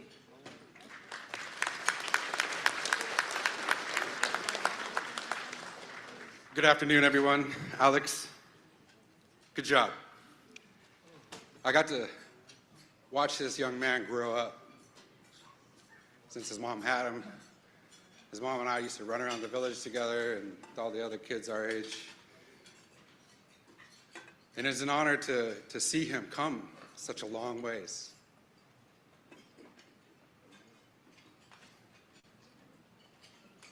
Alex, I'm so proud.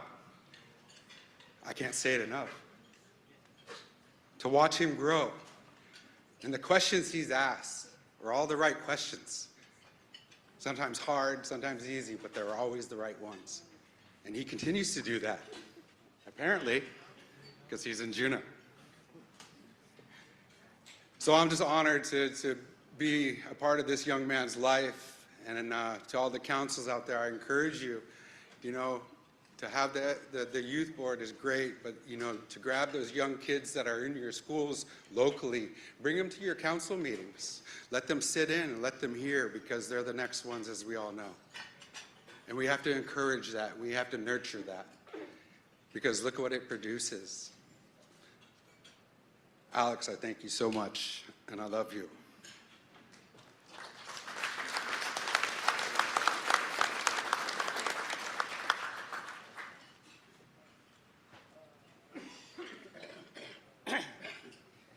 Alex, thank you for everything, and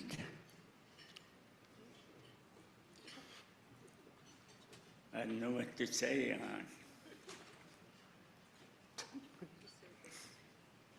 We're just so thankful that all that you do, not only for Minto, but our people.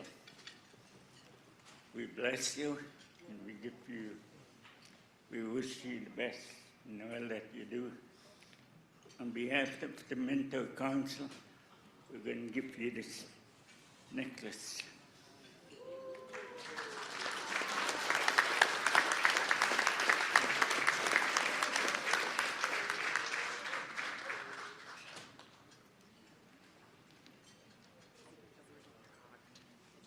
Next up is Danakan, or his mother. Did his mother want to say something before Danaka? Okay, go ahead, Danakanaga Chief. Good afternoon. My name is Jack Olches. I'm first chief of Danakanaga. I got to know Alex a couple years ago, and the emerging leaders. A couple years ago, there was just a couple emerging leaders.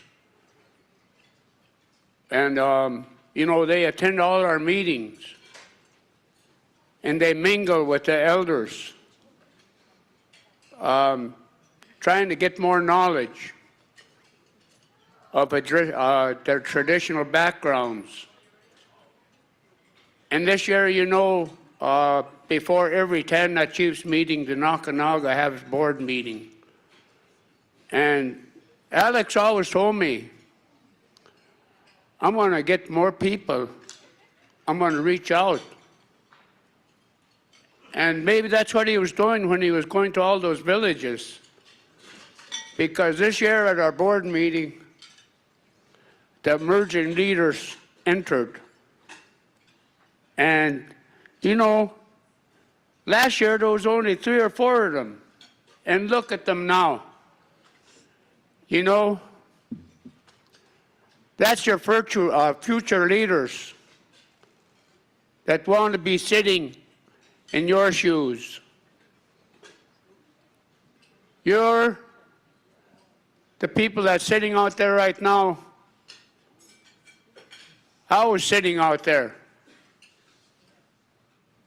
And I know that a lot of you learned your traditional knowledge and culture.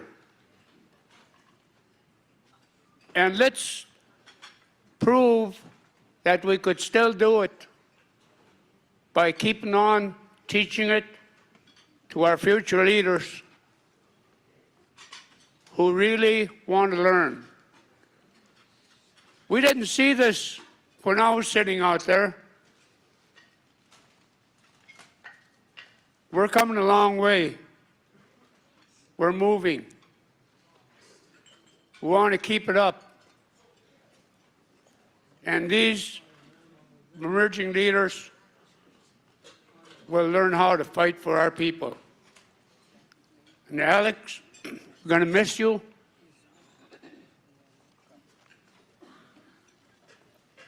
But we'll train the other emerging leaders. Thank you.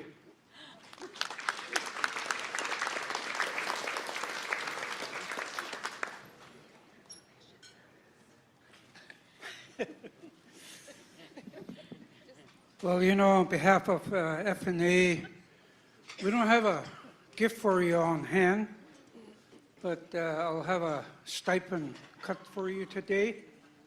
And I know you'll still be, oh, I don't know, we're done today here, right?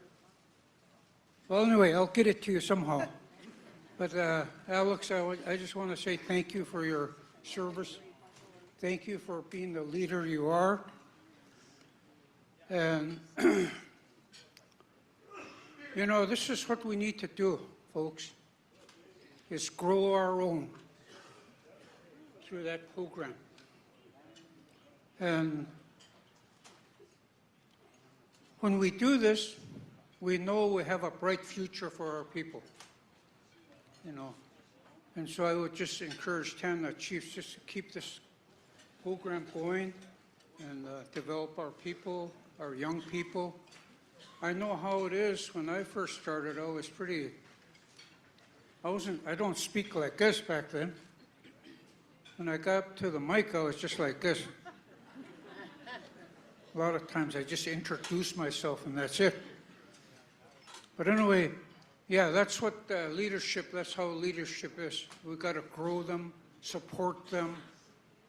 And to me, I think the one real crucial thing about mentoring our leadership is to teach them our way, our cultural understanding, because that's what grounds us.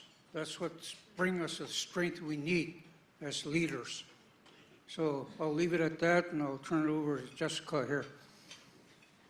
Yeah, thank you. I just want to say congratulations to Alex and also his mom for raising such an amazing young man in the village of Minto, who also raised him. I'll just tell a quick story. We're at Dinakanaga in Huslia, and he was planning a culture camp for the kids of Minto at Old Minto, and he was sharing with a couple elders his idea, and I got to sit in on it, and he was so thoughtful and so amazing with what he wanted to share, and he had gone out and done all this work beforehand, and I was just so impressed with his thoughtfulness, and he is actively doing what we want our young people to do. And I also know he's been a great mentor to the emerging leaders, and I'm so proud of each one of you for the service that you're serving your community, and you're serving as role models for all our young people. And so, Alex, you're leading the way, and you're humble and culturally grounded, and I'm so proud of you, and just support everything you're doing. Masicho.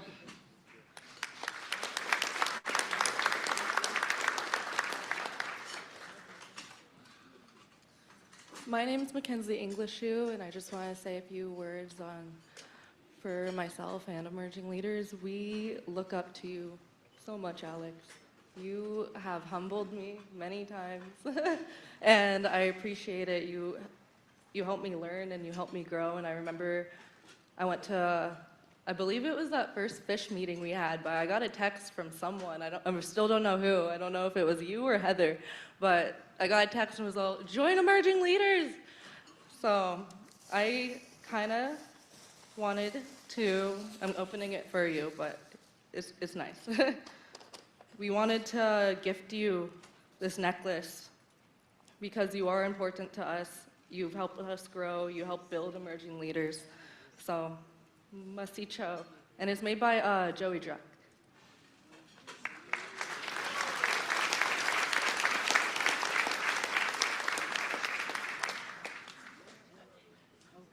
Awesome. I just wanted to also thank Alex for everything that he's done for us. During his speech, he was talking about what he used to want to do, and it brought me back to when I was 10 years old. I used to think I wanted to be a skydiver. And I was just imagining myself just hurling myself out of a plane. And that's kind of what it feels like talking with you guys for the first time, just because of your vast knowledge in presenting ourselves. But Alex has done a really great job doing that for years. We both started around the same time, and as your co-chair, it's been nice. When he fits Chief Ridley's shoes, I hope that Sharon's fit me too.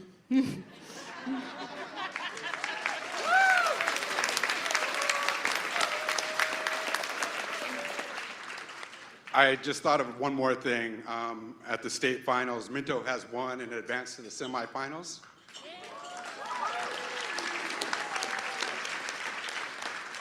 If we can show that same energy and enthusiasm we have for basketball into our tribal governance and our young people, Washington, D.C. would be worried.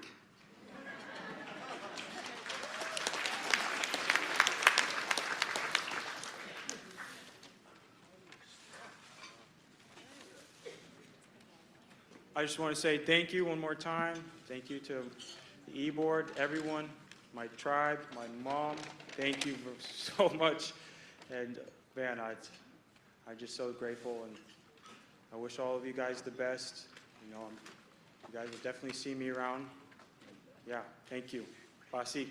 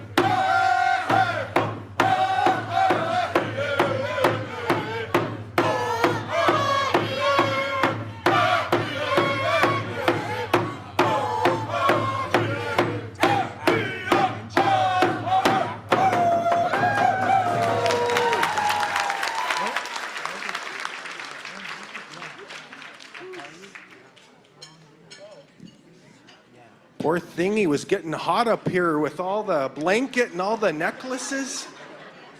Take your shoes off. Give it to her.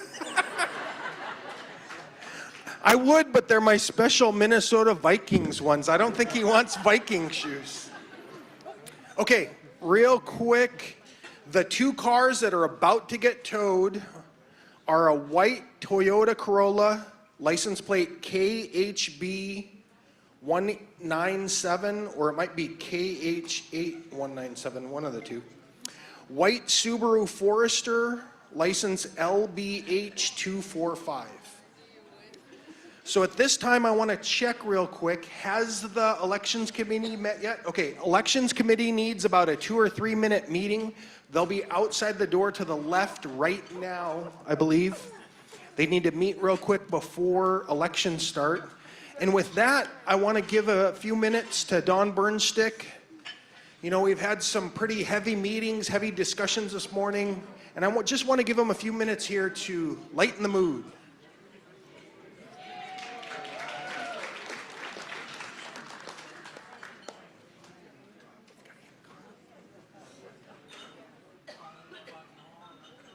Merci. How are you all doing? Yes. Wow, thank you for honoring that young man, Alex. I was sitting there looking at him and going, you know, I've been to Minto.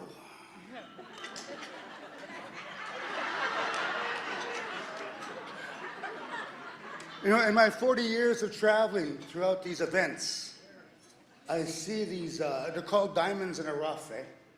These young men and women that stand out like this, eh? More and more now, because you've done it, eh? You know, and I just want to thank you and salute you and say, Masi Cho. And there's so many more Alexes out there, you guys, eh? They're just waiting for us. So let's go find them. Am I right, you guys? Hey, we need to find them. Yeah. And we need to make politics fun, you know. The hardest thing about our young people is getting them away from their phones. Eh? I mentioned that last night. Eh? You know, they're trying to get them to look up. Eh? And I just want to say that it was powerful to sit here and to listen and to you talking about the land and the animals and how connected we are to it. Eh? I've been on the Yukon River. I've been on the Chandelar. I've been to your land. I've been to your territory. I've seen your aunties. Never done nothing. I just seen them. But it's a beautiful place, and we're right in the heart of Alaska. Am I right, you guys? You're in the heart of Alaska, and I love it. I'm so humble to be here. I just accepted an invitation to Tok for June 1st. I'll be in Tok June 1st, you guys. Yeah. Yeah, so those ones that want a hickey, I'll see you out there June 1st.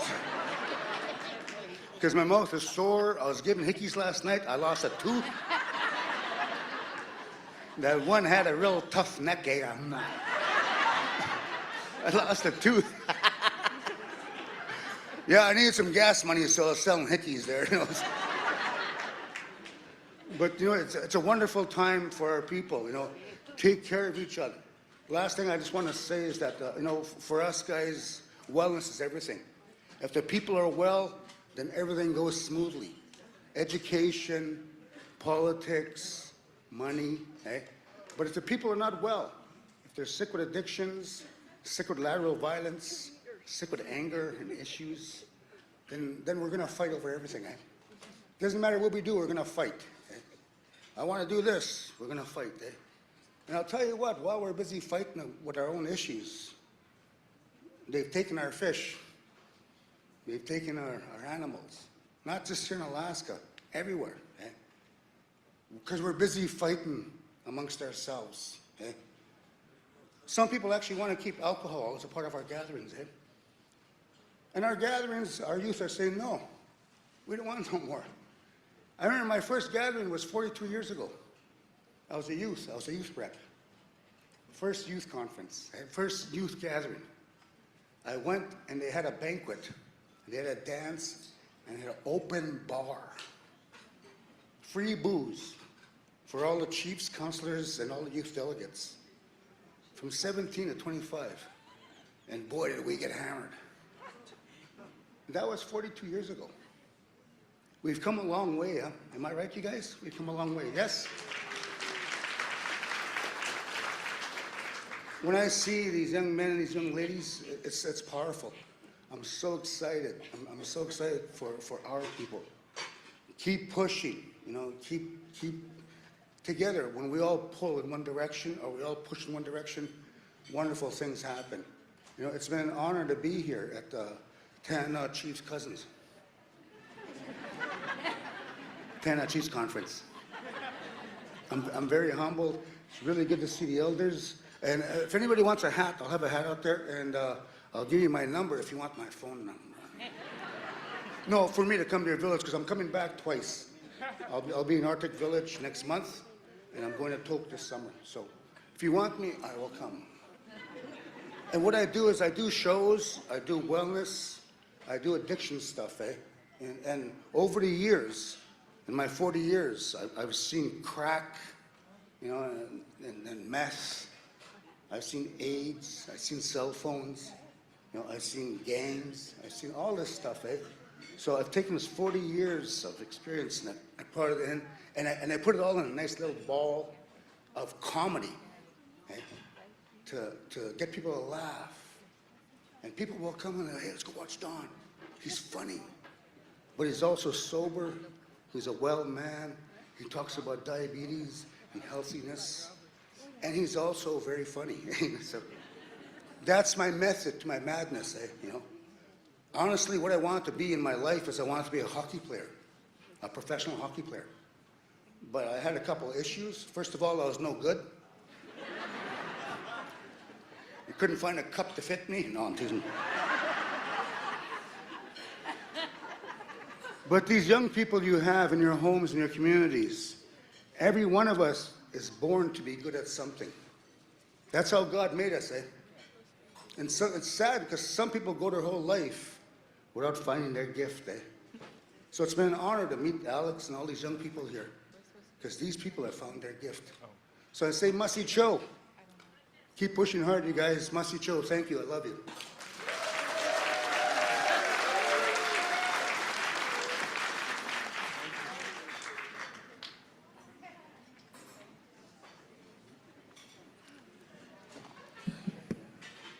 Now, you know our way, we got to tease a little bit, right? So when I watched him up on stage last night, no knee brace. This morning, knee brace. I don't know what he did last night.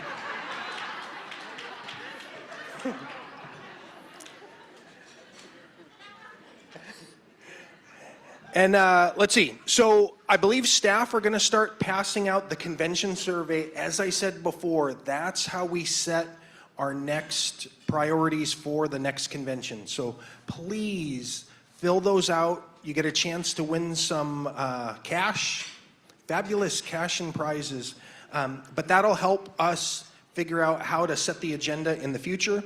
And at this time, I want to see where the elections committee's at so we can start elections. Because we are behind, I think about, 15 or 20 minutes so far. Elections, is the elections committee done out there? They told me they only needed 2 minutes. Marna?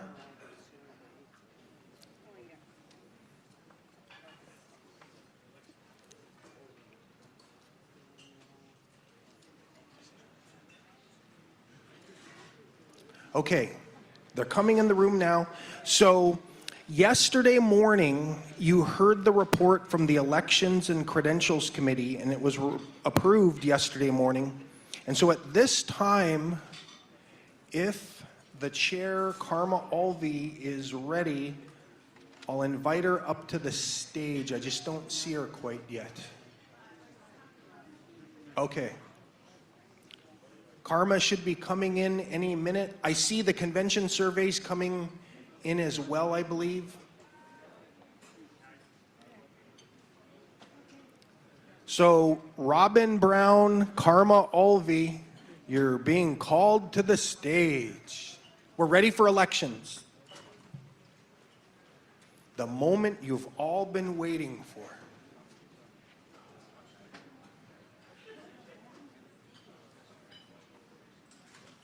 I told them, gee, they made me run 2 years in a row. It's nice to have a year where I'm not running for something.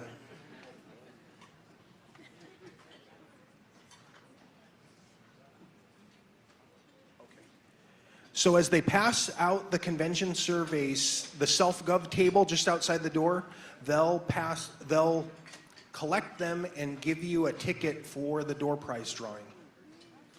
So if you're like my mom and you want to win bingo, Turn in your survey.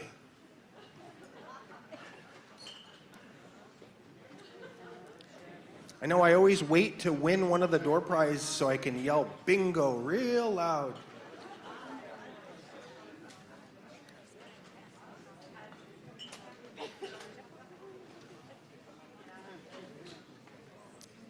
I see Rob and I thought I saw Karma.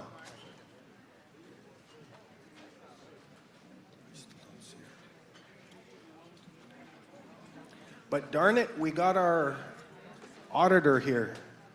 And I can't pass up an election without talking about Russian meddling in our elections.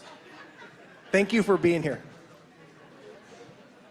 I don't get to work with him as much now that I'm the chief chairman, so I miss those days. Those days when it was simpler.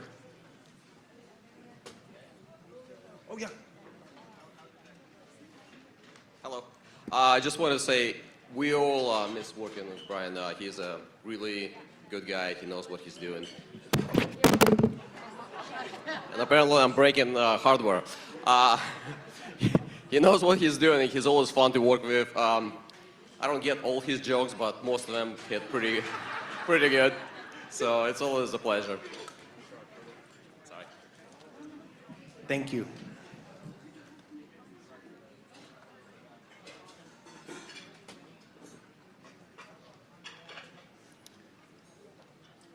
So without stealing Karma's thunder, it looks like we've got 2 seats for IRHA, and then after that we'll have the Secretary Treasurer. Those are the 3 elections, I believe, that we've got for this afternoon.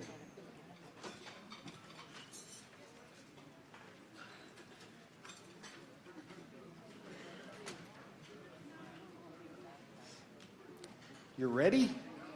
Okay. Welcome to the stage, Chief Karma Alvey.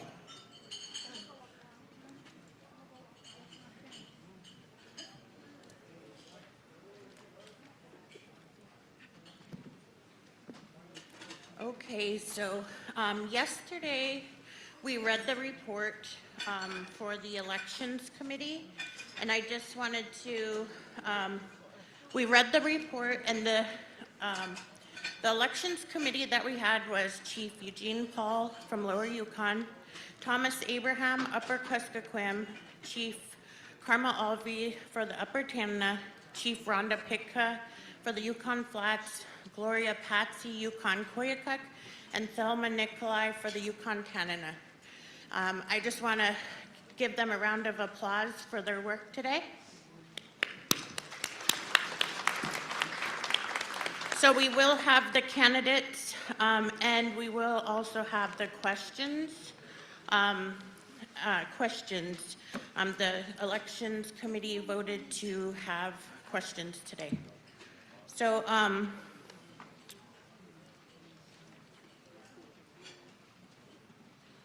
at this time, I would like to invite the candidates for the IRHA board to come up to the podium and go ahead and have a seat up here, please. And that's Marvin Deacon from Grayling, William Chai Albert from Northway, Rebecca Bostrom from Grayling,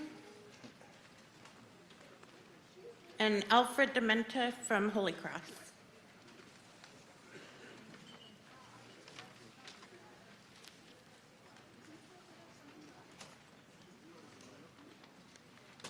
Can we please post the list of candidates on the screen during the speeches, please?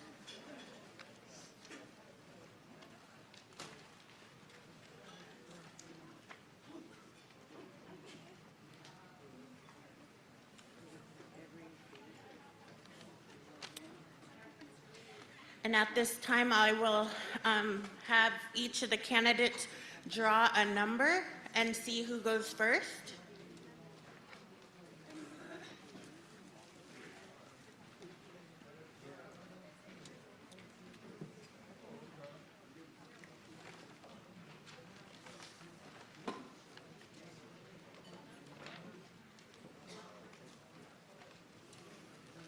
Is Rebecca Bostrom here from Grayling? Madam Chair, Rebecca Bostrom is not present. Thank you. All right, thank you.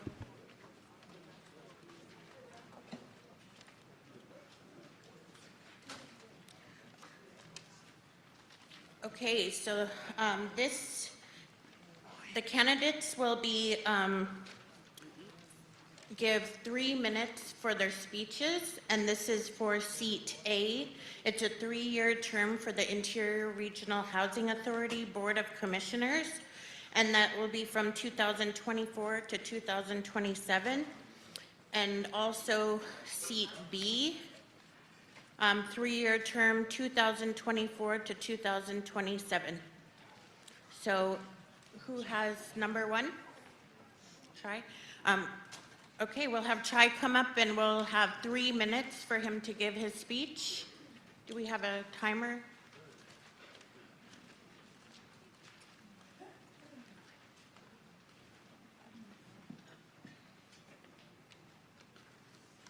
Hello, good afternoon, elders, chiefs, tribal delegates, visitors, staff. My name is William Chai Albert. I'm from Northway, Alaska, first chief, president of Northway Village Council. My mother and father is William Albert, Pam Albert. My grandparents are the late Kenny Albert, the late Ina Albert, the late Kenny Baker, the late Donna Baker. I've served on my village council for a number of years now, and this year I decided to put my name in for IRHA. The reason I put my name into IRHA is because it was one of the boards, out of all the boards that I served for in Tanana Chiefs Conference throughout the years, this is one of the boards that I have not been able to serve on.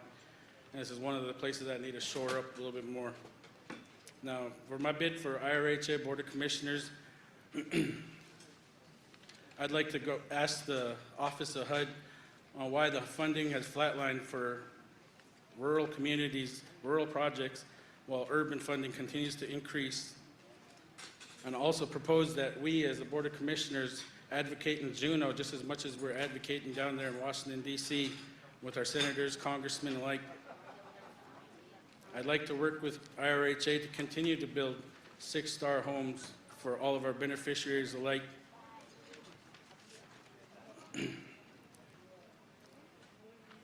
And also to strengthen the relationship between IRHA and the tribes. Now, it was reported recently that the mayor of Anchorage came and dumped a busload of homelessness up here in Fairbanks, which I think is a little bit absurd to take one problem and just shift it, and drop them off into another town. I don't think that's the right way to answer that problem. But in February, the Office of HUD was awarded $14 million with VA to combat homelessness.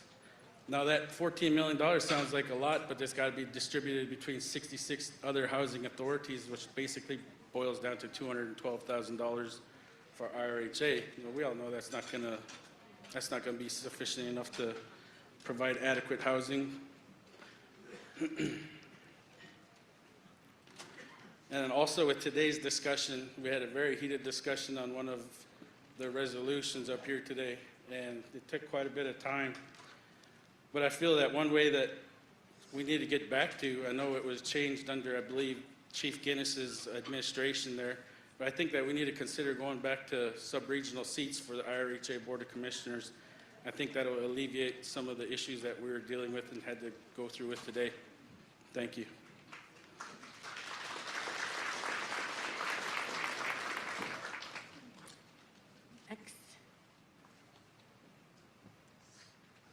Hi, good afternoon, elders, everybody here. Thanks for letting me talk. My name is Alfred Armentev Jr. I'm from Holy Cross. The reason I'm running for IRHA is because we have a big problem of housing shortages, and everybody needs houses in our whole region. And I heard a chance of this opening, and I said I'm going to get on there to try to do something to help our people. Everybody needs housing. My background is, like Steve was saying, I like to brag, but talk about myself, but my past experiences was I'm a carpenter. I was a carpenter. I built 12 houses back home in IRHA. And I also worked for PHS and put water and sewer into everybody's house. So I know water is very important if you get the house. I was on the past corporation board for over 12 years, Deloitte Chief. I'm on the URFA board right now to present for over 12 years. Also was a police deputy back home. I graduated from the police academy and I tried to be a police officer. I graduated there and I served my village for 2 years as a police officer. Anyway, I just thank you for letting me, like I said, my concern is houses, and I just hope, I could get on so I could try to do something, because everybody is, man, it's hurting, everybody needs houses and water and sewer, and that's the main thing, and if I could get on board with it, try to do my little piece to get things done, I'm happy for that. And I'd just like to thank you guys for your vote of confidence, and I know I'll do a good job for the whole region. Thank you.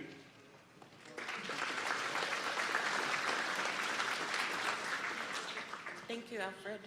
Marvin Deacon?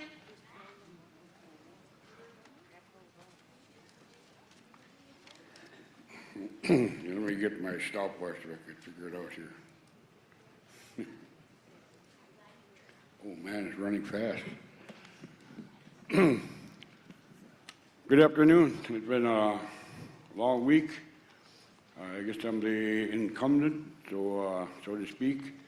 But I've been serving on the IRHA. My first time I got appointed when Tisha Simmons left for her job, and I served out her term. And then I got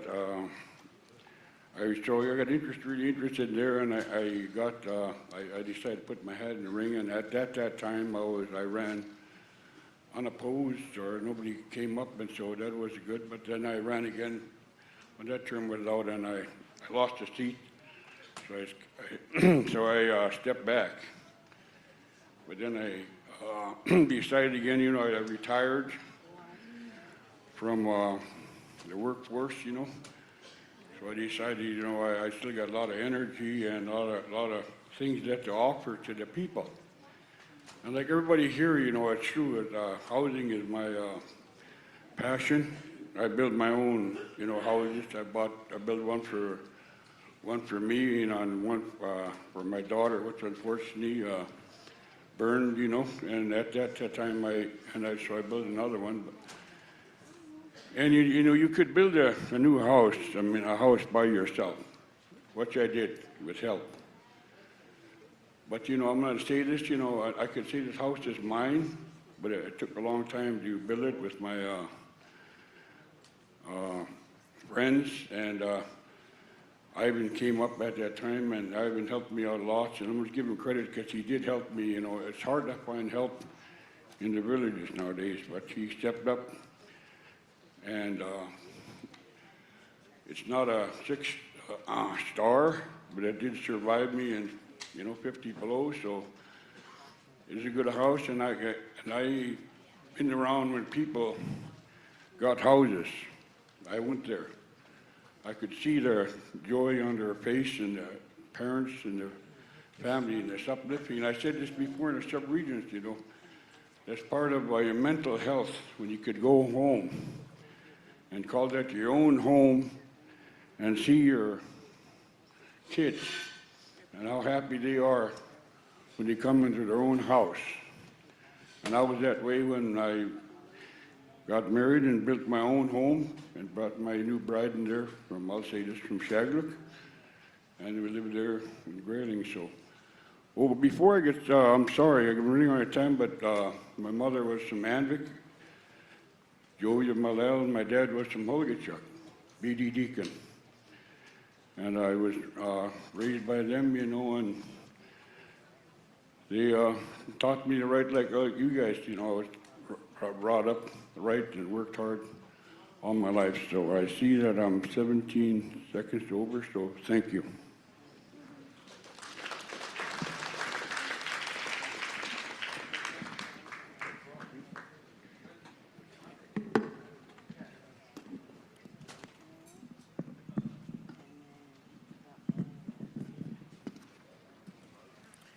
Okay, so each of the candidates will get a question, and they'll have 3 minutes to answer that question, okay? And we'll just stay in the same, 2 minutes.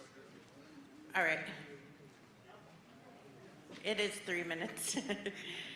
So and we'll just keep in the same, we'll start with Chai and end with Marvin. So this question is for Chai. A common IRHA complaint has been the high cost to build homes. What will you do on the board to address costs or other alternatives?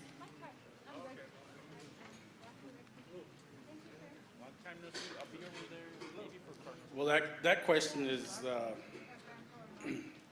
as we all know, inflation has gone on throughout our nation, nationwide.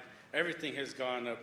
It doesn't matter if it's a gallon of milk or, a pallet of lumber. We're going to be paying extra for it. I think we're just going to have to utilize the resources that we have. We have Harold Datla that's out there that's doing barges that I believe hopefully we can work with Harold to get, I don't know what the barge companies are out there. I'm sorry, I don't live on the river. But I do know and understand that the barge cost is a lot of it. The freight cost is a lot of it for the fly-in communities as well. I believe that utilizing our resources with the people that have the barges and the tools necessary to get the equipment out there would help a lot, alleviating the expenditure of the cost. But I believe we all know it. We live in the villages. We all know one of the hardest things is to get the people to come to work, to get workers. In every single one of our villages, that comes down to one of the biggest costs is that the timeline is supposed to be here done in July, but yet here we're still working in October and we're going over budget. A lot of that comes into, we need more employees, we need more training for our people to get adequate workforce out there, a stronger workforce out there for all of our communities, for all of our members, so that we can provide better, adequate homes, continue to provide adequate and 6-star homes. That's all I have. Thank you.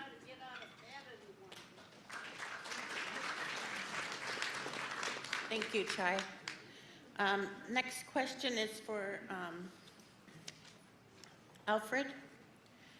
What will your strategies be to foster communication between IRHA and the tribes, specifically to help educate tribes and tribal members of grants and other financial opportunities?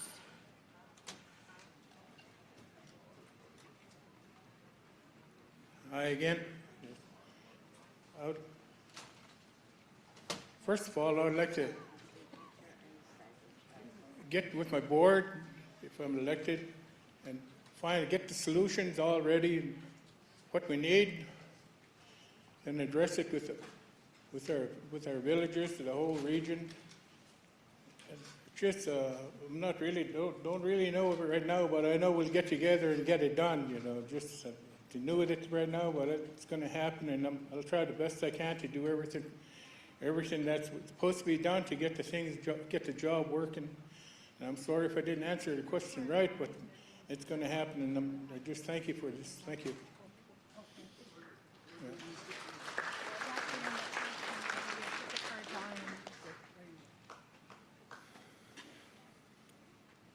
Marvin, IRHA is currently undergoing a leadership transition. As a board member, how do you ensure that quality services continue without disruption to its customers?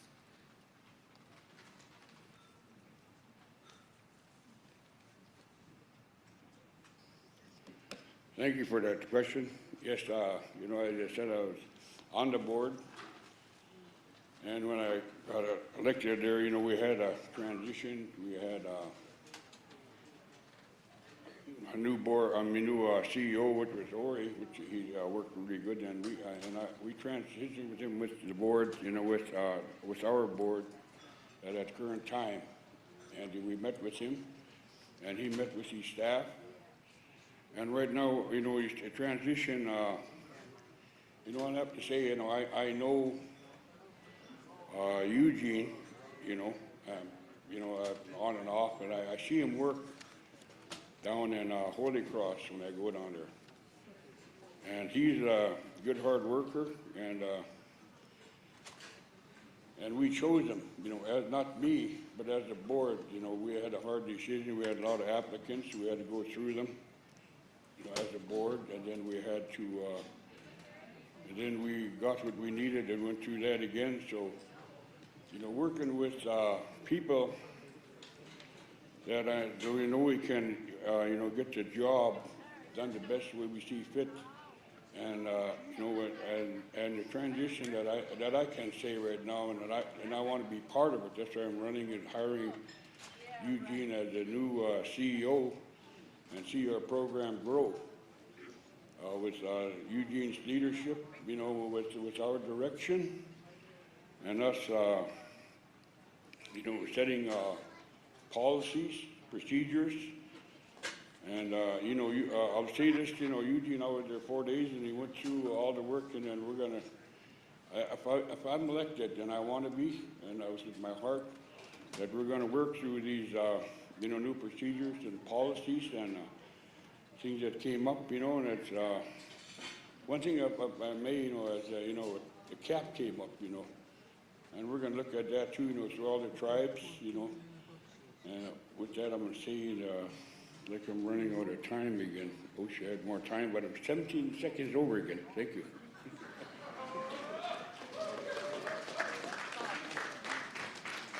Thank you, candidates.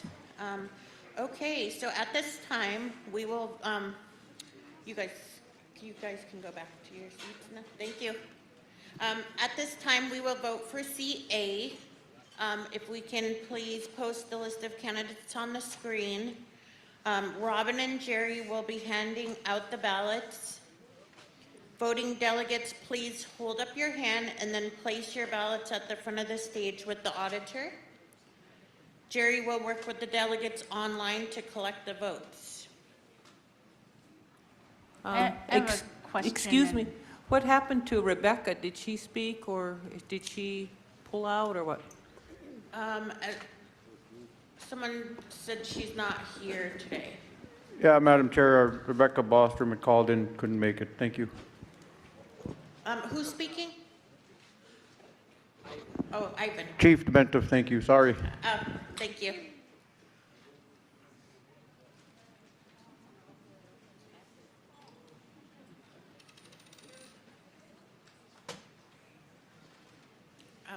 Go ahead. Is she still on the ballot then, Rebecca? Was somebody speaking for her?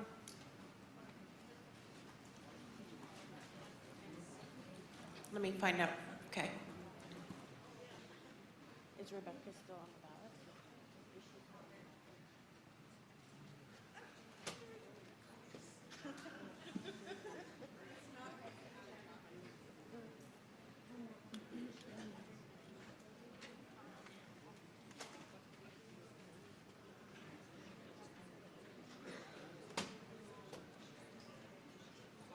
You're missing one name on there.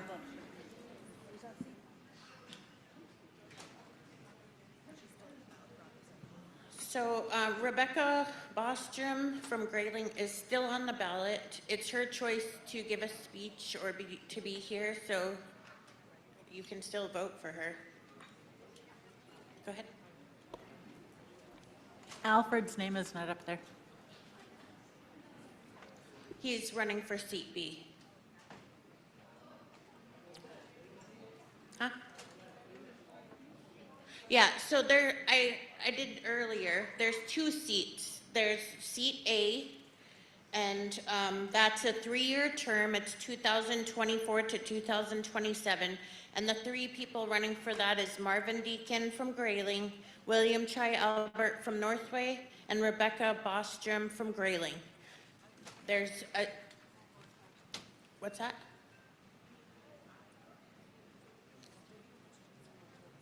We did the questions for both seats just because 3 of them are the same people. So seat B, 3-year term, 2024 to 2027, is Marvin Deacon from Grayling, Alfred Dementiff from Holy Cross, William Chai Albert Northway, and Rebecca Bostrom Grayling. So they're all the same. 3 of them are the same people for both seats. So we just did all the questions together. But the first ballot, the first voting round, we're only voting for seat A right now. Seat A, and that is Marvin Deacon, William Chai Albert, and Rebecca Bostrom. Okay.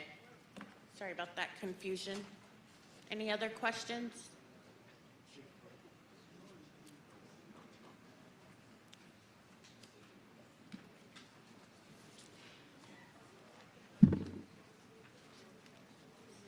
Yes, go ahead, Robert. Chief Thank Robert. you. You know, like I would look at this, it says seat A is vacant and seat B is currently held, and could, I see that on the other sheet that they are all on both ballots, is that correct? Do you know?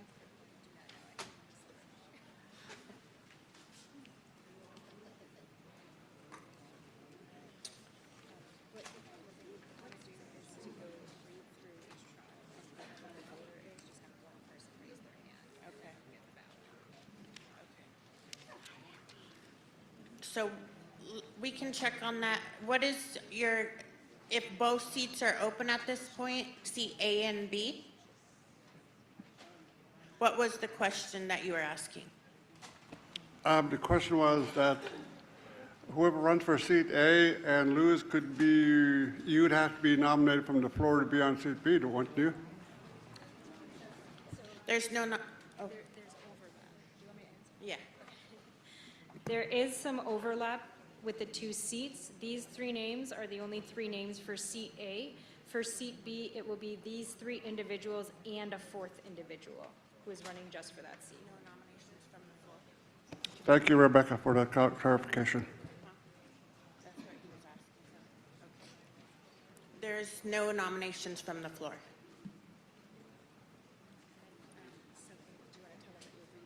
Mhm.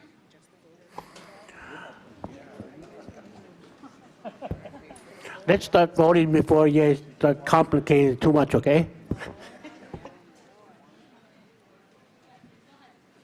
Okay, so I'm going to read the name of the delegate for the for each village.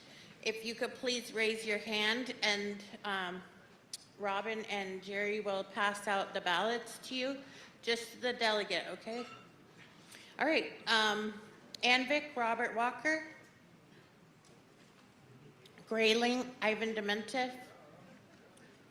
Holy Cross Eugene Paul. Shagaluk Roger Hamilton Jr. I'm sorry. Jorian Hamilton. McGrath Alice Dale. Please raise your hand. Medfra Shauna Heitree. Nikolai Philip Runkle. Philip Runkle. Oh, Claude Petruska. Takotna Thomas Abraham. Thomas Abraham. Is there Robert Perkins? Okay. Talida Olin Tickner. Dot Lake Tracy Charles Smith. What about me? Okay. Eagle Karma Alvi. I'm here.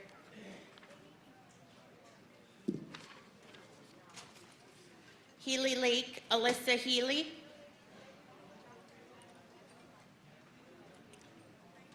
Northway William Chai Albert. Tanacross Diane Titus. Tetlin Alexander Joe. Toke Native Association Juanita Wilson. Arctic Village, Galen Gilbert. Beaver, Chief Rhonda Pitka. Birch Creek, Jacqueline Balaam. Canyon Village, Julie Biddle. Chalkitzik, Stephanie Herbert. Circle, Dennis Carroll. Quichaja, Nancy James. Venatai, Gary Simple Jr.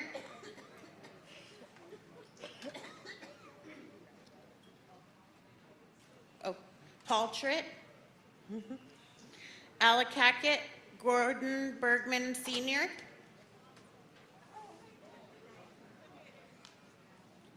Alakakit, Gordon Bergman Sr. He's okay. Loudon, Charlie Green. Huslia, Norman Burgett. Caltag, Dustin Semikin. Nicole Madros. Koyukuk, David Dayton.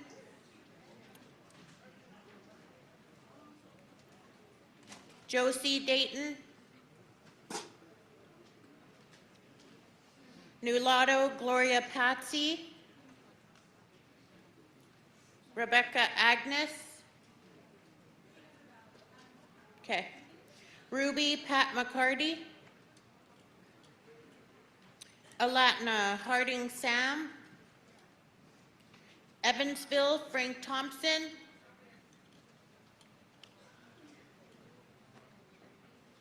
John Dementa. Fairbanks, Brenda Krupa. Hughes, Thelma Nikolai.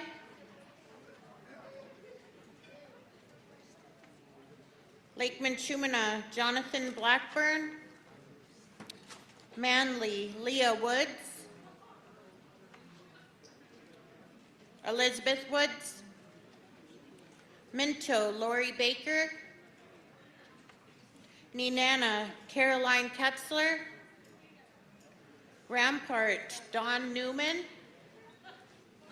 Stevens Village, David Kriska. Peter Jelm. Tanana, Julie Roberts Heislop. Hey.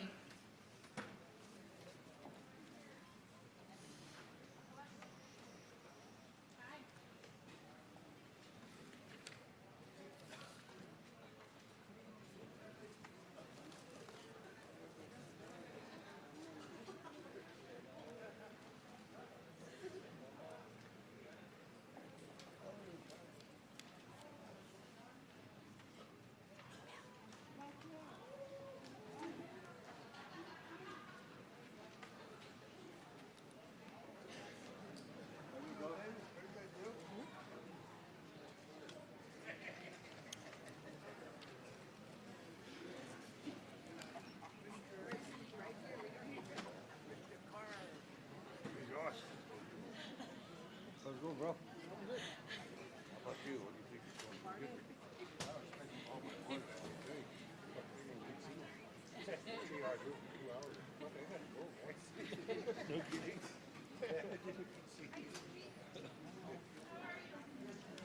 No. They wore me down the operating room. Talk that way. That's what they call you guys. That's what they call you patience. Patience.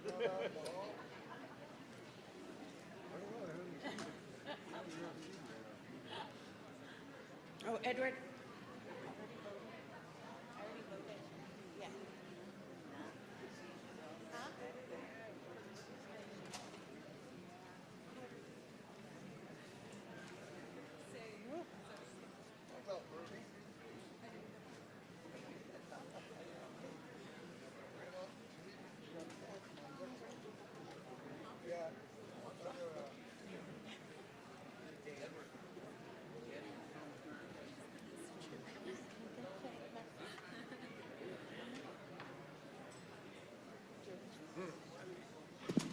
Just a reminder, as they're counting up the votes, if you finished your survey, you can take it out to the self-governance table and they'll give you a ticket.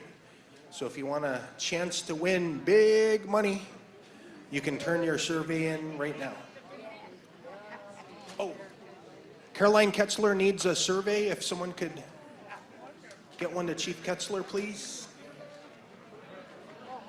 And Karma up here on stage needs a survey. Oh, Chief Olvey, sorry.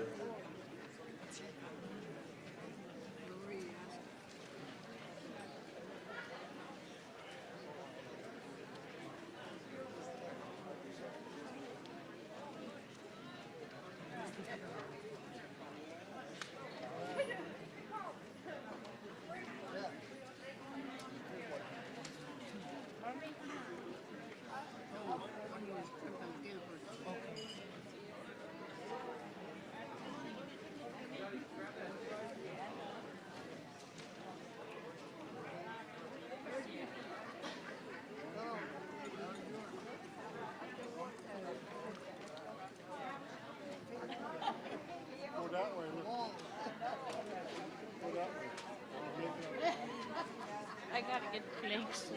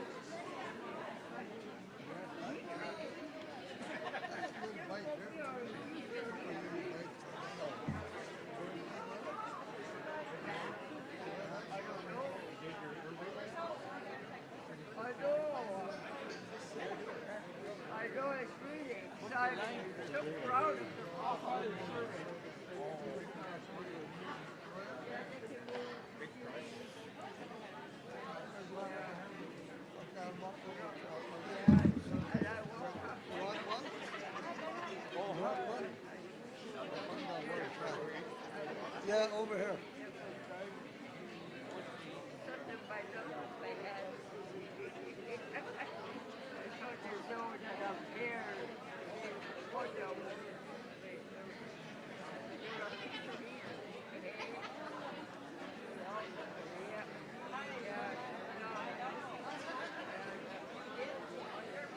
Kicks back, huh? No.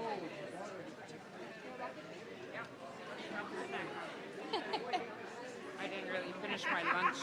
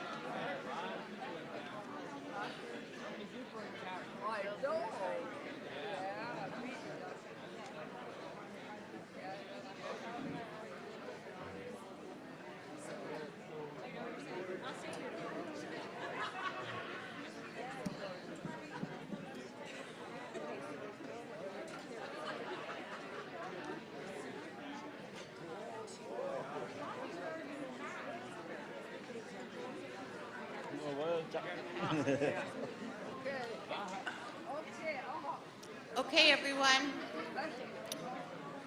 So we did not have a majority for the seat A. And so we're going to have, so what we'll do is the lowest vote, which was Rebecca Bostrom from Grayling, will drop off. And we will now vote again for between Marvin Deacon and William Chai Albert for seat A.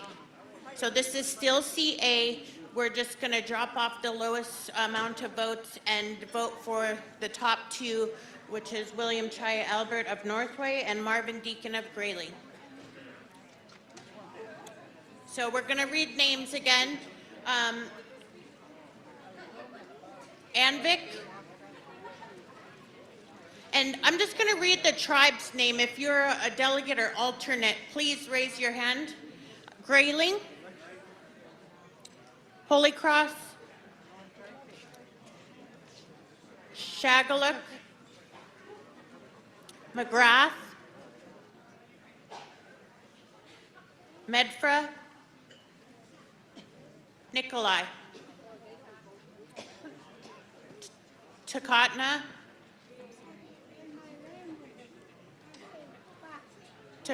okay, sorry.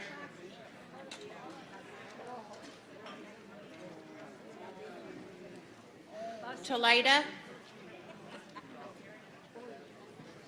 Dot Lake, Eagle, Healy Lake,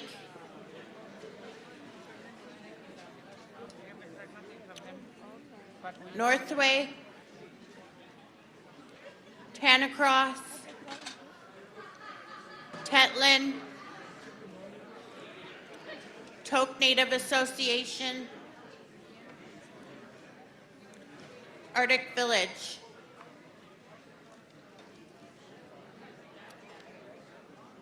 Arctic Village, Beaver, Birch Creek, Canyon Village, Chalkitzik, Circle, Wichaja, Beanatai, and if I'm going too fast, let me know. Allakaket, Loudon, Hooslia, Caltag, Koyukuk, Nulato, Ruby, Alatna, Evansville, Fairbanks, Hughes, Lake Minchumina, Manly, Minto, Nenana, Rampart, Stevens Village, Tanana.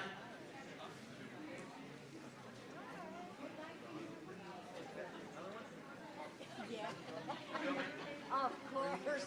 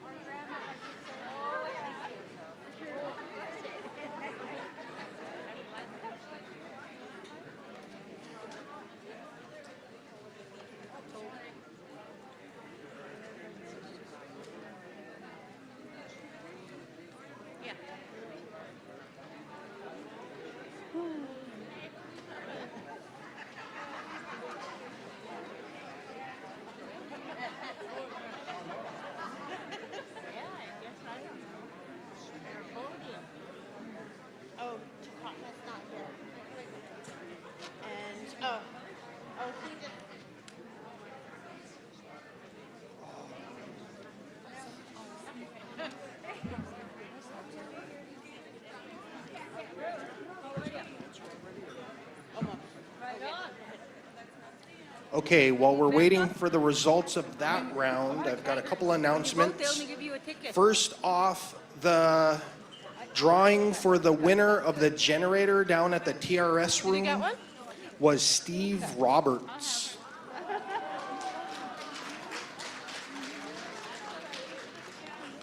Also, I think I forgot to mention, it's later on the agenda, but that Don Burnstick will be also performing tonight between 8 and 8:30 at the North American Basketball Tournament at Lathrop High School. So all you aunties, if 2 times wasn't enough, there's number 3.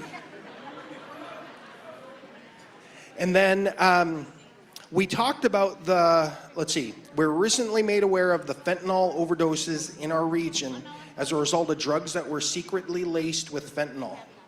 Fentanyl is 100 times more potent than morphine, and it only takes a small dose of fentanyl, 2 milligrams, to be lethal. So it's important to be prepared. We have our wellness and prevention team available at the front entrance by security, and they have naloxone kits available. This can be administered to prevent fentanyl overdose. They also have instructions on how to administer it. They also have fentanyl testing strips available, which will allow people to test if substances are laced with fentanyl. You can also request naloxone kits to be sent to your community if you don't have room to bring them back. We also have this information posted on our Facebook page, along with a link to request naloxone kits, and they'll also be available at the basketball tournament. Thank you very much.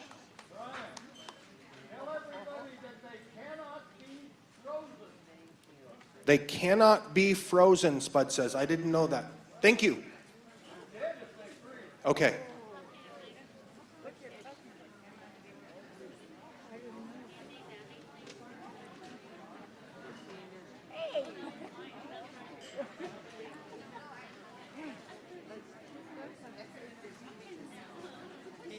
Okay, we have a winner for seat A for the IRHA Board of Commissioners, and it's William Chai Albert from Northway.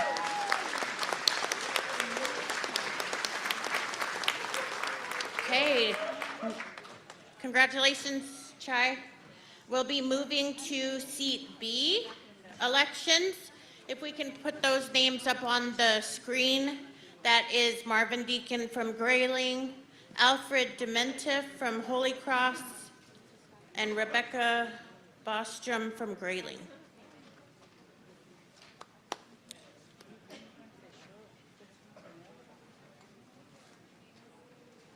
Yeah, so again, we'll be going through the same process. Anvik, please raise your hand. Grayling,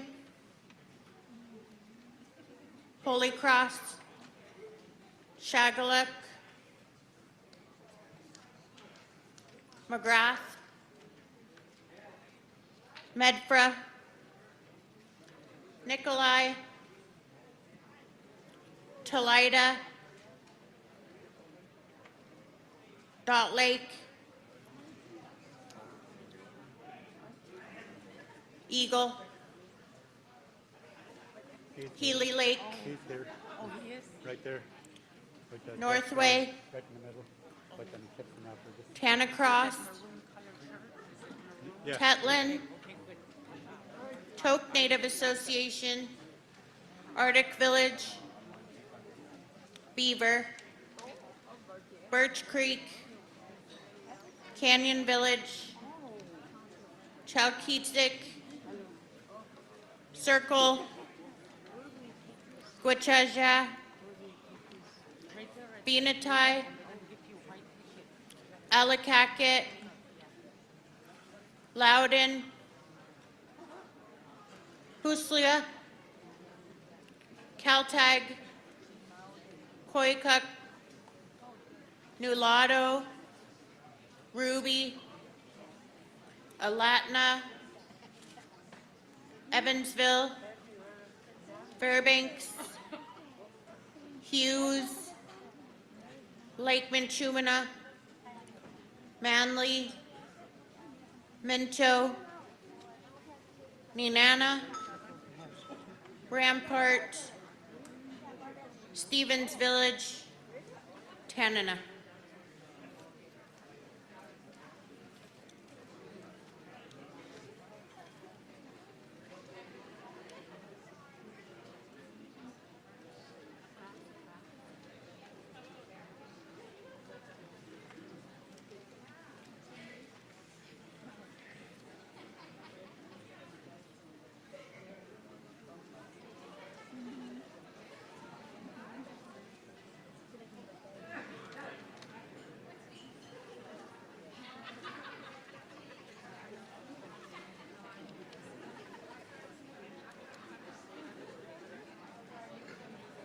Oh, is there any tribes out there that didn't get a ballot, delegate or alternate?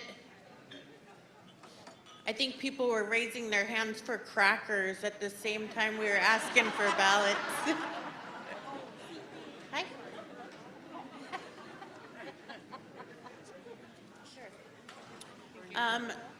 Did anyone find a cell phone last night after the show?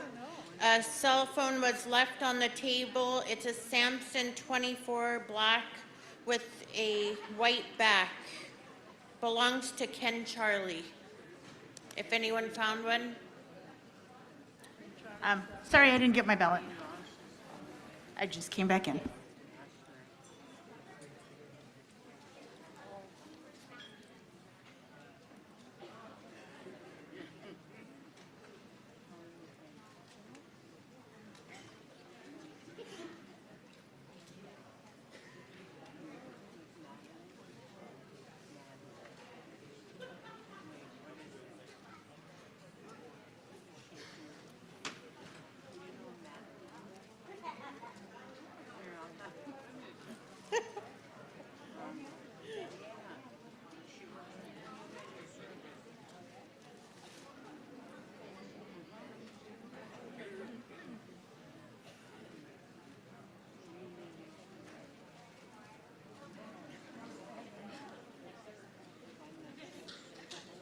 Anyone have any good jokes? Clean jokes?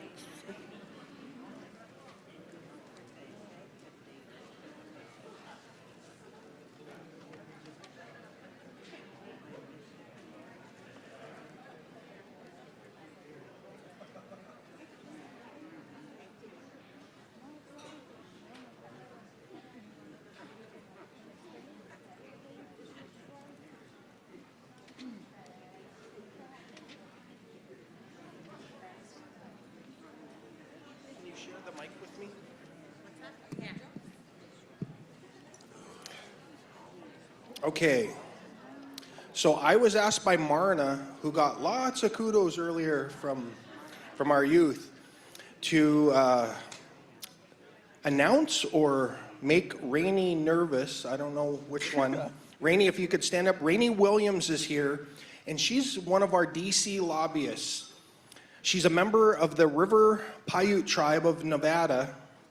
She went to Arizona State Law School, worked at NCAI previously, and worked for Rep. Sharice Davids before going to work at Claus Law, who we use for our advocacy in DC. So she's here to hear what all of our priorities are, our concerns are, our issues are. So by all means, if you want to speak with her at all as we wrap up and talk about our national priorities or anything like that, feel free to speak with her. She's our DC lobbyist. Let's give her a hand.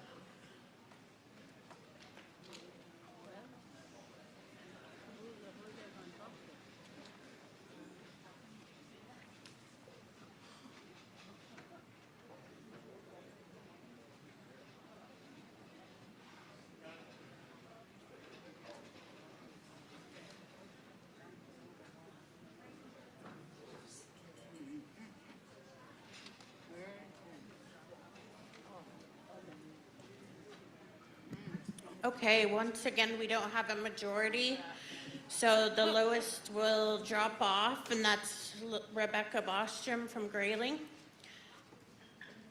And so we will have to vote again, and this will be for Marvin Deacon or Alfred Dementiff for seat B, and that's 2024 to 2027. All right. Envic, Grayling, Holy Cross, Shagaluk, McGrath, Medfra, Nikolai, Takotna, Talida, Dot Lake, Eagle, Healy Lake, Northway, Tanacross,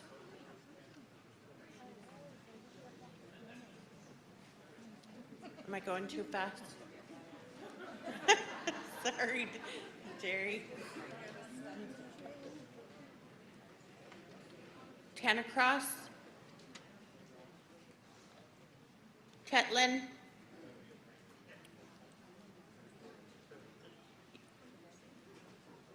Tok Native Association, Arctic Village, Beaver, Birch Creek, Canyon Village, Chalkeetzik, Circle,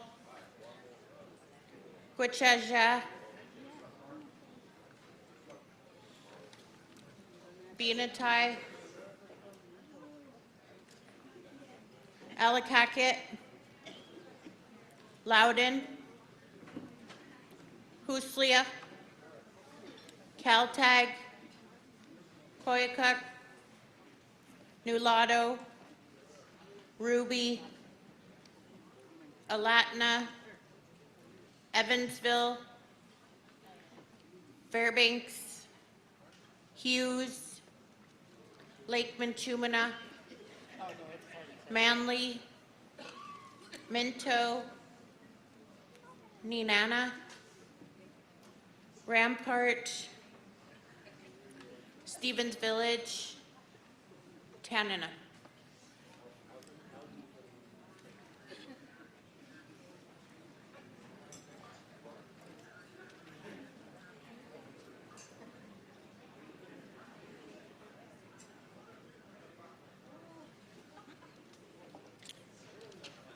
Okay, did all the tribes get it? Oh, right there.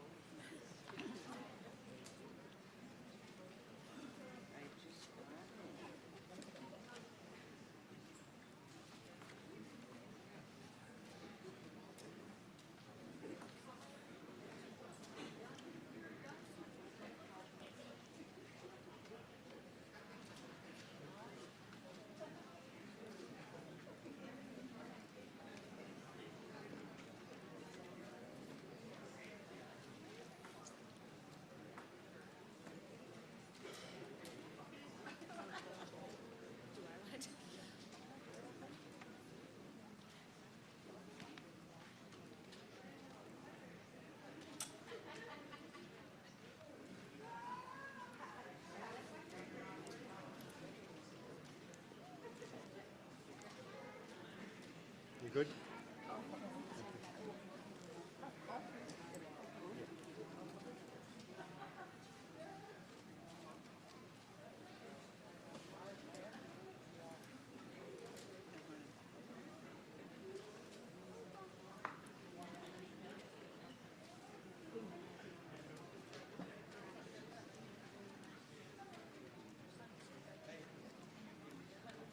I don't know. I don't know where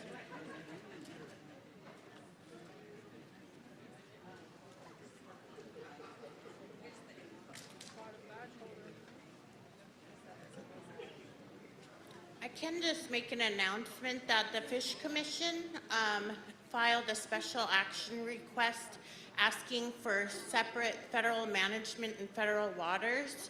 And it has been sent to the Federal Subsistence Board. And so there is going to be a hearing on March 20th, and we could use as many advocates as we can to talk about, to call into that. The Yukon is full of state and federal waters, checkerboarded all the way down to the ocean. We feel like if we can get federal management and co-stewardship of the river in the federal waters, it may give us a better chance to get co-stewardship in the whole Yukon one day. And so the Fish Commission filed for that special action request, and we could really use we would like it to be managed separately from the state. Right now, the federal management is mirroring what the state is doing, and it should be separate and giving rural preference for subsistence. Karma. Per Anelka. Yes. Karma, this is down here, below here. I mean, down here. So that's coming up pretty fast. Are you going to have Zoom on that? Because I don't expect us to congregate for that. But it's like you mentioned, it's really important. Yes. So we sent out emails today with it's a teleconference actually, and there's going to be another one on April 15th. We sent emails out today. Those came from Jody to the commissioners. If anyone else wants information, please contact me or Jody Gendry. Or anyone from the Fish Commission should know about it after today. It should be in your emails with the teleconference numbers.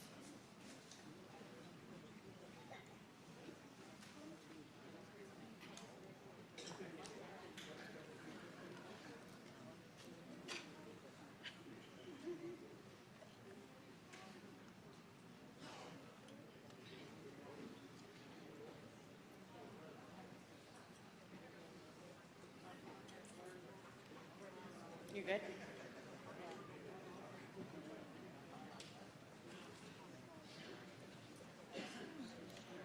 Okay, we have a winner for the IRHA Board of Commissioners, seat B.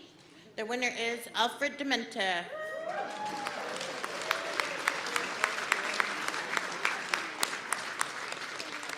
Congratulations, Alfred.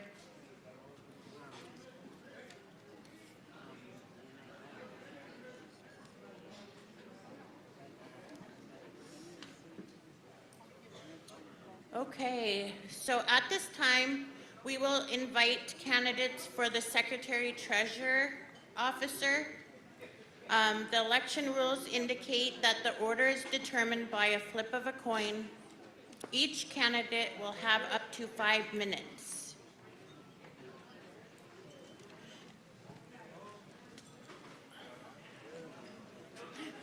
Okay, so the two candidates is Chief William Chai Albert of Northway and Robert Charlie Wright of Rampart.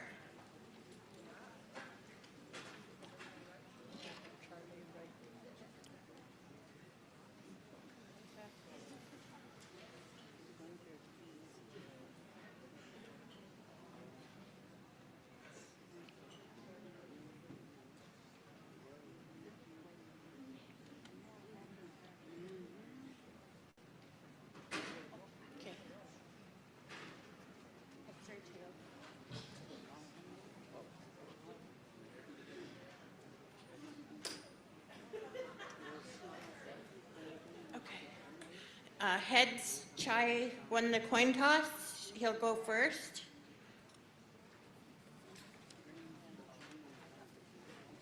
Okay, and we have 2 questions here for the Secretary-Treasurer.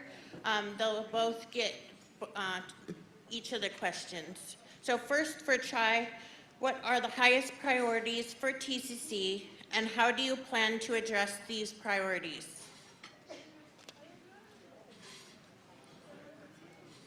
Oh, I'm sorry, I'm so sorry.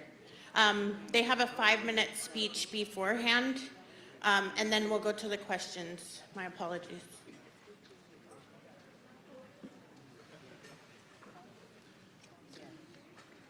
First of all, I want to thank you.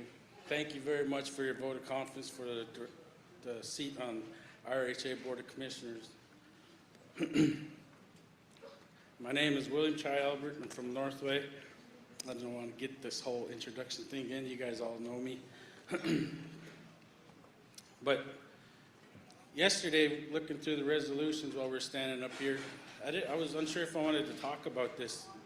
But then after looking at the emerging leaders and their resolution, and then hearing from one of the, Curtis Summer brought it up. He said, I haven't heard nothing on meth throughout this whole entire convention. And as many of you know, I stand up on this stage year after year and I talk about this issue. I didn't know if I wanted to talk about it, but then after I seen the emergent leaders and Curtis, you know, I felt obligated I definitely have to talk about it. Especially when if any of you guys took the time to read the emergent leaders resolution, they reported that the OD deaths have increased by 148%. 148% since 2021. Those numbers are astounding. Now just thinking about that, the massive number of people that we have out there, and what can we do about that? What means do we have as tribes to utilize to answer this issue? I believe wholeheartedly that we as tribes have all the resources that we need to utilize and mitigate and battle this meth epidemic and give and provide an adequate inpatient treatment center. Now all of us tribes, we have what we call ICDBG monies that can get up to $600,000 per tribe. We have 37 tribes in here. If all of our tribes were to utilize their ICDBGs and focus it on this one goal of getting this inpatient treatment facility, we could generate up to $22.2 million just off of your ICDBG monies. We also have city governments along the Yukon River. I believe there's 21 city governments, and they get CCDBGs that can get up to $800,000. With that CCDBG money, they can get up to $16.8 million. Now you add that 22.2 and that 16.8 million, you can get up to $39 million. This delegation can put forward for something for our people to give them adequate treatment for inpatient treatment for hard narcotics. I believe that we can achieve this goal if we all put our money where our mouth is. We all say that we have one common goal to save our people. One people, one voice, and we have a common goal. Last year, the future is indigenous. If we don't put our money where our mouth is, the future ain't gonna look too indigenous out there if we're letting our people continue to go from this drug. Think about that, 148% overdose death rates have increased since 2021.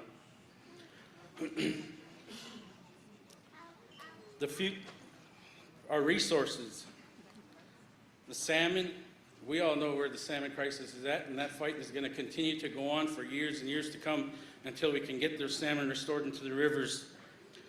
The moose, we have ADF&G out here trying to play God and tell you that it's better for you to have buffalo in your region or in your region. You don't need to eat moose. We had this meeting, how important the ceremonial moose is for us. And then during the movie night, Carlos's video, where they told him to eat hot dogs, that's just crazy. I couldn't believe that.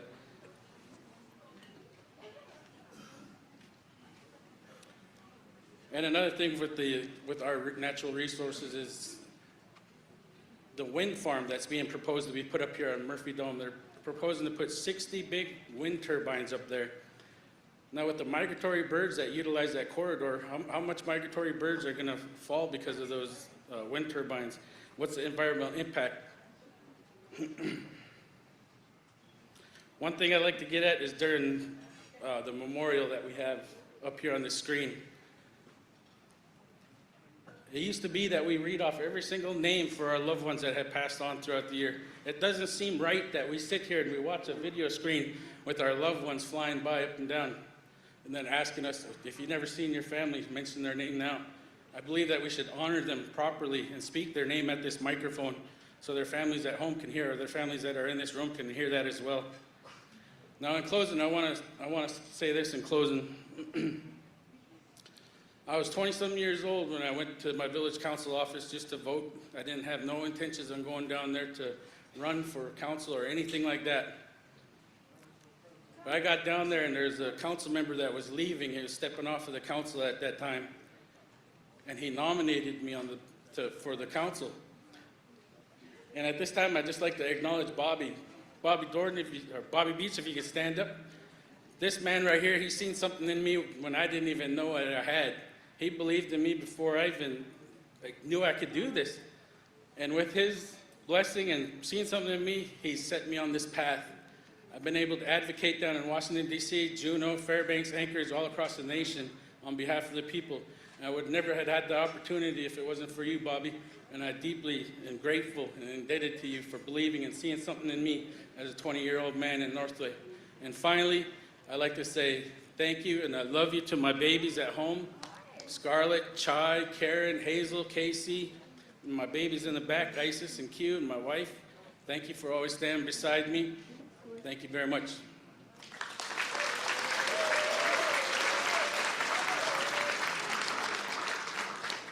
I forgot this. Last year when I came up here, one of the chiefs noticed that I was nervous, and he told me he gave me some good advice. He said, when you get home, go home and go grab a rock from the river, your river, and hold it with you so that you have something from home with you. So this is from the Nabezna River right here. This is actually a foundation to my house right here. What better thing to stand on and hold on to the ground, keep you grounded. And I'd like to thank you, Chief, for giving me that advice.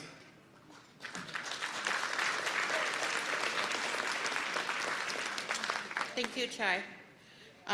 Okay, Charlie, what are the highest priorities for TCC? Oh, I'm sorry.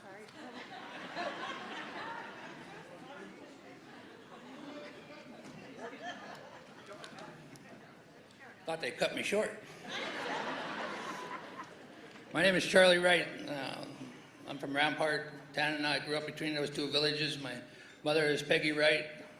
My late father, Bob Rogers, and my grandparents were the late Catherine and Edward Mayo of Rampart. I also believe that we can do something against the addiction. It's been one of our highest priorities.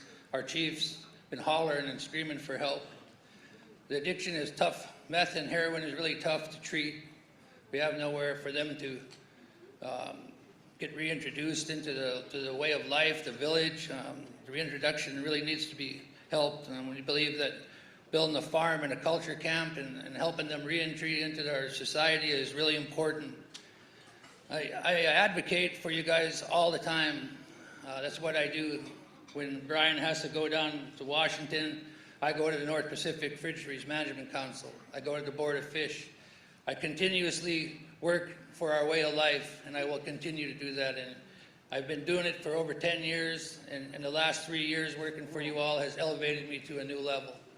When I walk into the Board of Game, the Board of Fish, the North Pacific Fisheries Management Council, they know me by name. I've been networking in these places with you guys' help and your elevation, and I'll continue to do that. We see a shift, and it's starting to happen. It's a slow shift moving, and we're seeing things get better. Our constant pressure on these systems is making a difference. We're seeing more fish come back in the river last year, and I think that we'll see more in the future. I also worry about our housing and our education. Without education, we don't have future leaders like we have sitting over here, like Alex this morning today that gave his speech and his farewell. It's amazing what we have to look forward to, and I'm happy to be part of that. When I started to advocate, I got all excited when I got on the Rampart 10, the Manly AC. I was on there and I ran into Ben Stevens, and he said, hey, he knew I grew up in the old way, so he said, come with me. I got a place for you, and I helped them get the Hunt Fish Task Force going. I put myself on a dozen boards and commissions to fight for our way of life. I don't think we can be healthy and live our way of life without our natural resources, our moose, our fish, our caribou herds are down below 50%, some of them. I continue to work at that. I got on the Eastern Interior RAC 7 years ago, and I worked my way all the way to the chair. I'm now the chair of that RAC, and I fight for the whole Eastern Interior. That's all of you, and I will continue to do that. Working hard for the caribou. We took over the Federal Subsistence Board meeting last week and ran it. I chaired that meeting to make sure that we can get something put together to send to the Secretary on salmon and also a letter on caribou. I think about you all. I love going to Arctic Village and visiting our traditional Chief Trimble and listened to his good words and leadership and encouragement. When I got all excited, I was telling you about, I asked Chief Victor Joseph up to his office, and there was Will Mayo, the chief, and Chief Leo from Kaikuk. I was all excited. I told them I'm ready to serve my people. And they said, whoa down, whoa down. And I said, you got to start on the bottom and work your way up. So I've been working. Ever since then, I've been working as hard as I can, and I'll continue to do that. I look forward to working with my community and my village corporation to start doing sawmill. I talked to the leader of our village corporation yesterday at a dinner meeting and talked about working forward to getting sawmill going so we can get our houses built cheaper and use some of our local resources to do that with all the freight and the costs going on right now. And if we're successful, I'll pass that on to other communities. I really have been honored to serve you guys and doing all this hard work, and I'll continue to do it if you give me the chance. I'll continue that hard work. We'll go forward, one people and one voice in unity. I don't like it when people are divided. And they set us up to be divided in this room. It breaks my heart because we are one people, and in unity we are powerful. I really thank you for your time, and I look forward to serving you guys going further into the future. I'll work hard for you. Appreciate your consideration. Thank you.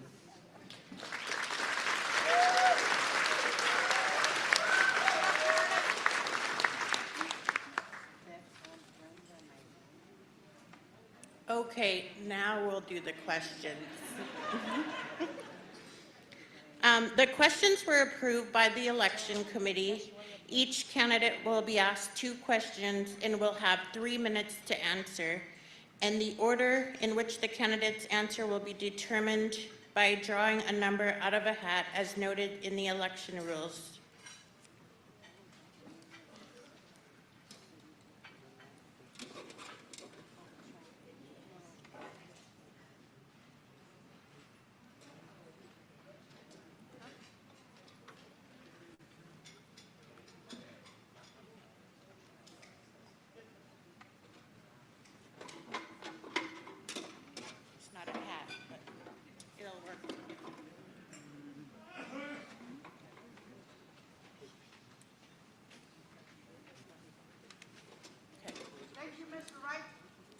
What's that?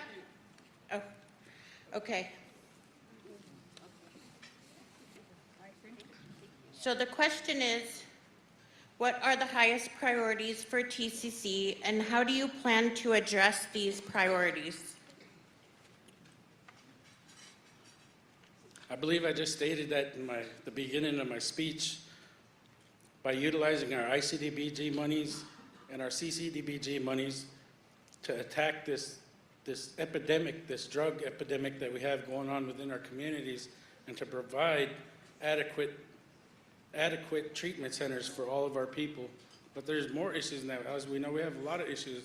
But one of the most recent issues that just got proposed the other day from the state of Alaska, I don't know how many of you are aware of it, but the state of Alaska just proposed to do a one-time payout of $15,000 for your PFD.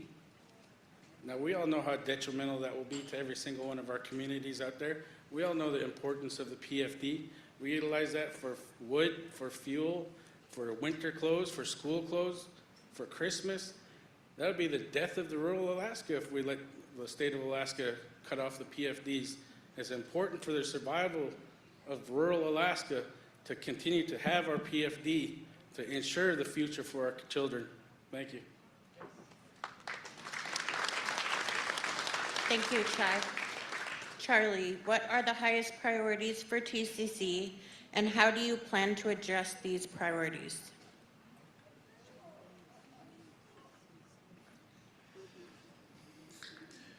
Our way of life is my priority. We have a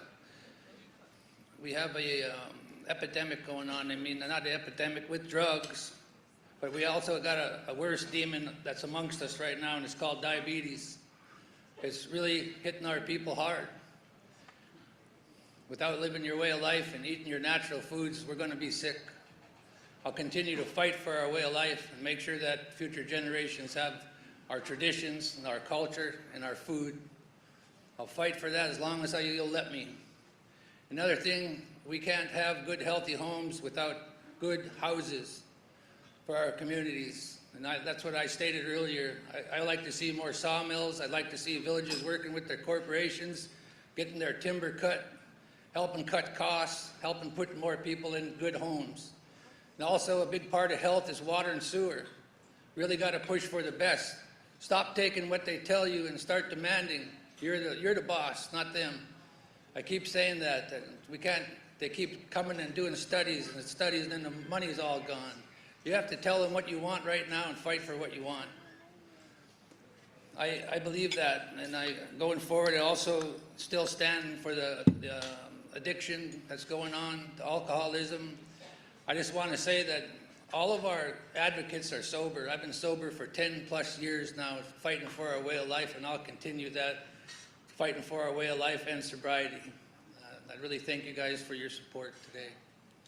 Thank you so much.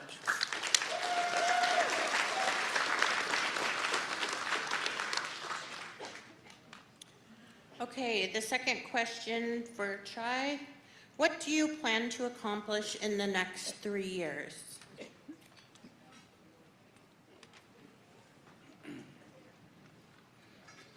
It's kind of easy to just stand up here and say, oh, this is what I'm going to do. I'm going to do this, I'm going to do that. But it's not that easy. That's not how this thing operates. We have a board of directors. We have the full board of directors. We take our direction from you. So it's not what I want. I have to take the direction from this delegation right here. You are what guides me and drives me to go out and advocate and do everything that you guys want us to do as a board of directors, as the executive board. It's not me who just comes up here and makes a decision. As all of you know, you sit on your own council at home. We don't, if first chief or not, you just don't make a decision on your own. You consult with your council, the executive board, the full board, and you get your direction. Once you get your direction, then after that, you make it and you move forward. You have a wonderful staff over here that will help assist you. So it's definitely not just going to be me doing anything. So we have a whole system in place, but it ultimately comes down to this delegation will direct the board, and with that, the board will go on and act and try to fulfill what this delegation wants. I don't see it as me going out and making a change, because I have no magic key that's going to change the world or anything. I'm here trying to represent and provide my services the best I can for this delegation. Whether or not I get that chance, it's been wonderful to serve on this board. I've had the opportunity to serve for the executive board before. Coming from a small tribe and then going up to the most prestigious table, the highest table that we have for our leadership. As a young man, when I got to that table, I was a big learning curve.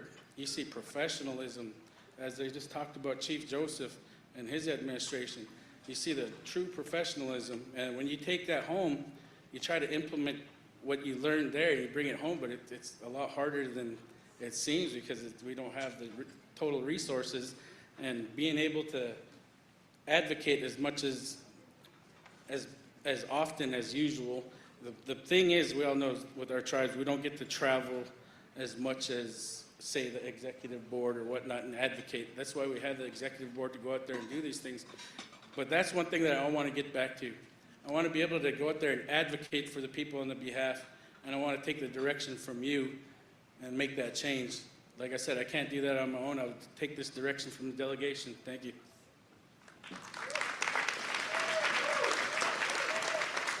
Thank you, Chai. Charlie, what do you plan to accomplish in the next 3 years?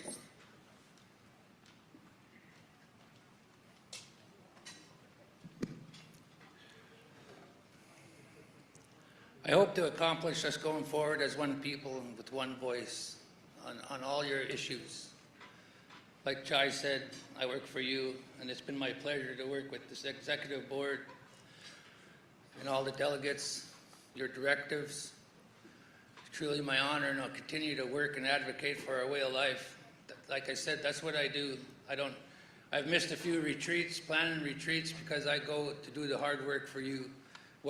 Do your directives. And I see the most important thing to these people out here is our way of life, the salmon, the moose, the caribou, the ducks, the berries. With mining coming in, more mining in Canada, getting the invasive weeds out of our travel ways for our salmon, the streams. I just dedicate myself to you people in our way of life. That's what I like to do. I like to advocate for you. Like I said, they know my name when I go into rooms where we advocate for you guys now. And I'm going to continue to do that. I'm just getting good at learning these systems. I've been working hard for 3 years. Now I know this system well. And I don't like to see us go backwards. I want to see TCC go forward in a good way.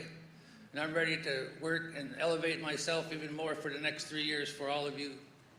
It's my pleasure and it's my honor to work very hard for you. I didn't know, I still don't know if I'm going to get reelected, so I worked as hard as I could all winter. I never went home since August to see my own mom because I want to work as hard as I can for all of you, and I'm going to continue to do that if I can, if you'll give me that opportunity. I really hope for your support today. Thank you.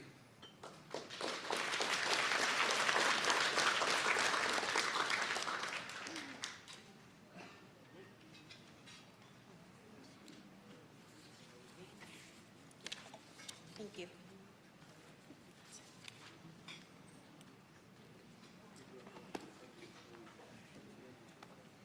At this time, we will vote for the Secretary Treasurer Officer position. If IT can please post the list of candidates on the screen. Robin and Jerry will be handing out the ballots.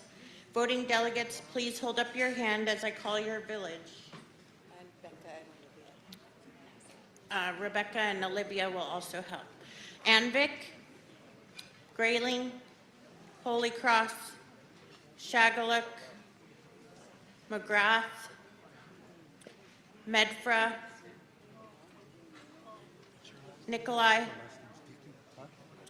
Chakotna, Talida, Dot Lake, Eagle, Healy Lake, Northway, Tanacross, Tetlin, Tok Native Association, Arctic Village, Beaver, Birch Creek, Canyon Village, Chalkeepsic, Venati, Circle, Gwich'eja, Allakaket, Loudon, Hooslia, Caltag, Koyukuk, Nulato, Ruby, Alatna, Evansville, Fairbanks, Hughes, Lake Minchumina, Manly, Minto, Nenana, Rampart, Stevens Village, Tanana.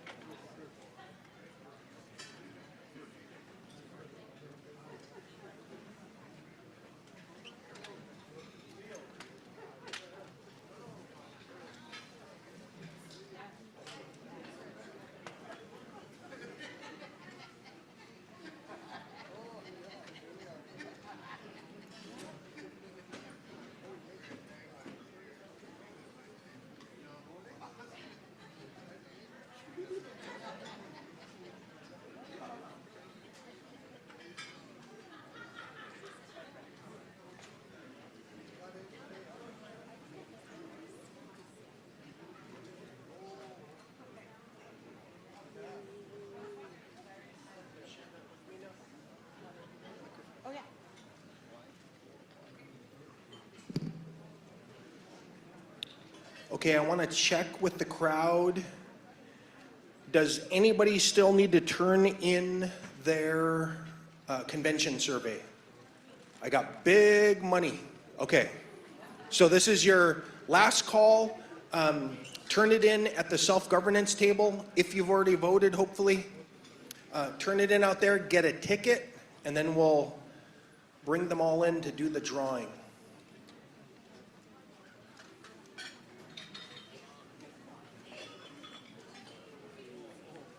Come on, cuz, got to get that thing in.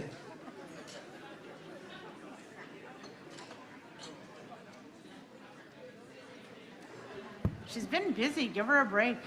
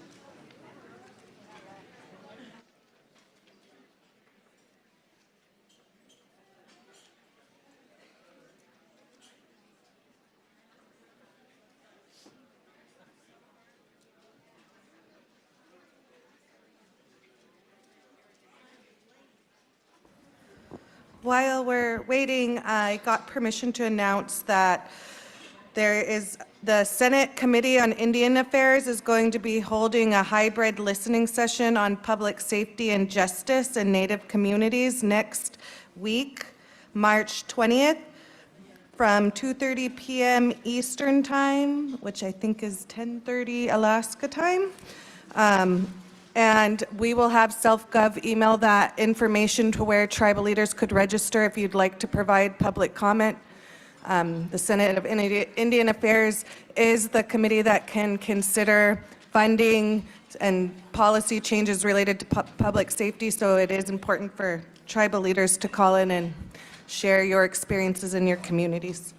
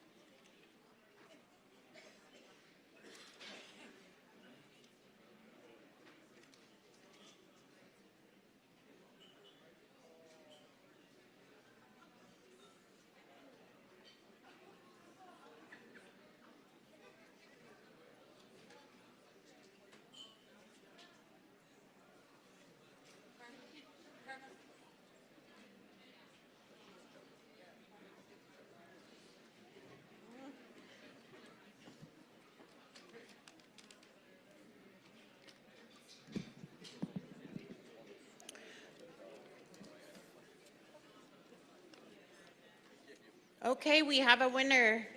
The winner of the Secretary Treasurer Officer is Charlie Wright from Rampart.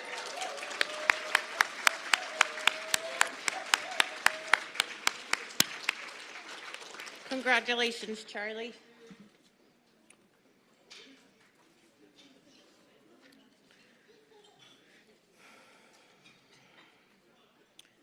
Okay, is there a motion to ratify the full Board of Directors elections for the IRHA Board and the Secretary Treasurer? Robert Walker makes a motion. Oh, I think Caroline from Nenana.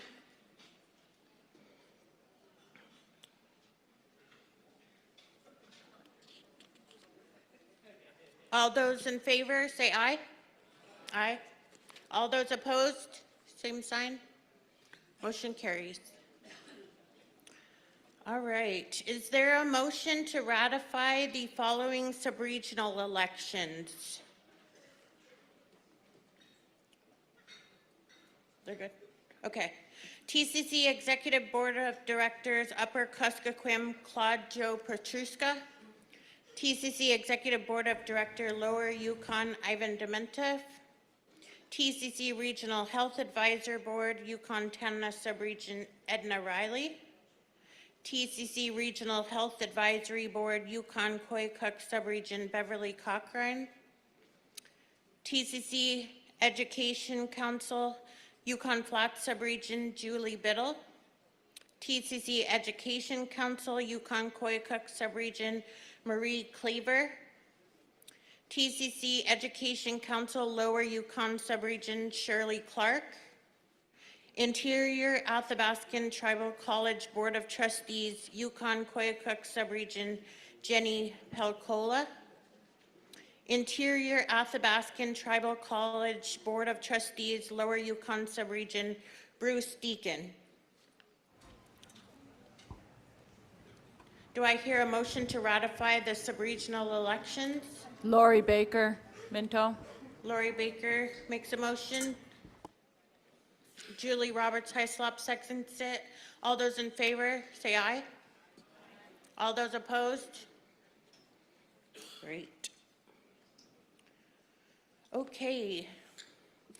Congratulations, everyone. At this time, I would like to ask if Eagle would come up to the stage, please. Eagle council members, family.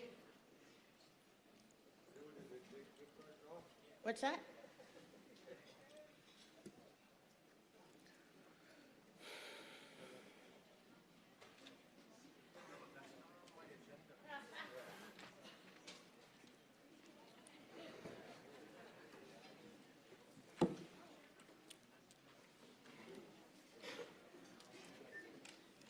So today we have our council here. There's our second chief, Edward David, our secretary treasurer, Rebecca Malcolm, our council member, Harold Paul, and our other council member, Jody Potts Joseph. We have family of our family and tribal members from Eagle today. And we wanted to take this opportunity so I'm Karma Alvey, I'm the chief of the Native Village of Eagle, and we wanted to come up here today to gift and show our appreciation for our chief chairman, Brian Ridley. He's also my cousin. The council got together and we just want to show our appreciation and how proud of him we are for his exceptional work in our region. He's funny, he works very hard, he's very patient, he shows equality throughout our region, he listens to us, and we're very proud. We would like to honor him with these gifts. So Joyce is a master artist, does amazing beadwork, and she has been working on a vest for Brian. So we would like to gift him a new vest. And everyone knows Joyce Roberts. She's amazing.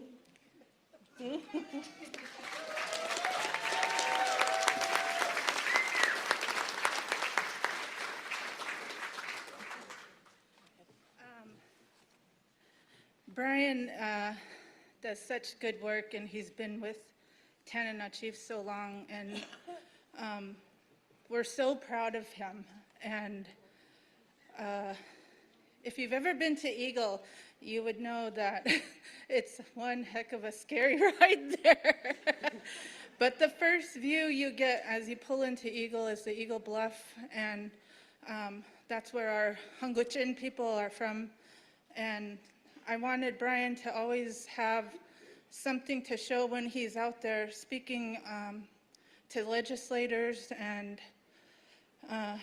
really higher up people where we come from. And so I made Brian this vest. It's got, he wanted moose and caribou on the front, and then we put the Eagle Bluff on the back. It says Hungwichin.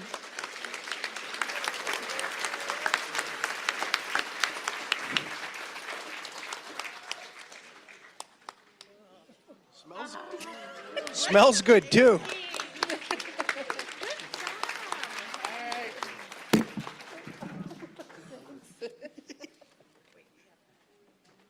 Okay, and we have one more. Oh, I just ripped the bag. So this is for Brian. And my mom, Bertha Alvey, could not be here today. That's Brian's aunt, but she worked really hard in the last 2 weeks to make this for Brian. It's a Bible cover, and it says, presented to Chief Chairman Brian Ridley by Chief Karma Alvey, Auntie Bert, and the Hongwichin tribe. God bless you.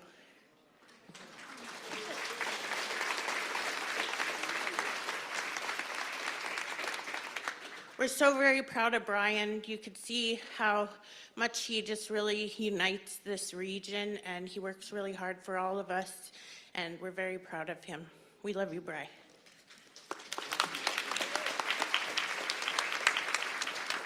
You might win big money. Thank you, Carm. It really means a lot. I came up here, I thought I was taking over the mic. I said, hey, wait, that's not on the agenda.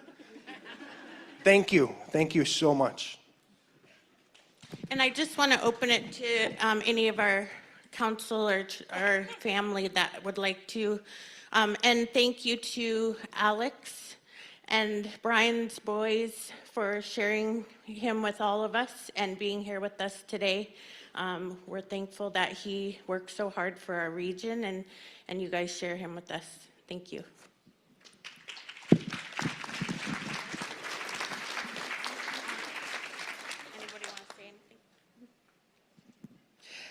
I just want to say thank you to Brian. I think on behalf of all of us for your really solid, professional, and dedicated leadership. This was one of the best conventions that I think we've had in years. And my daughter was keynote last year, and it's still one of the best conventions this year. It's just really well done. And, you know, I know you have really great staff, but you've provided some really solid leadership that I think we can all be grateful for. Masit.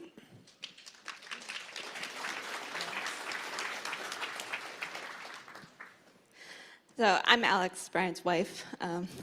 I promised, he doesn't know, I'm actually going to embarrass him today, but I was going to share the story of how he sealed the deal in our relationship. On our second date, he cooked me dinner for the first and last time.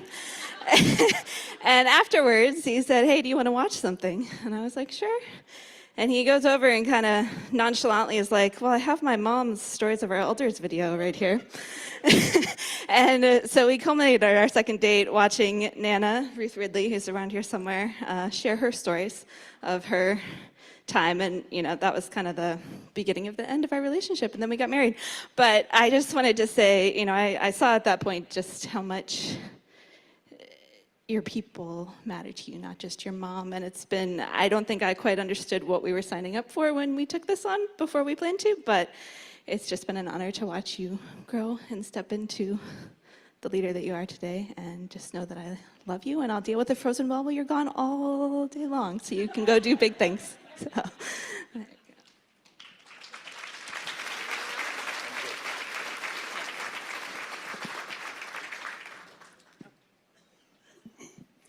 I'd just like to congratulate Brian on the awesome job he's doing.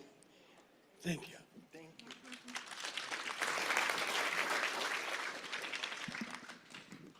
Okay. Okay.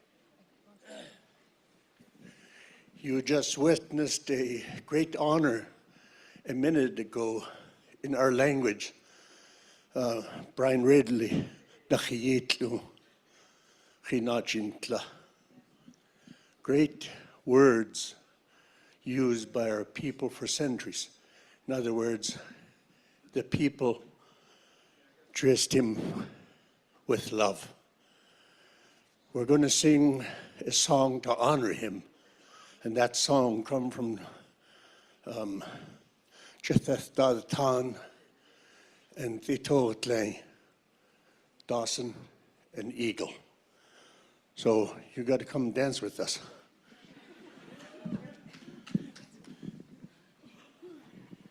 Brian,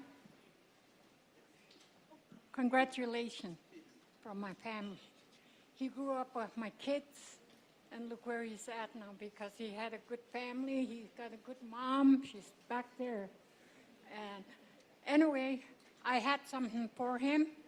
I did. I no longer do because I lost my bag. And I also lost my beads. I usually carry around a can of Pepsi for emergency. That's gone too. So I'm sorry, but I'll give it to you. I'll make you another one. Okay, thank you. And really quick, Ruth, can you stand up? This is Ruth Ridley, Brian's mom, and thank you so much for raising this great leader that we have for our region. Yeah.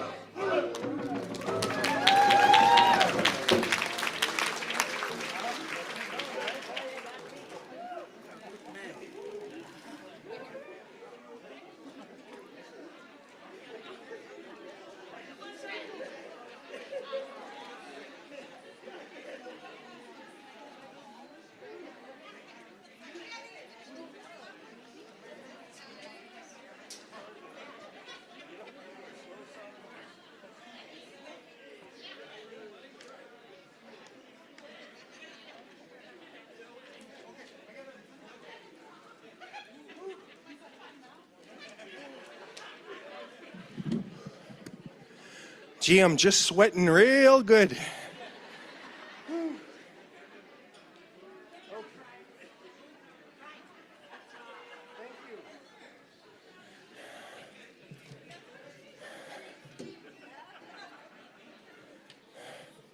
Gee, if I can sound like Don Burnstick for a sec, I didn't know that's what sealed the deal. Are you going to auction off your vest now? No, but we are going to do the 4 gift cards. So, help.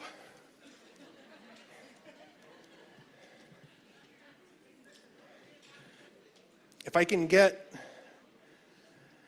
April to draw me 4, and these are $200 gift cards for the survey.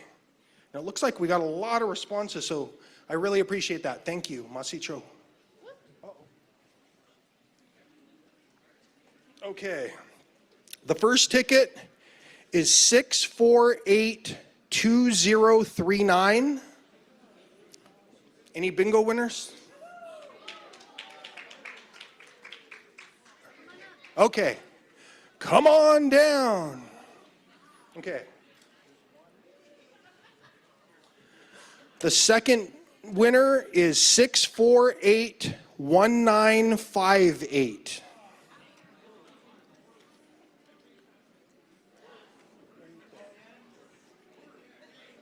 Okay, right here.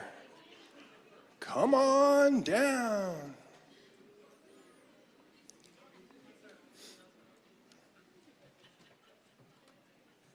That one? Okay.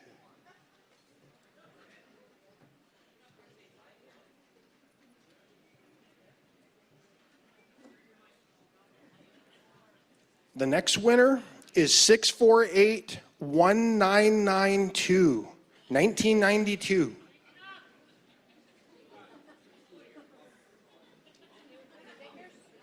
Anyone have 19? Oh, here we go.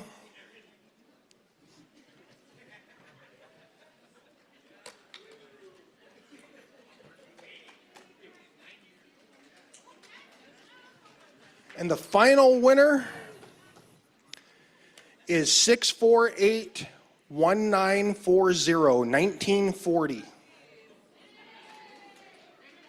Oh, we have a winner. Want to hand that? Okay. More. Whew. Well, I'll say one thing. I usually try to advocate for as much as possible. I wasn't aware that we were doing those for $200, so we'll do more and we'll do larger prizes next time. Okay, that you're auctioning off your vest. I go first. I bid $100 on his vest.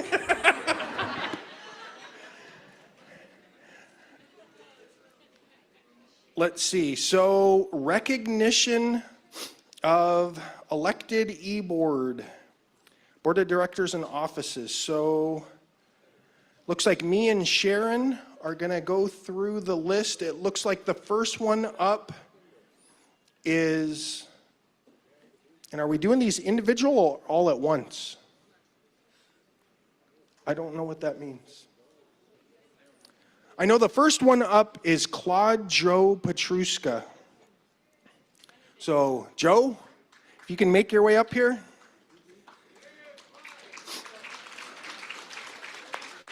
And he's our Upper Kuskokwim Subregional Rep. Speech, I heard.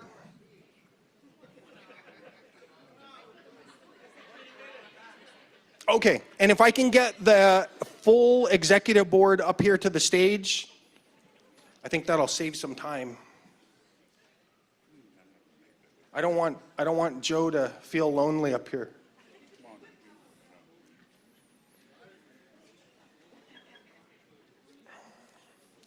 Boy, I'm just sweating good too.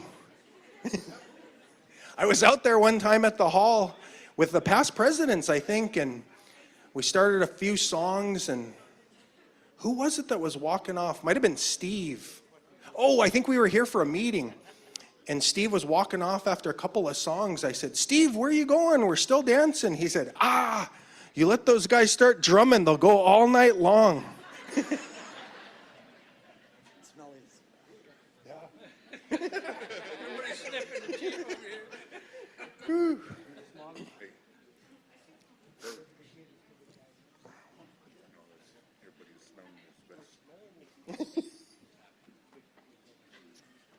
Okay, so we have Joe's. Okay. So first up, we've got Joe Petruska.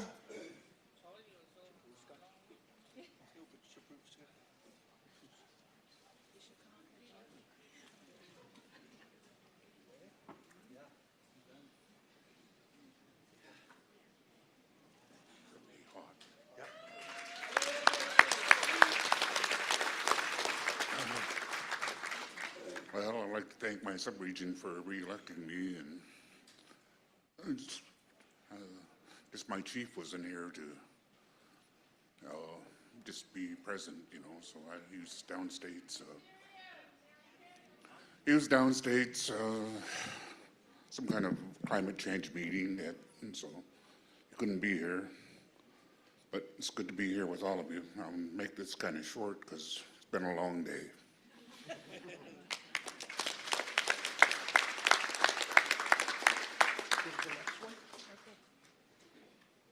Which one? Okay, up next we have the Executive Board of Director who was recently elected to the E-Board. It's Chief Ivan Dementive. If you can please come forward, and we have a gift for you.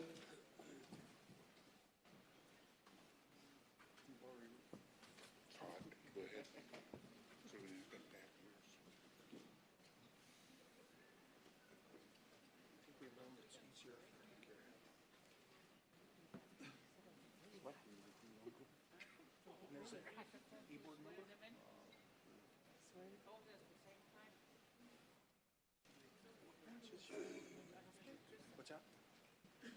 Yeah, they will after. Yes. Keep you warm. Congratulations. Yeah, thank you, and Chief Demento from Grayling. It's truly an honor for my sub-region to serve, be able to serve them. Like we all start, you know, like we all say, we start from the bottom. I don't look at this as the bottom. We're all here as delegates and leaders. I look to do my best, even in future runs for my goals are set high as well. But I just want to thank each and every one of you again for giving me this opportunity, especially my sub-region. I also want to thank a leader that was dear to me through my young leadership in Eugene Paul. As you all know, he's I want to honor him as well for doing a job well done in my eyes, in our people's eyes, and his work reflects his heart. So I just want to thank him for that, Eugene. Thank you.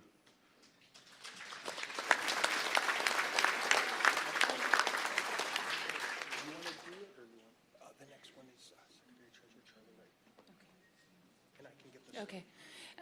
The next one we're going to do is the Secretary Treasurer, Charlie Wright. If you can come forward, please.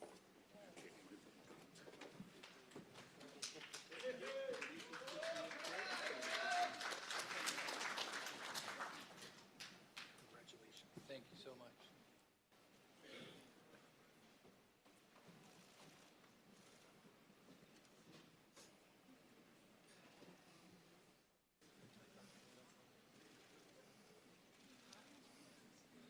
I thank you all for your confidence in your vote. I'm truly honored to serve you again as Secretary Treasurer. I'll do my best to work as hard as you can, as I can. I also want to thank the Executive Board. They've been so wonderful to work with. They're a good crew. Everybody's a good crew, all the employees, all of you delegates, all the people. I love you all, and I appreciate the chance to work for you again. Thank you so much. Truly honored.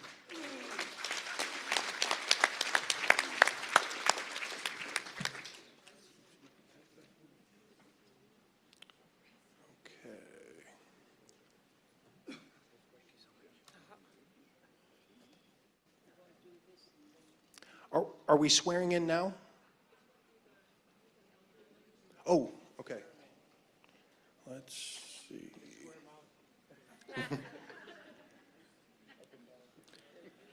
Okay, I think we did the, oh, we have the incoming. Okay, so this one, I believe, is to recognize Danakanaga's last elections. Our elder advisor has reminded me a number of times he's been elected and reelected, and we've never wrapped him in a blanket.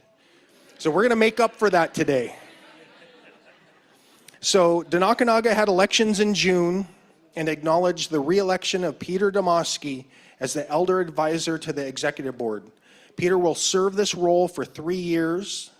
So if Peter would come up and we'll get him taken care of.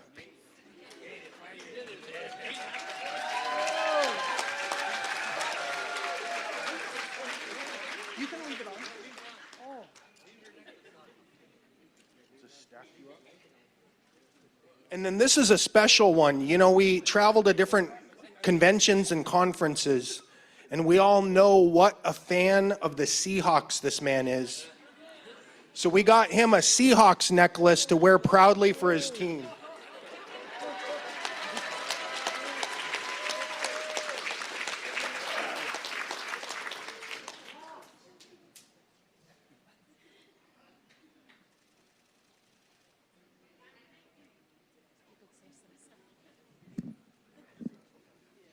Wow, after 10 years, I finally got a blanket.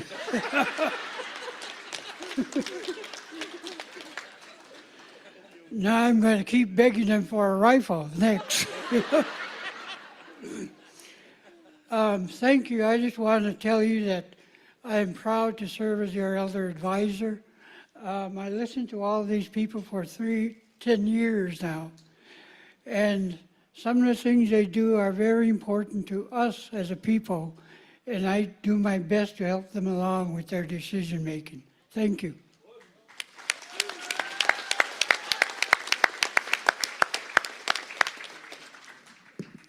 And finally, for McKinsey.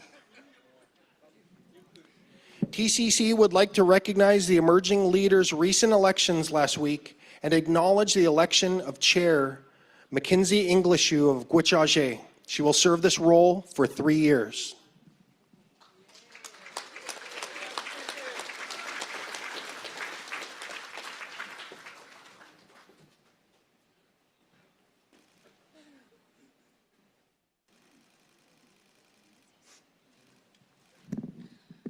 Masicho, I'm excited to work with the e-board, and Masicho for the youth for always being here, and I'm excited for all of us and all the upcoming leaders for all the future generations, so Masicho.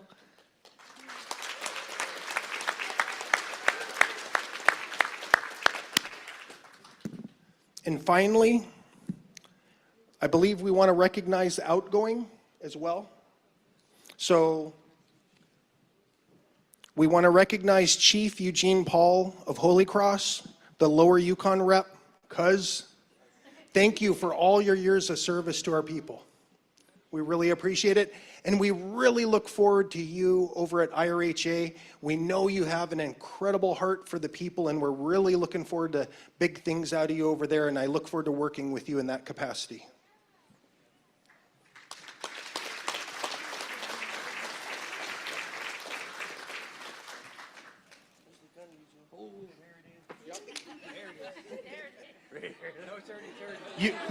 You get the right.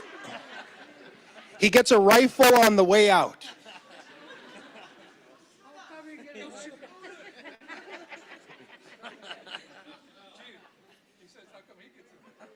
On the way out.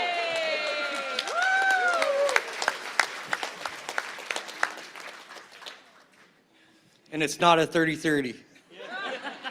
No, I mean, it's an honor and a privilege to serve as long as I did on the executive board.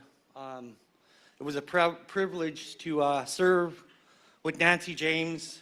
I served all the way up to Jerry Isaac, and and all the, you know, 3 past presidents there, Victor Joseph, Brian Ridley, and man, it was an honor to sit with them, with all the leadership that we have behind me, that, you know, I learned a lot from them, especially Nancy James, all really true to heart, that many words of saying that we can't have a meeting just to have a meeting. So I make sure that that's what we're there for, is to represent our people, not just to sit there and just have a meeting. But she instilled in me that, you know, we got to make things happen. So it's really, again, it was really a privilege to serve my Lower Yukon as long as I did.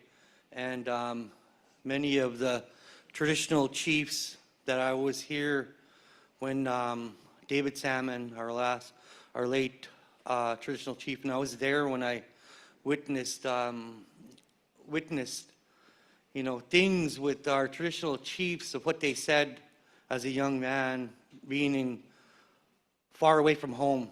You know, Holy Cross is pretty hard to get here, and just sitting with our traditional chiefs, that I had the opportunity to hear their stories, and sitting with our Dr. Reverend Trimble, you know, him. It's something that we need to do sometimes as a leader in our community, just to go up in the morning, shake his hand, say good morning, and makes you feel good to do that. And I don't have it with me, but I'm going to have it. My office is down the street down there, but I got a gift from him back in 2009, and it's signed by him, and it's on the back of it, it's signed by Reverend, second traditional chief in 2009. That pen is, he gave me a pen, and that pen is 15 years old. So when I go and lead in a different capacity, to lead our people in a housing authority, I'm gonna make sure that I have that pen on my desk there. And every time I pick up that pen, I think about what he taught me, is to love your people and love what you're doing. So things like that, you got to cherish. And a lot of times that we just go on our day-to-day business, but you also got to remember who's behind you. So I always thought about, you know, like how Ivan said, we as leaders got to know our path. So I was just grateful that I had an opportunity to do this, and I can't say enough of my family, my wife, and my children. My son just turned 21. He's working at the Slope, and he was born on March 11th. I'm sorry, but he's 21 years old.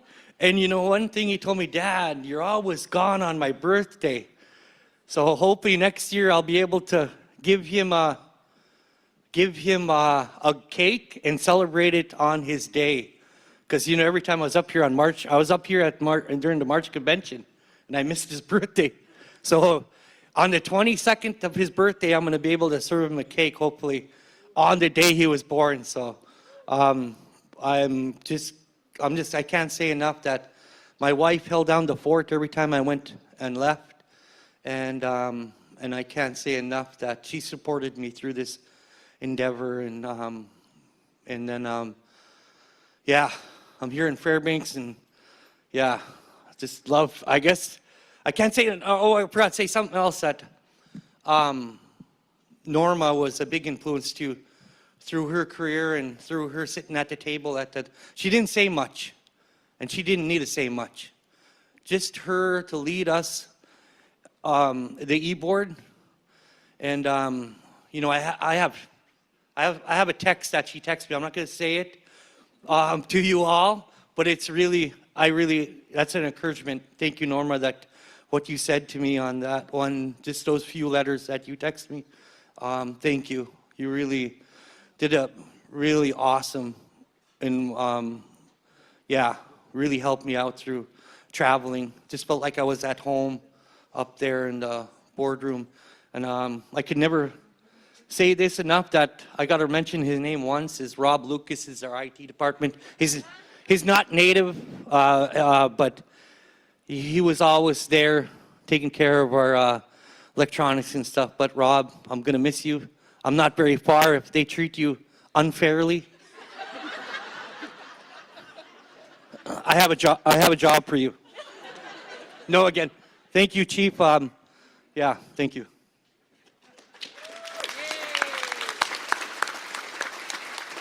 Now, don't run off yet.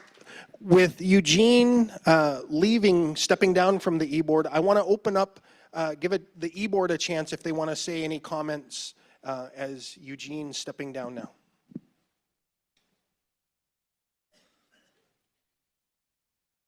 You know, the guys, the chiefs around the e-board tables, sometimes when they're sitting together, they really value that native value of humor. And sometimes it feels like we had to separate them, but we got through the day. They helped us to get through the day quicker. And Eugene, he reminds us of important, not only our native values, but he's going to do very well in his new role as CEO of IRHA. He often reminds us of processes to ensure that we're going through the right way. And at one of our last strategic planning sessions, he ensured that we were implementing processes that would ensure that we're following the goals of our communities and tribes. And so we're really going to miss Eugene in this role, but I'm excited about Ivan in this role, and I'm sure he's going to fit this role very well. I see them over there. They have that native value of humor as well. And so I'm looking forward to working with Ivan, but we're going to miss you, Eugene, and everything that you've provided to our e-board. Masi.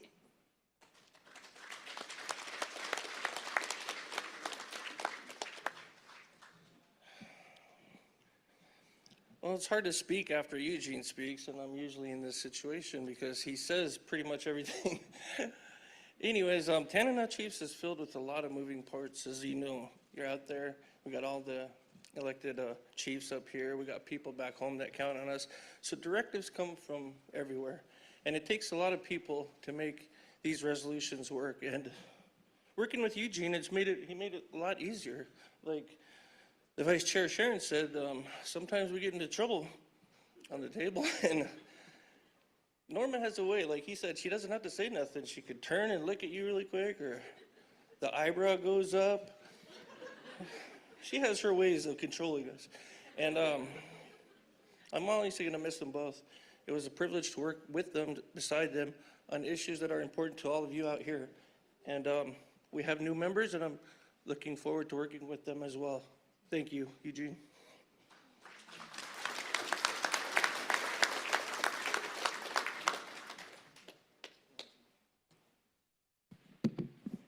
I was waiting for somebody else to step forward, but it's a privilege. First of all, thank you for Joe coming back, for new member to help us, and also our youth. What an opportunity! What a privilege!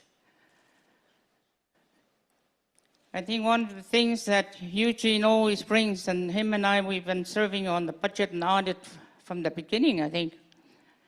He's going to be missed right there because he always brings up as a group to remember our villages out in the region. And that's been our focus. And I think the finance through with the e-board shows our concern as a group and working as a group. It's really important because accounting is the backbone of any organization. So it speaks for itself, it speaks for the staff doing a wonderful job, and unity and one voice. And one of the things that we also agree on as being the chief in the region is that to always remind each other that we represent everybody.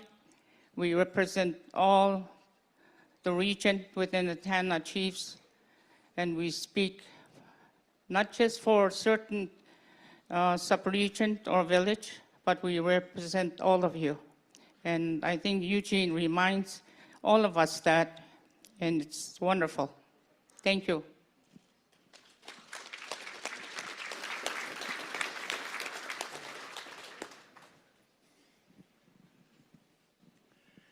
Eugene, thanks for your excellence and leadership.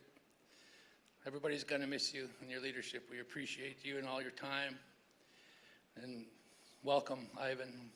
Thanks for joining us and being willing to stand up in leadership. We appreciate you. And Norma, too. We're going to miss Chief Norma. I call her Chief Norma because I could ask her anything. She got the answer, always. So we're really going to miss her and appreciate all you. And Joe, welcome back onto getting reelected. And congratulations on your new endeavor, Chief Paul, and good luck at that. I really, really appreciate you. Thank you.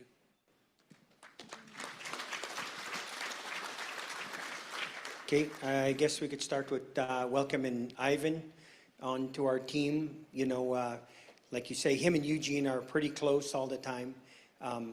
You know, and I know Ivan has learned a lot from Eugene over the years, and that's actually his brother-in-law. So, you know, he's got to keep him in line. So, but Eugene kind of was always a big brother, and I know. You know, you could see Eugene's leadership is really going to pay off with Ivan. We're not going to, you know, I know Ivan will fill his shoes, even they're really big shoes to fill.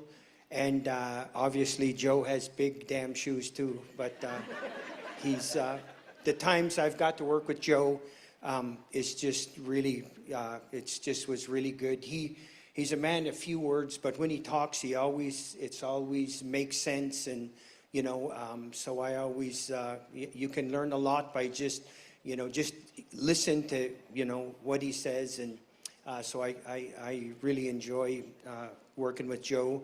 Our youth, our new youth is going to be really good. I know with, you know, having Alex leaving and you coming in, it's going to, you know, we're just excited to have you. Alex, I didn't get to see him outgoing today. I was running back and forth doing some things, but I wanted to say with Alex, I'll just, even though he's not up here, you know, I got a call a couple of weeks ago about him, and it was 7:30 in the morning. Hello, and I go, hello? He goes, hey, this is Alex Hanna. And I go, of, you know, Click Bishop's office. I need to ask you some questions. And I go, hey. How you doing, Alex? He goes, fine, but hey, I need to know some stuff about they're renaming a building in our village after the late Marvin Thurman, and we had wrote letters, and there was been people working for some years on trying to get one of our state buildings after the late Marvin Thurman. And anyway, Alex said, hey, I need to ask you some questions, and he was all serious and, you know, asking me all these real good questions, and as I was answering them pretty good, he goes, hey, Charlie, hey, thanks a lot. You know, nice to talk to you, and hey, man, we'll be in touch if we have to get back. But that was pretty cool to see one of these youth doing stuff like that. That, you know, sat up here. That's she's taken his shoes, but that made me pretty proud of him to see a young guy like him just come in all business and from a Click Bishop's office as a assistant. That's pretty cool to see. You know, just having him up here and seeing all this really good leadership. You know, so that was pretty cool. And let's see who I guess is left is Charlie Wright. Got a blanket.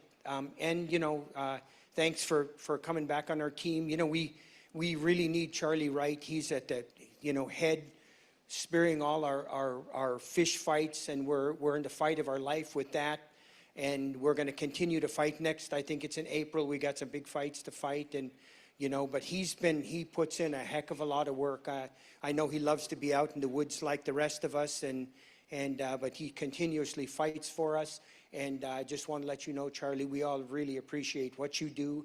And, you know, don't think that, you know, all of us just, you know, from the bottom of our hearts, you really mean, you know, it's going to mean life or death for us, you know. So let's make sure we appreciate Charlie Wright and him coming back on and continuing to fight for us.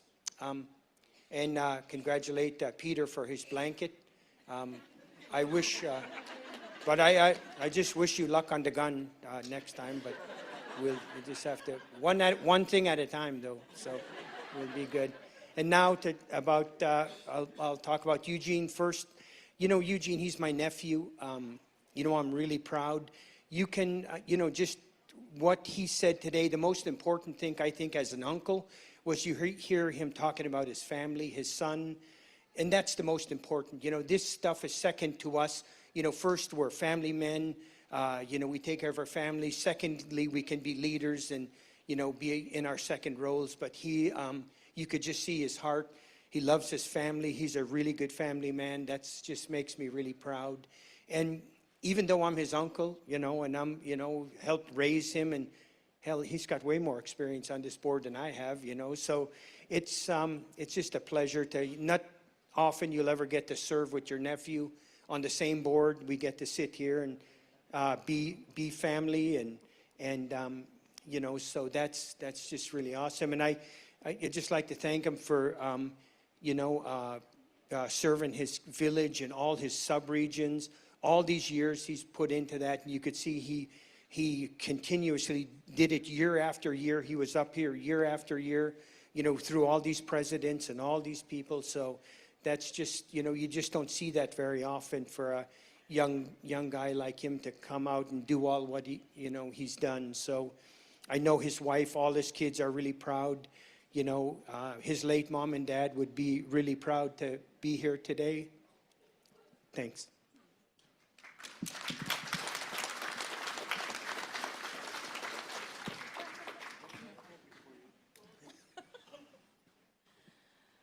I just want to say thank you, welcome Mackenzie, Dementive, I'm sorry, I forgot your first name, and thank you, welcome back Charlie, and it's been a pleasure. This was just my couple years serving on the E-Board, and I've learned so much through all of them here, and I want to say Eugene, and Sharon was right, they are mischief. Between Eugene, Herbie, and Charlie, we do have to separate them. But you know, as it was said, it was laughter is good. So thank you for your service, your dedication, your sacrifices. Thank you to your wife and your kids and your family. You know, that's important. So with that, you know, may God be with you and protect you and guide you in your new steps. Thank you.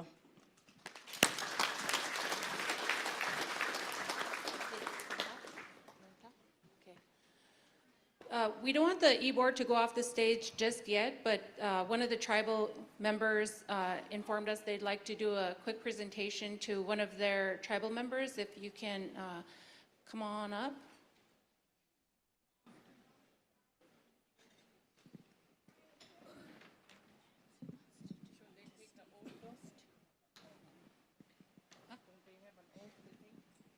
We'll do it right after. I'd like our tribal council members, our employees to come up, any of Peter's family or any of our Nulato tribal council members to come up and stand in front, please.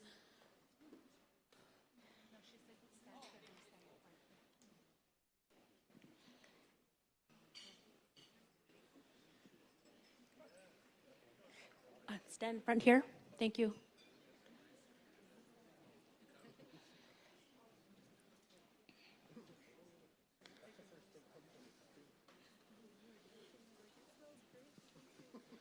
As they come up, I'll just go ahead and start. Representing the Nulato tribe, we have seen Peter's passion in what he does. He was the one that started the Nulato Tribal Council in the 90s and brought it to where it currently is today. He's a very strong speaker. He has a lot of knowledge, and that comes from the reading that he does.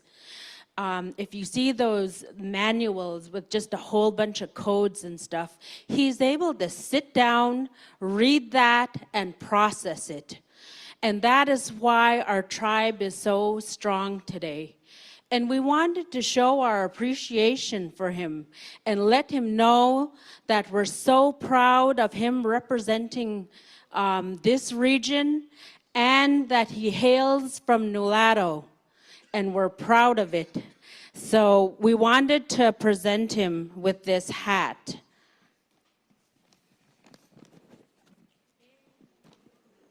And he's an outdoorsman, and I'm hoping that he'll be able to use it. It's a sealskin, beaver, and mouton hat, an appreciation to our tribal member, Peter Demoski, for all he does for this region. Thank you.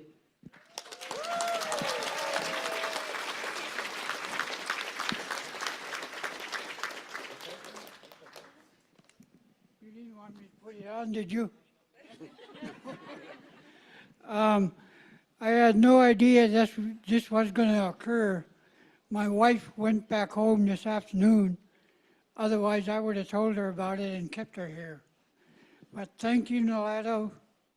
I did my best for you all these years, and I'll still do my best. I hope for as long as I live.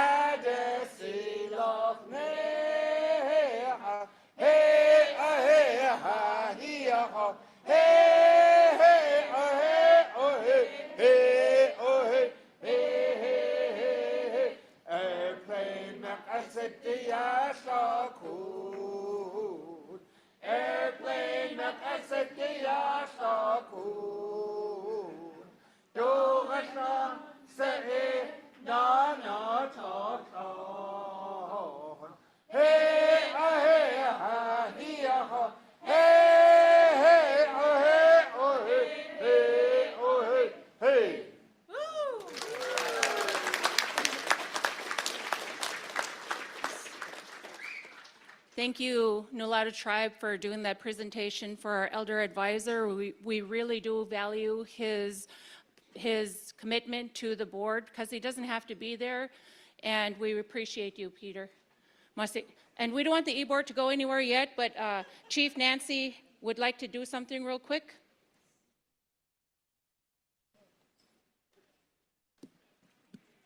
Could I ask our traditional chief, Steve Guinness, to come up with our Kuchaje tribal members? I see Mary, Daphne, anybody else that would like to come up and support the Yukon Flats?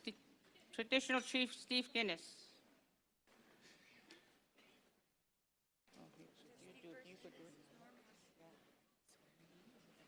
That's for Norma.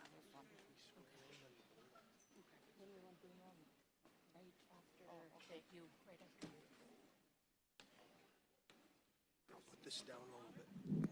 I want to say something about our traditional chief.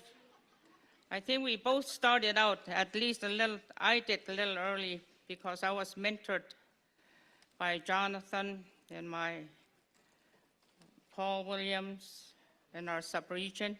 And so you can see I'm still in the Yukon Flats and getting old with Tana chiefs. So it's a privilege and an honor to work with the Yukon Flats sub-region that gets me to work for Tana chiefs. But I think we do this as we look around. Like I said, I see a lot of young leaders. It's a privilege to see young leaders stepping in. Take care of your people, take care of your community. We really need help and to take care of one another. And with that, I'd like to recognize my traditional chief, Steve Guinness of Kuchaje Tribal Government. He's been ahead of our forefront, keeping us united, working together for the benefit. And also,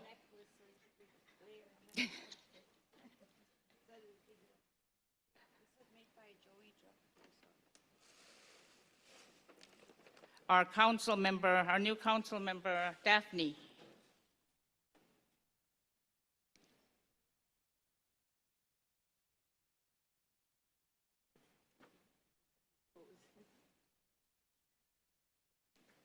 So when we were buying his gift for him, everybody knows that Steve likes blue, so we bought him a smaller necklace so when he retires from FNA, he can wear it. He's never going to retire from being our traditional chief, though. We appreciate him. Thank you, Steve. And I think it's a privilege to share him and for what he's doing for all of us. Merci trop. Thank you.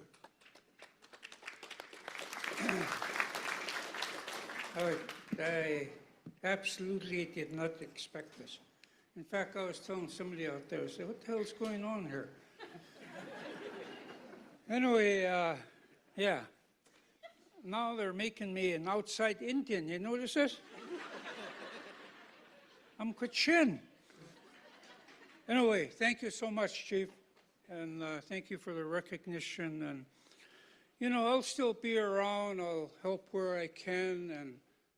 And we'll just see what the future holds for me. I know that this summer I'm going to spend it on the river. For the last 15 years, I've been living around Fairbanks. I was stuck in the office and never had a chance to fish or anything like that. You know, so I end up buying fish from people and this stuff. But of course, there's no fish now. So, but anyway, I'm going to spend some time on the river, and then I'll do my fall hunt, and then whatever comes at me after that, I'll check it out. But I already have an offer for a like a contractual, kind of a contractual work. And I'll look into that a little further, and if it's something I want to do, I'll do it. But so with that, thank you so much, and merci trop. And it's always good to see all of you people, every year. And remember, you all bring something to the table. You don't necessarily have to be sitting up here. You all up back there all have something to offer as well. Your voices are needed. And as long as we stand together and help each other out and lift each other up, the more power to us. Thank you so much. Merci.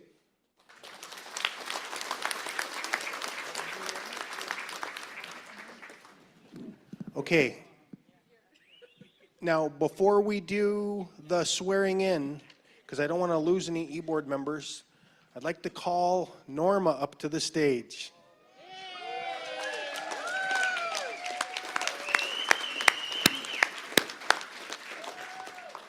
Norma's worked at TCC, she says, for 31 and a half years. And she told me I'm just one of 9 presidents, I think, that she worked for. But she says I'm in her top 3. I don't know. But, you know, there's a lot to be said about Norma. You know, a lot of people have said, as you get on the board, whatever the position is, she helps keep us in line. And be it travel, be it convention. I mean, the big thing was she was the one person that planned convention the most. And so over these last couple of years, we've tried to learn from her. I've said a number of times, there's what I call Norma's unwritten rules. We don't always have rules for everything at TCC, but Norma can say for the last 30 years how things are supposed to be done at convention. And she's just a wealth of knowledge that we're going to miss here at TCC. Thanks, Brian. Just full transparency here, I'm COVID negative, but for some weird reason, my voice was kind of lost today. And just want to say I've just been so blessed being with you for the last 30-some years after coming in from Minto and my children having their start there with their family. And the one thing I used to tell them right from the beginning was we're so blessed and so lucky to be a part of the Native community. I've appreciated that my whole life. They're always there for you. We're there for each other. And want to keep this short and sweet. It's been a celebration for the last week, for the last month, for the whole duration. Everyone has been so good and so much fun to work with. I really appreciate the work that you do and the leadership you provide, because you make the difference in our lives. And I've done all I could to support that. So I appreciate you all. Thank you.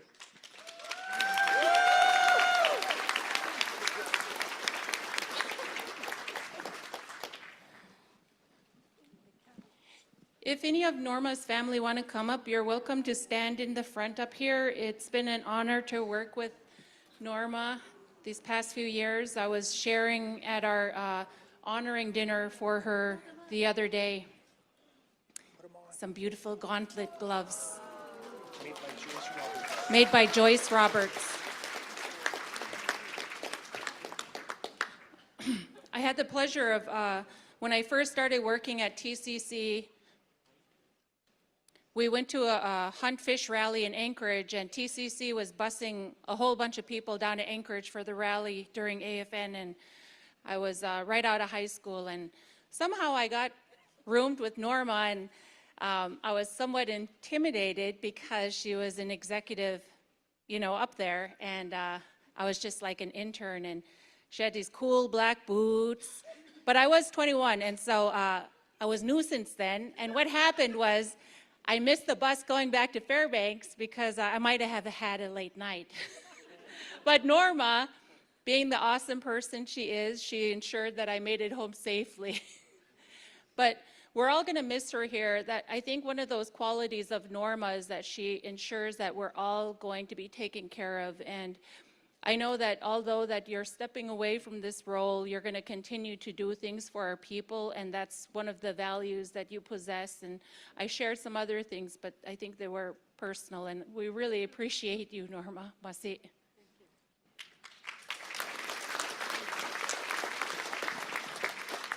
Now, just like I gave Steve Guinness, I got you a real big picture of me. Just kidding.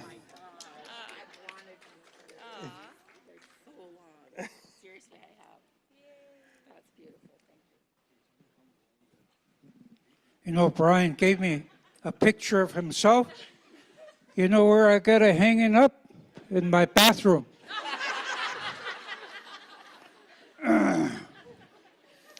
Anyway, Norma, we wanted to present you something on behalf of FNA. But before I turn it over to our president of FNA, I just wanted to thank you for your many years of service.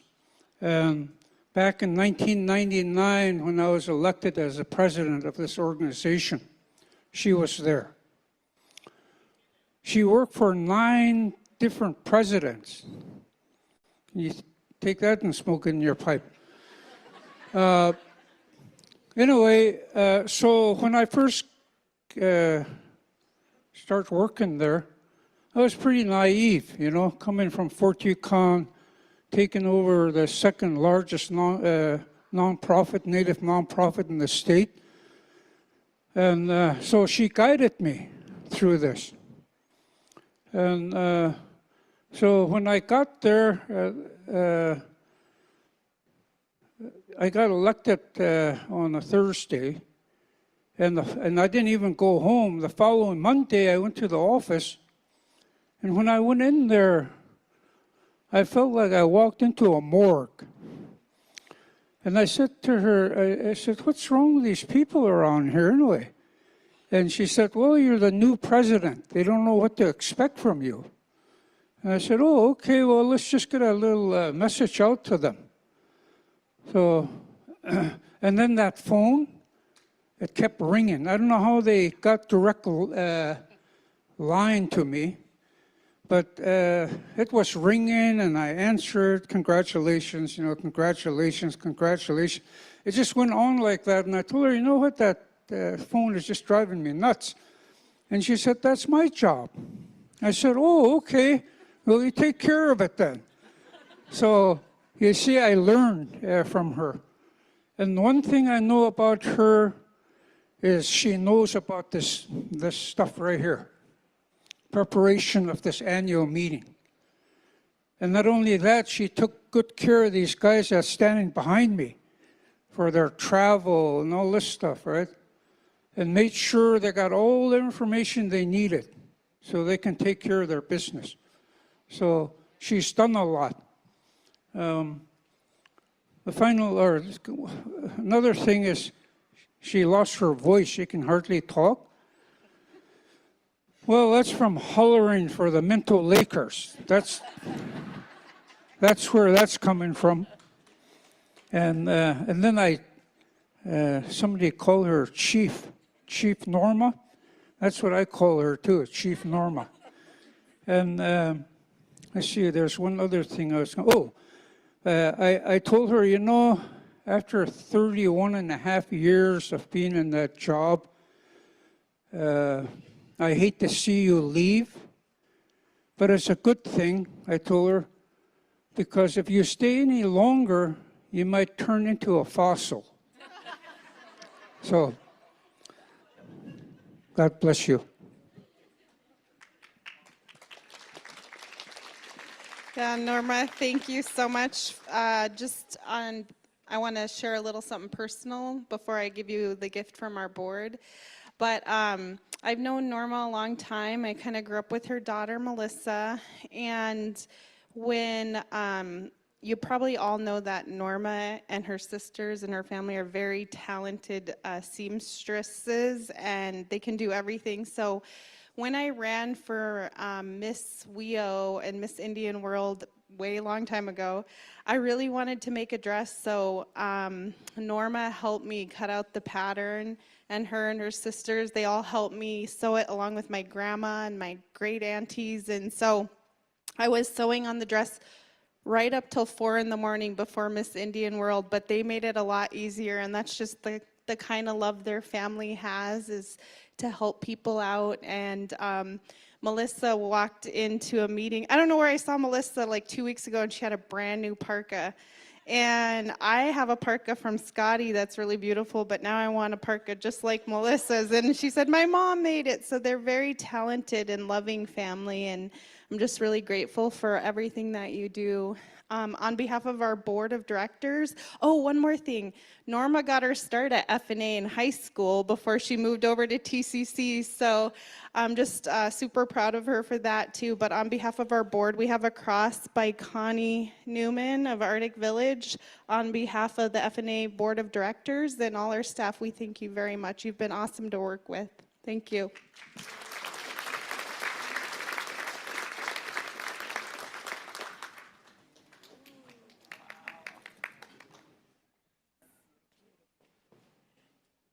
Oh, Norma.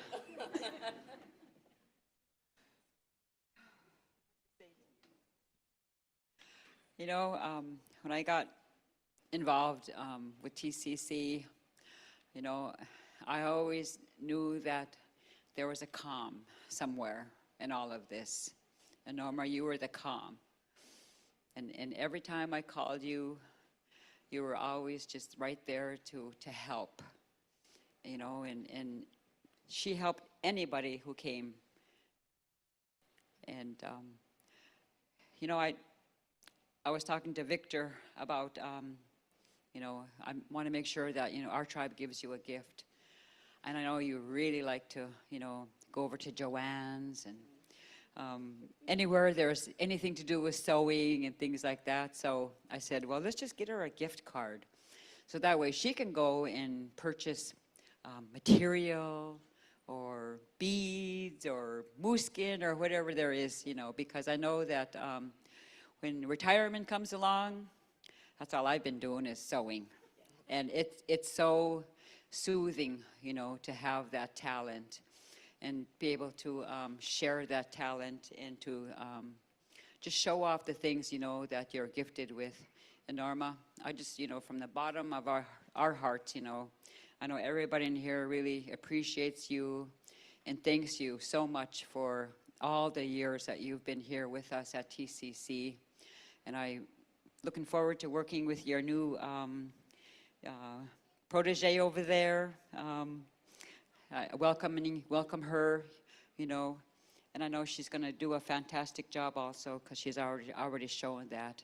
But I just really appreciate you for everything that you've always done for each and every one of us, Norma, and I just love you so much. And yeah, go Lakers.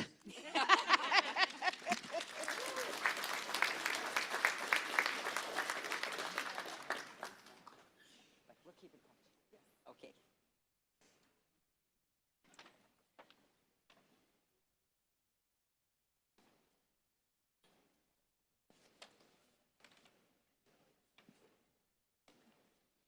Norma,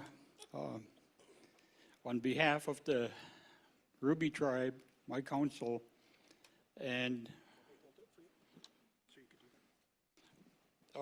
we got you a couple of small gifts of our appreciation for all, like Julie, you've taken care of me for years that I've been on the e-board. I got to say this. My late wife used to say, because I was on the phone with you, going over my travel and going over whatever, she kind of looked at me and I said, that's Norma. She's good at what she does. She's the most professional, competent worker there in TCC that just took care of the board. And so she said like, oh, or something, but you know, but so not only that, we got you that hairbreadth, I think, or whatever, and a set of earrings. And also, we got to mention that with this gift and appreciation, it's also for our late Chief Don Honey Sr., his family, his son is our second chief. We appreciate how much you did for him as well. So thank you, Norma.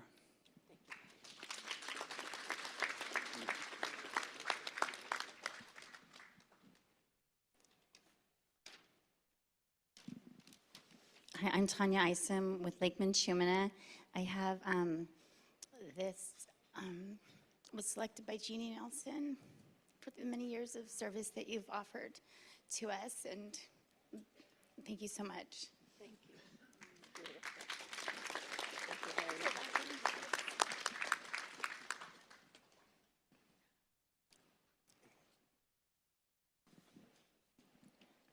Norma.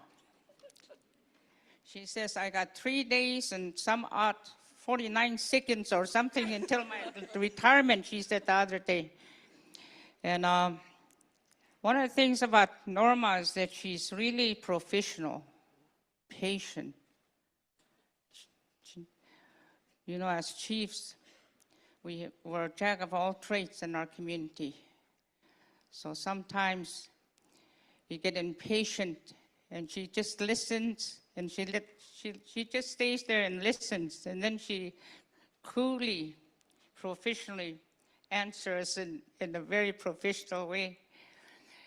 And a lot of times I say to my tribe and to the staff, they ask questions and about TCC, and I said, oh, just call up Norma Dahl. She'll connect you to all the departments.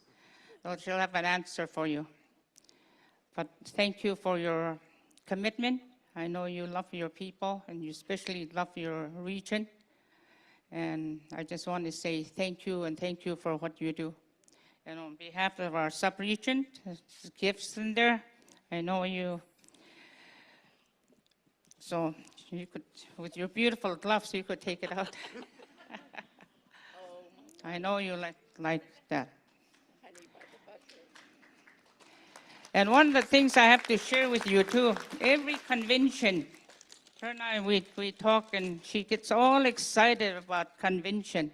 Oh, Tana Chiefs Convention's coming up. I said, what's so exciting about that? I told her. And she said, oh, all the people are coming in. And then she said, I've been learning lots being the secretary. But I see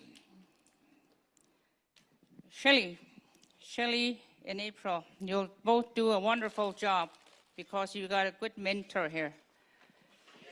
Thank you. Masito.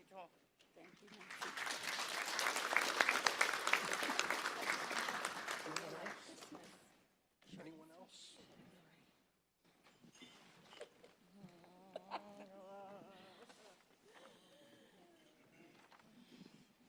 Norma. Norma was my mentor when I started out working for the tribe years and years ago. I don't think it was even legal to go to work, but Norma, I started out working. Norma was working for our council, and she took me under her wing. And I worked with her many years, and she taught me, and I received what she was giving me. And then she left. She came to Fairbanks, and then years later, we got to work together again. I was elected to the E-Board, and again, Norma took me under her wing. And Norma, I thank you, I love you, and I appreciate all that you've done. Not only you, but your family as well, because I know you as well sacrificed along. So we're just giving you a little token of our appreciation, and we thank you.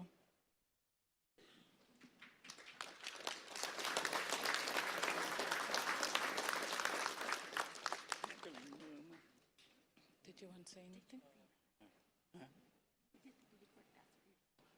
Yeah. I don't know, Lindy got it. Norma, I just want to thank you for all that you do. I went to high school with you and your sisters, so I knew you since we were teenagers. And I'm glad your kids call me uncle. We thank you. Thank you.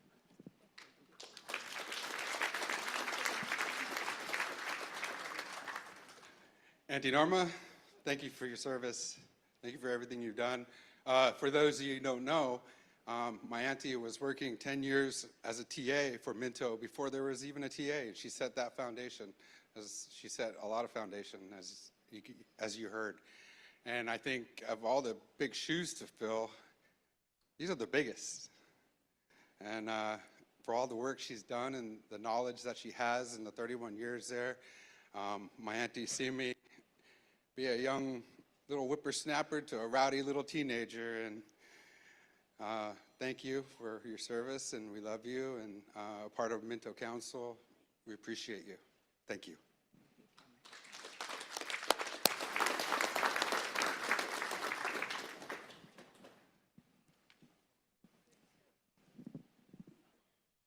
I'm behind you, Norma. I've only known Norma for a few years. It was my pleasure to work with you. There was nothing she can't fix. No matter what, she'd fix it somehow, and she always stayed calm. And I really appreciate that in you, and the love that you show for your people. We really love you, and we're going to miss you. Enjoy your retirement. And love, she always smiles, and is always smiling. Appreciate you so much. Thank you for your time. Thank you.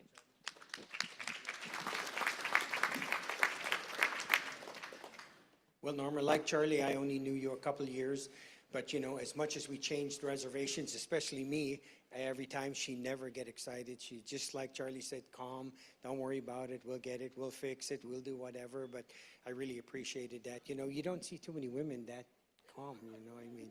So she was pretty damn calm. My wife is hopefully not listening, but anyway, but yeah, she just had this calmness about her all the time, and that really shows. And, you know, like to say, you got a lot of boyfriends there, holy moly, that you took care of. So just wanted to tell you thank you. You always were here for us, and just thanks a lot for everything. Thank you.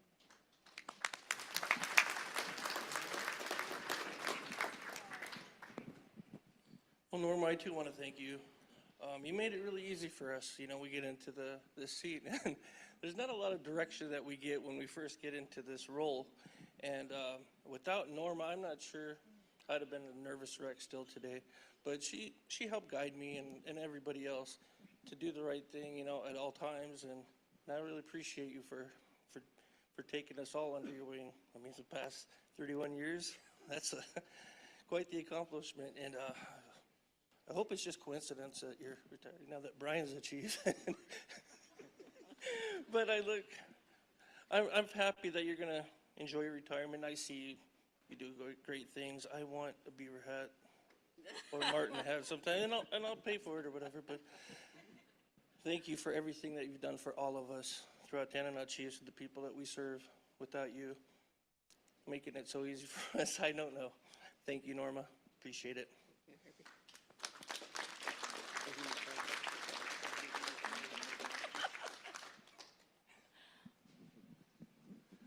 Oh boy, what can I say? Norma, you have been an inspiration to me ever since I've been on the e-board. When I'm in the village of Nolato and I need something done by TCC, I always call you.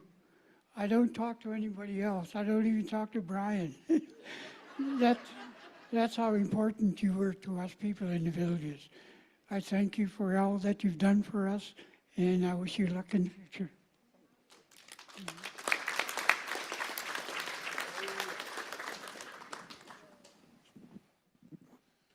Yep. Excuse me, but if all of you are wondering why I'm so quiet at meetings, I took Norma's advice to heart. She says, you don't have to say anything. Yeah, well, it was fun last 3 years, so thank you, Norma.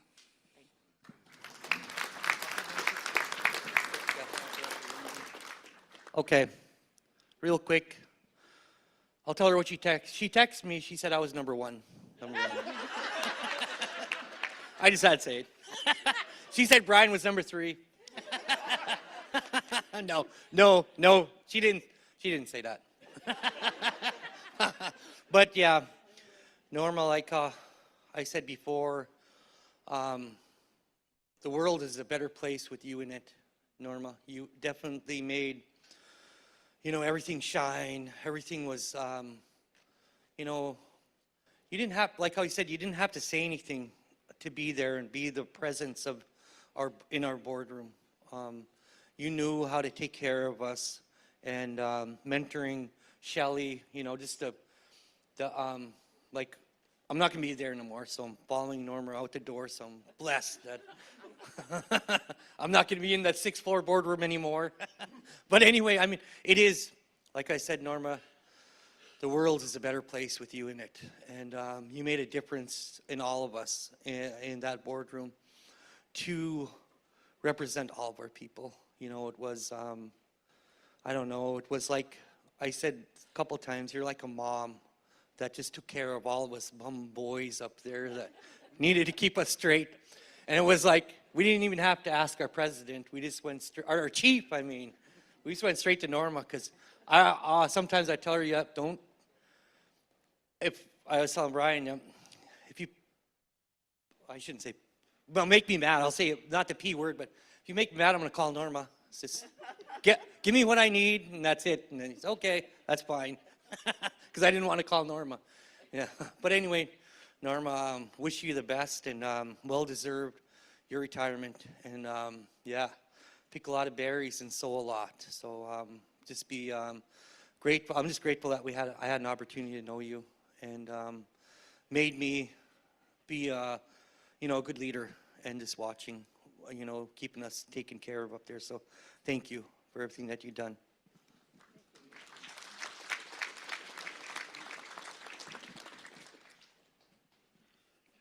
Well, hello, Norma.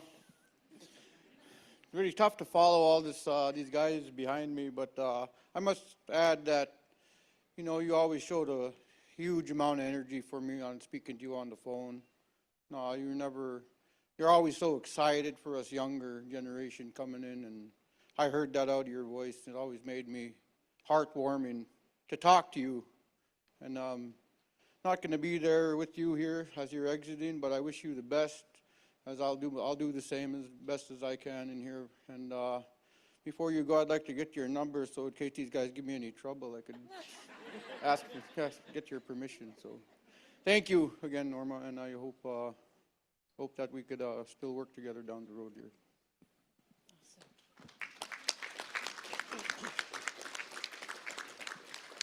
Anyone else? Everyone's good?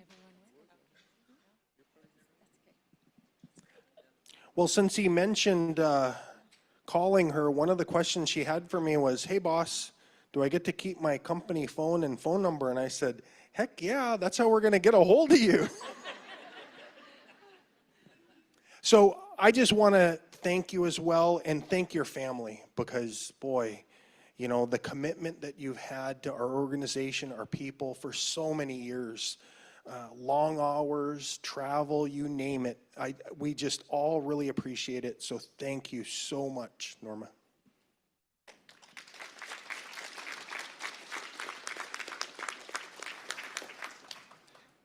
Just want to thank everyone again, and you know, it has been fun. It's gone by so fast, and I wish all well. I'm not going anywhere. If I ever sent you an email, you have my number. It's in the signature line.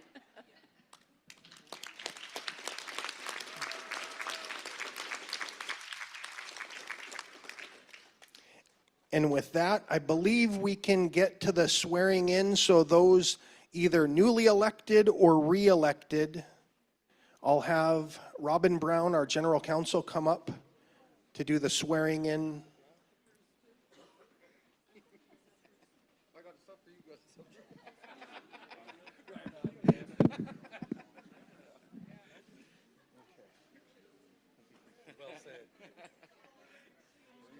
I think the rest of the board can sit down. It's just the elected or re-elected. We want them to swim too. Peter too? Peter too. Thank you. If I could please have Robert Wright, please step forward. If you could please raise your right hand. Do you, Robert Charlie Wright, swear or affirm that you will faithfully discharge your duties as a Secretary-Treasurer Officer for Canada Chiefs Conference to the best of your abilities? I do. Thank you. Congratulations. Thank you so much. If you could sign and then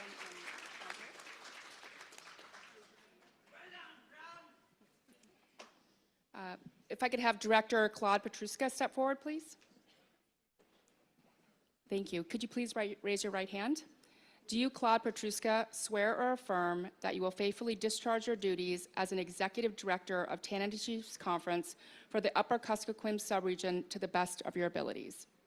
Thank you. Congratulations.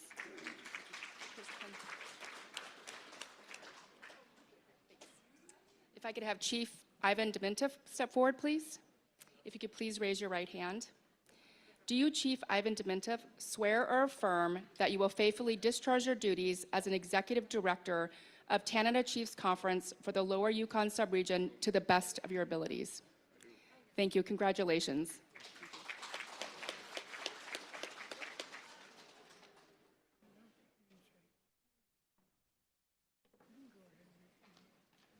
If I could have Peter Demoski please come forward, the Elder Advisor. Thank you, Peter. If you could please raise your right hand. Do you, Peter Demoski, swear or affirm that you will faithfully discharge your duties as an Elder Advisor for the Executive Director on the Canada Chiefs Conference to the best of your abilities? I do. Thank you.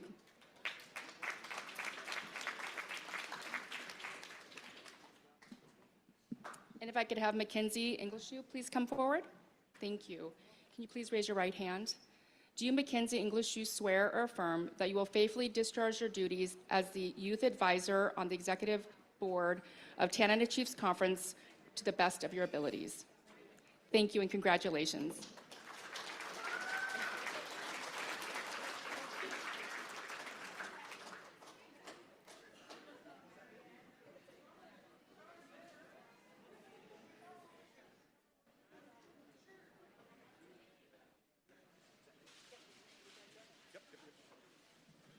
Okay, don't run off yet. So make sure to identify yourself as we get a motion to adjourn. Motion. And second? Second. All in favor, say aye. All opposed, same sign. We're adjourned. Thank you, everyone. And remember, the potlatch starts in about 15 minutes over at the Tribal Hall. Really good TCC conference. Thank you. Anabase.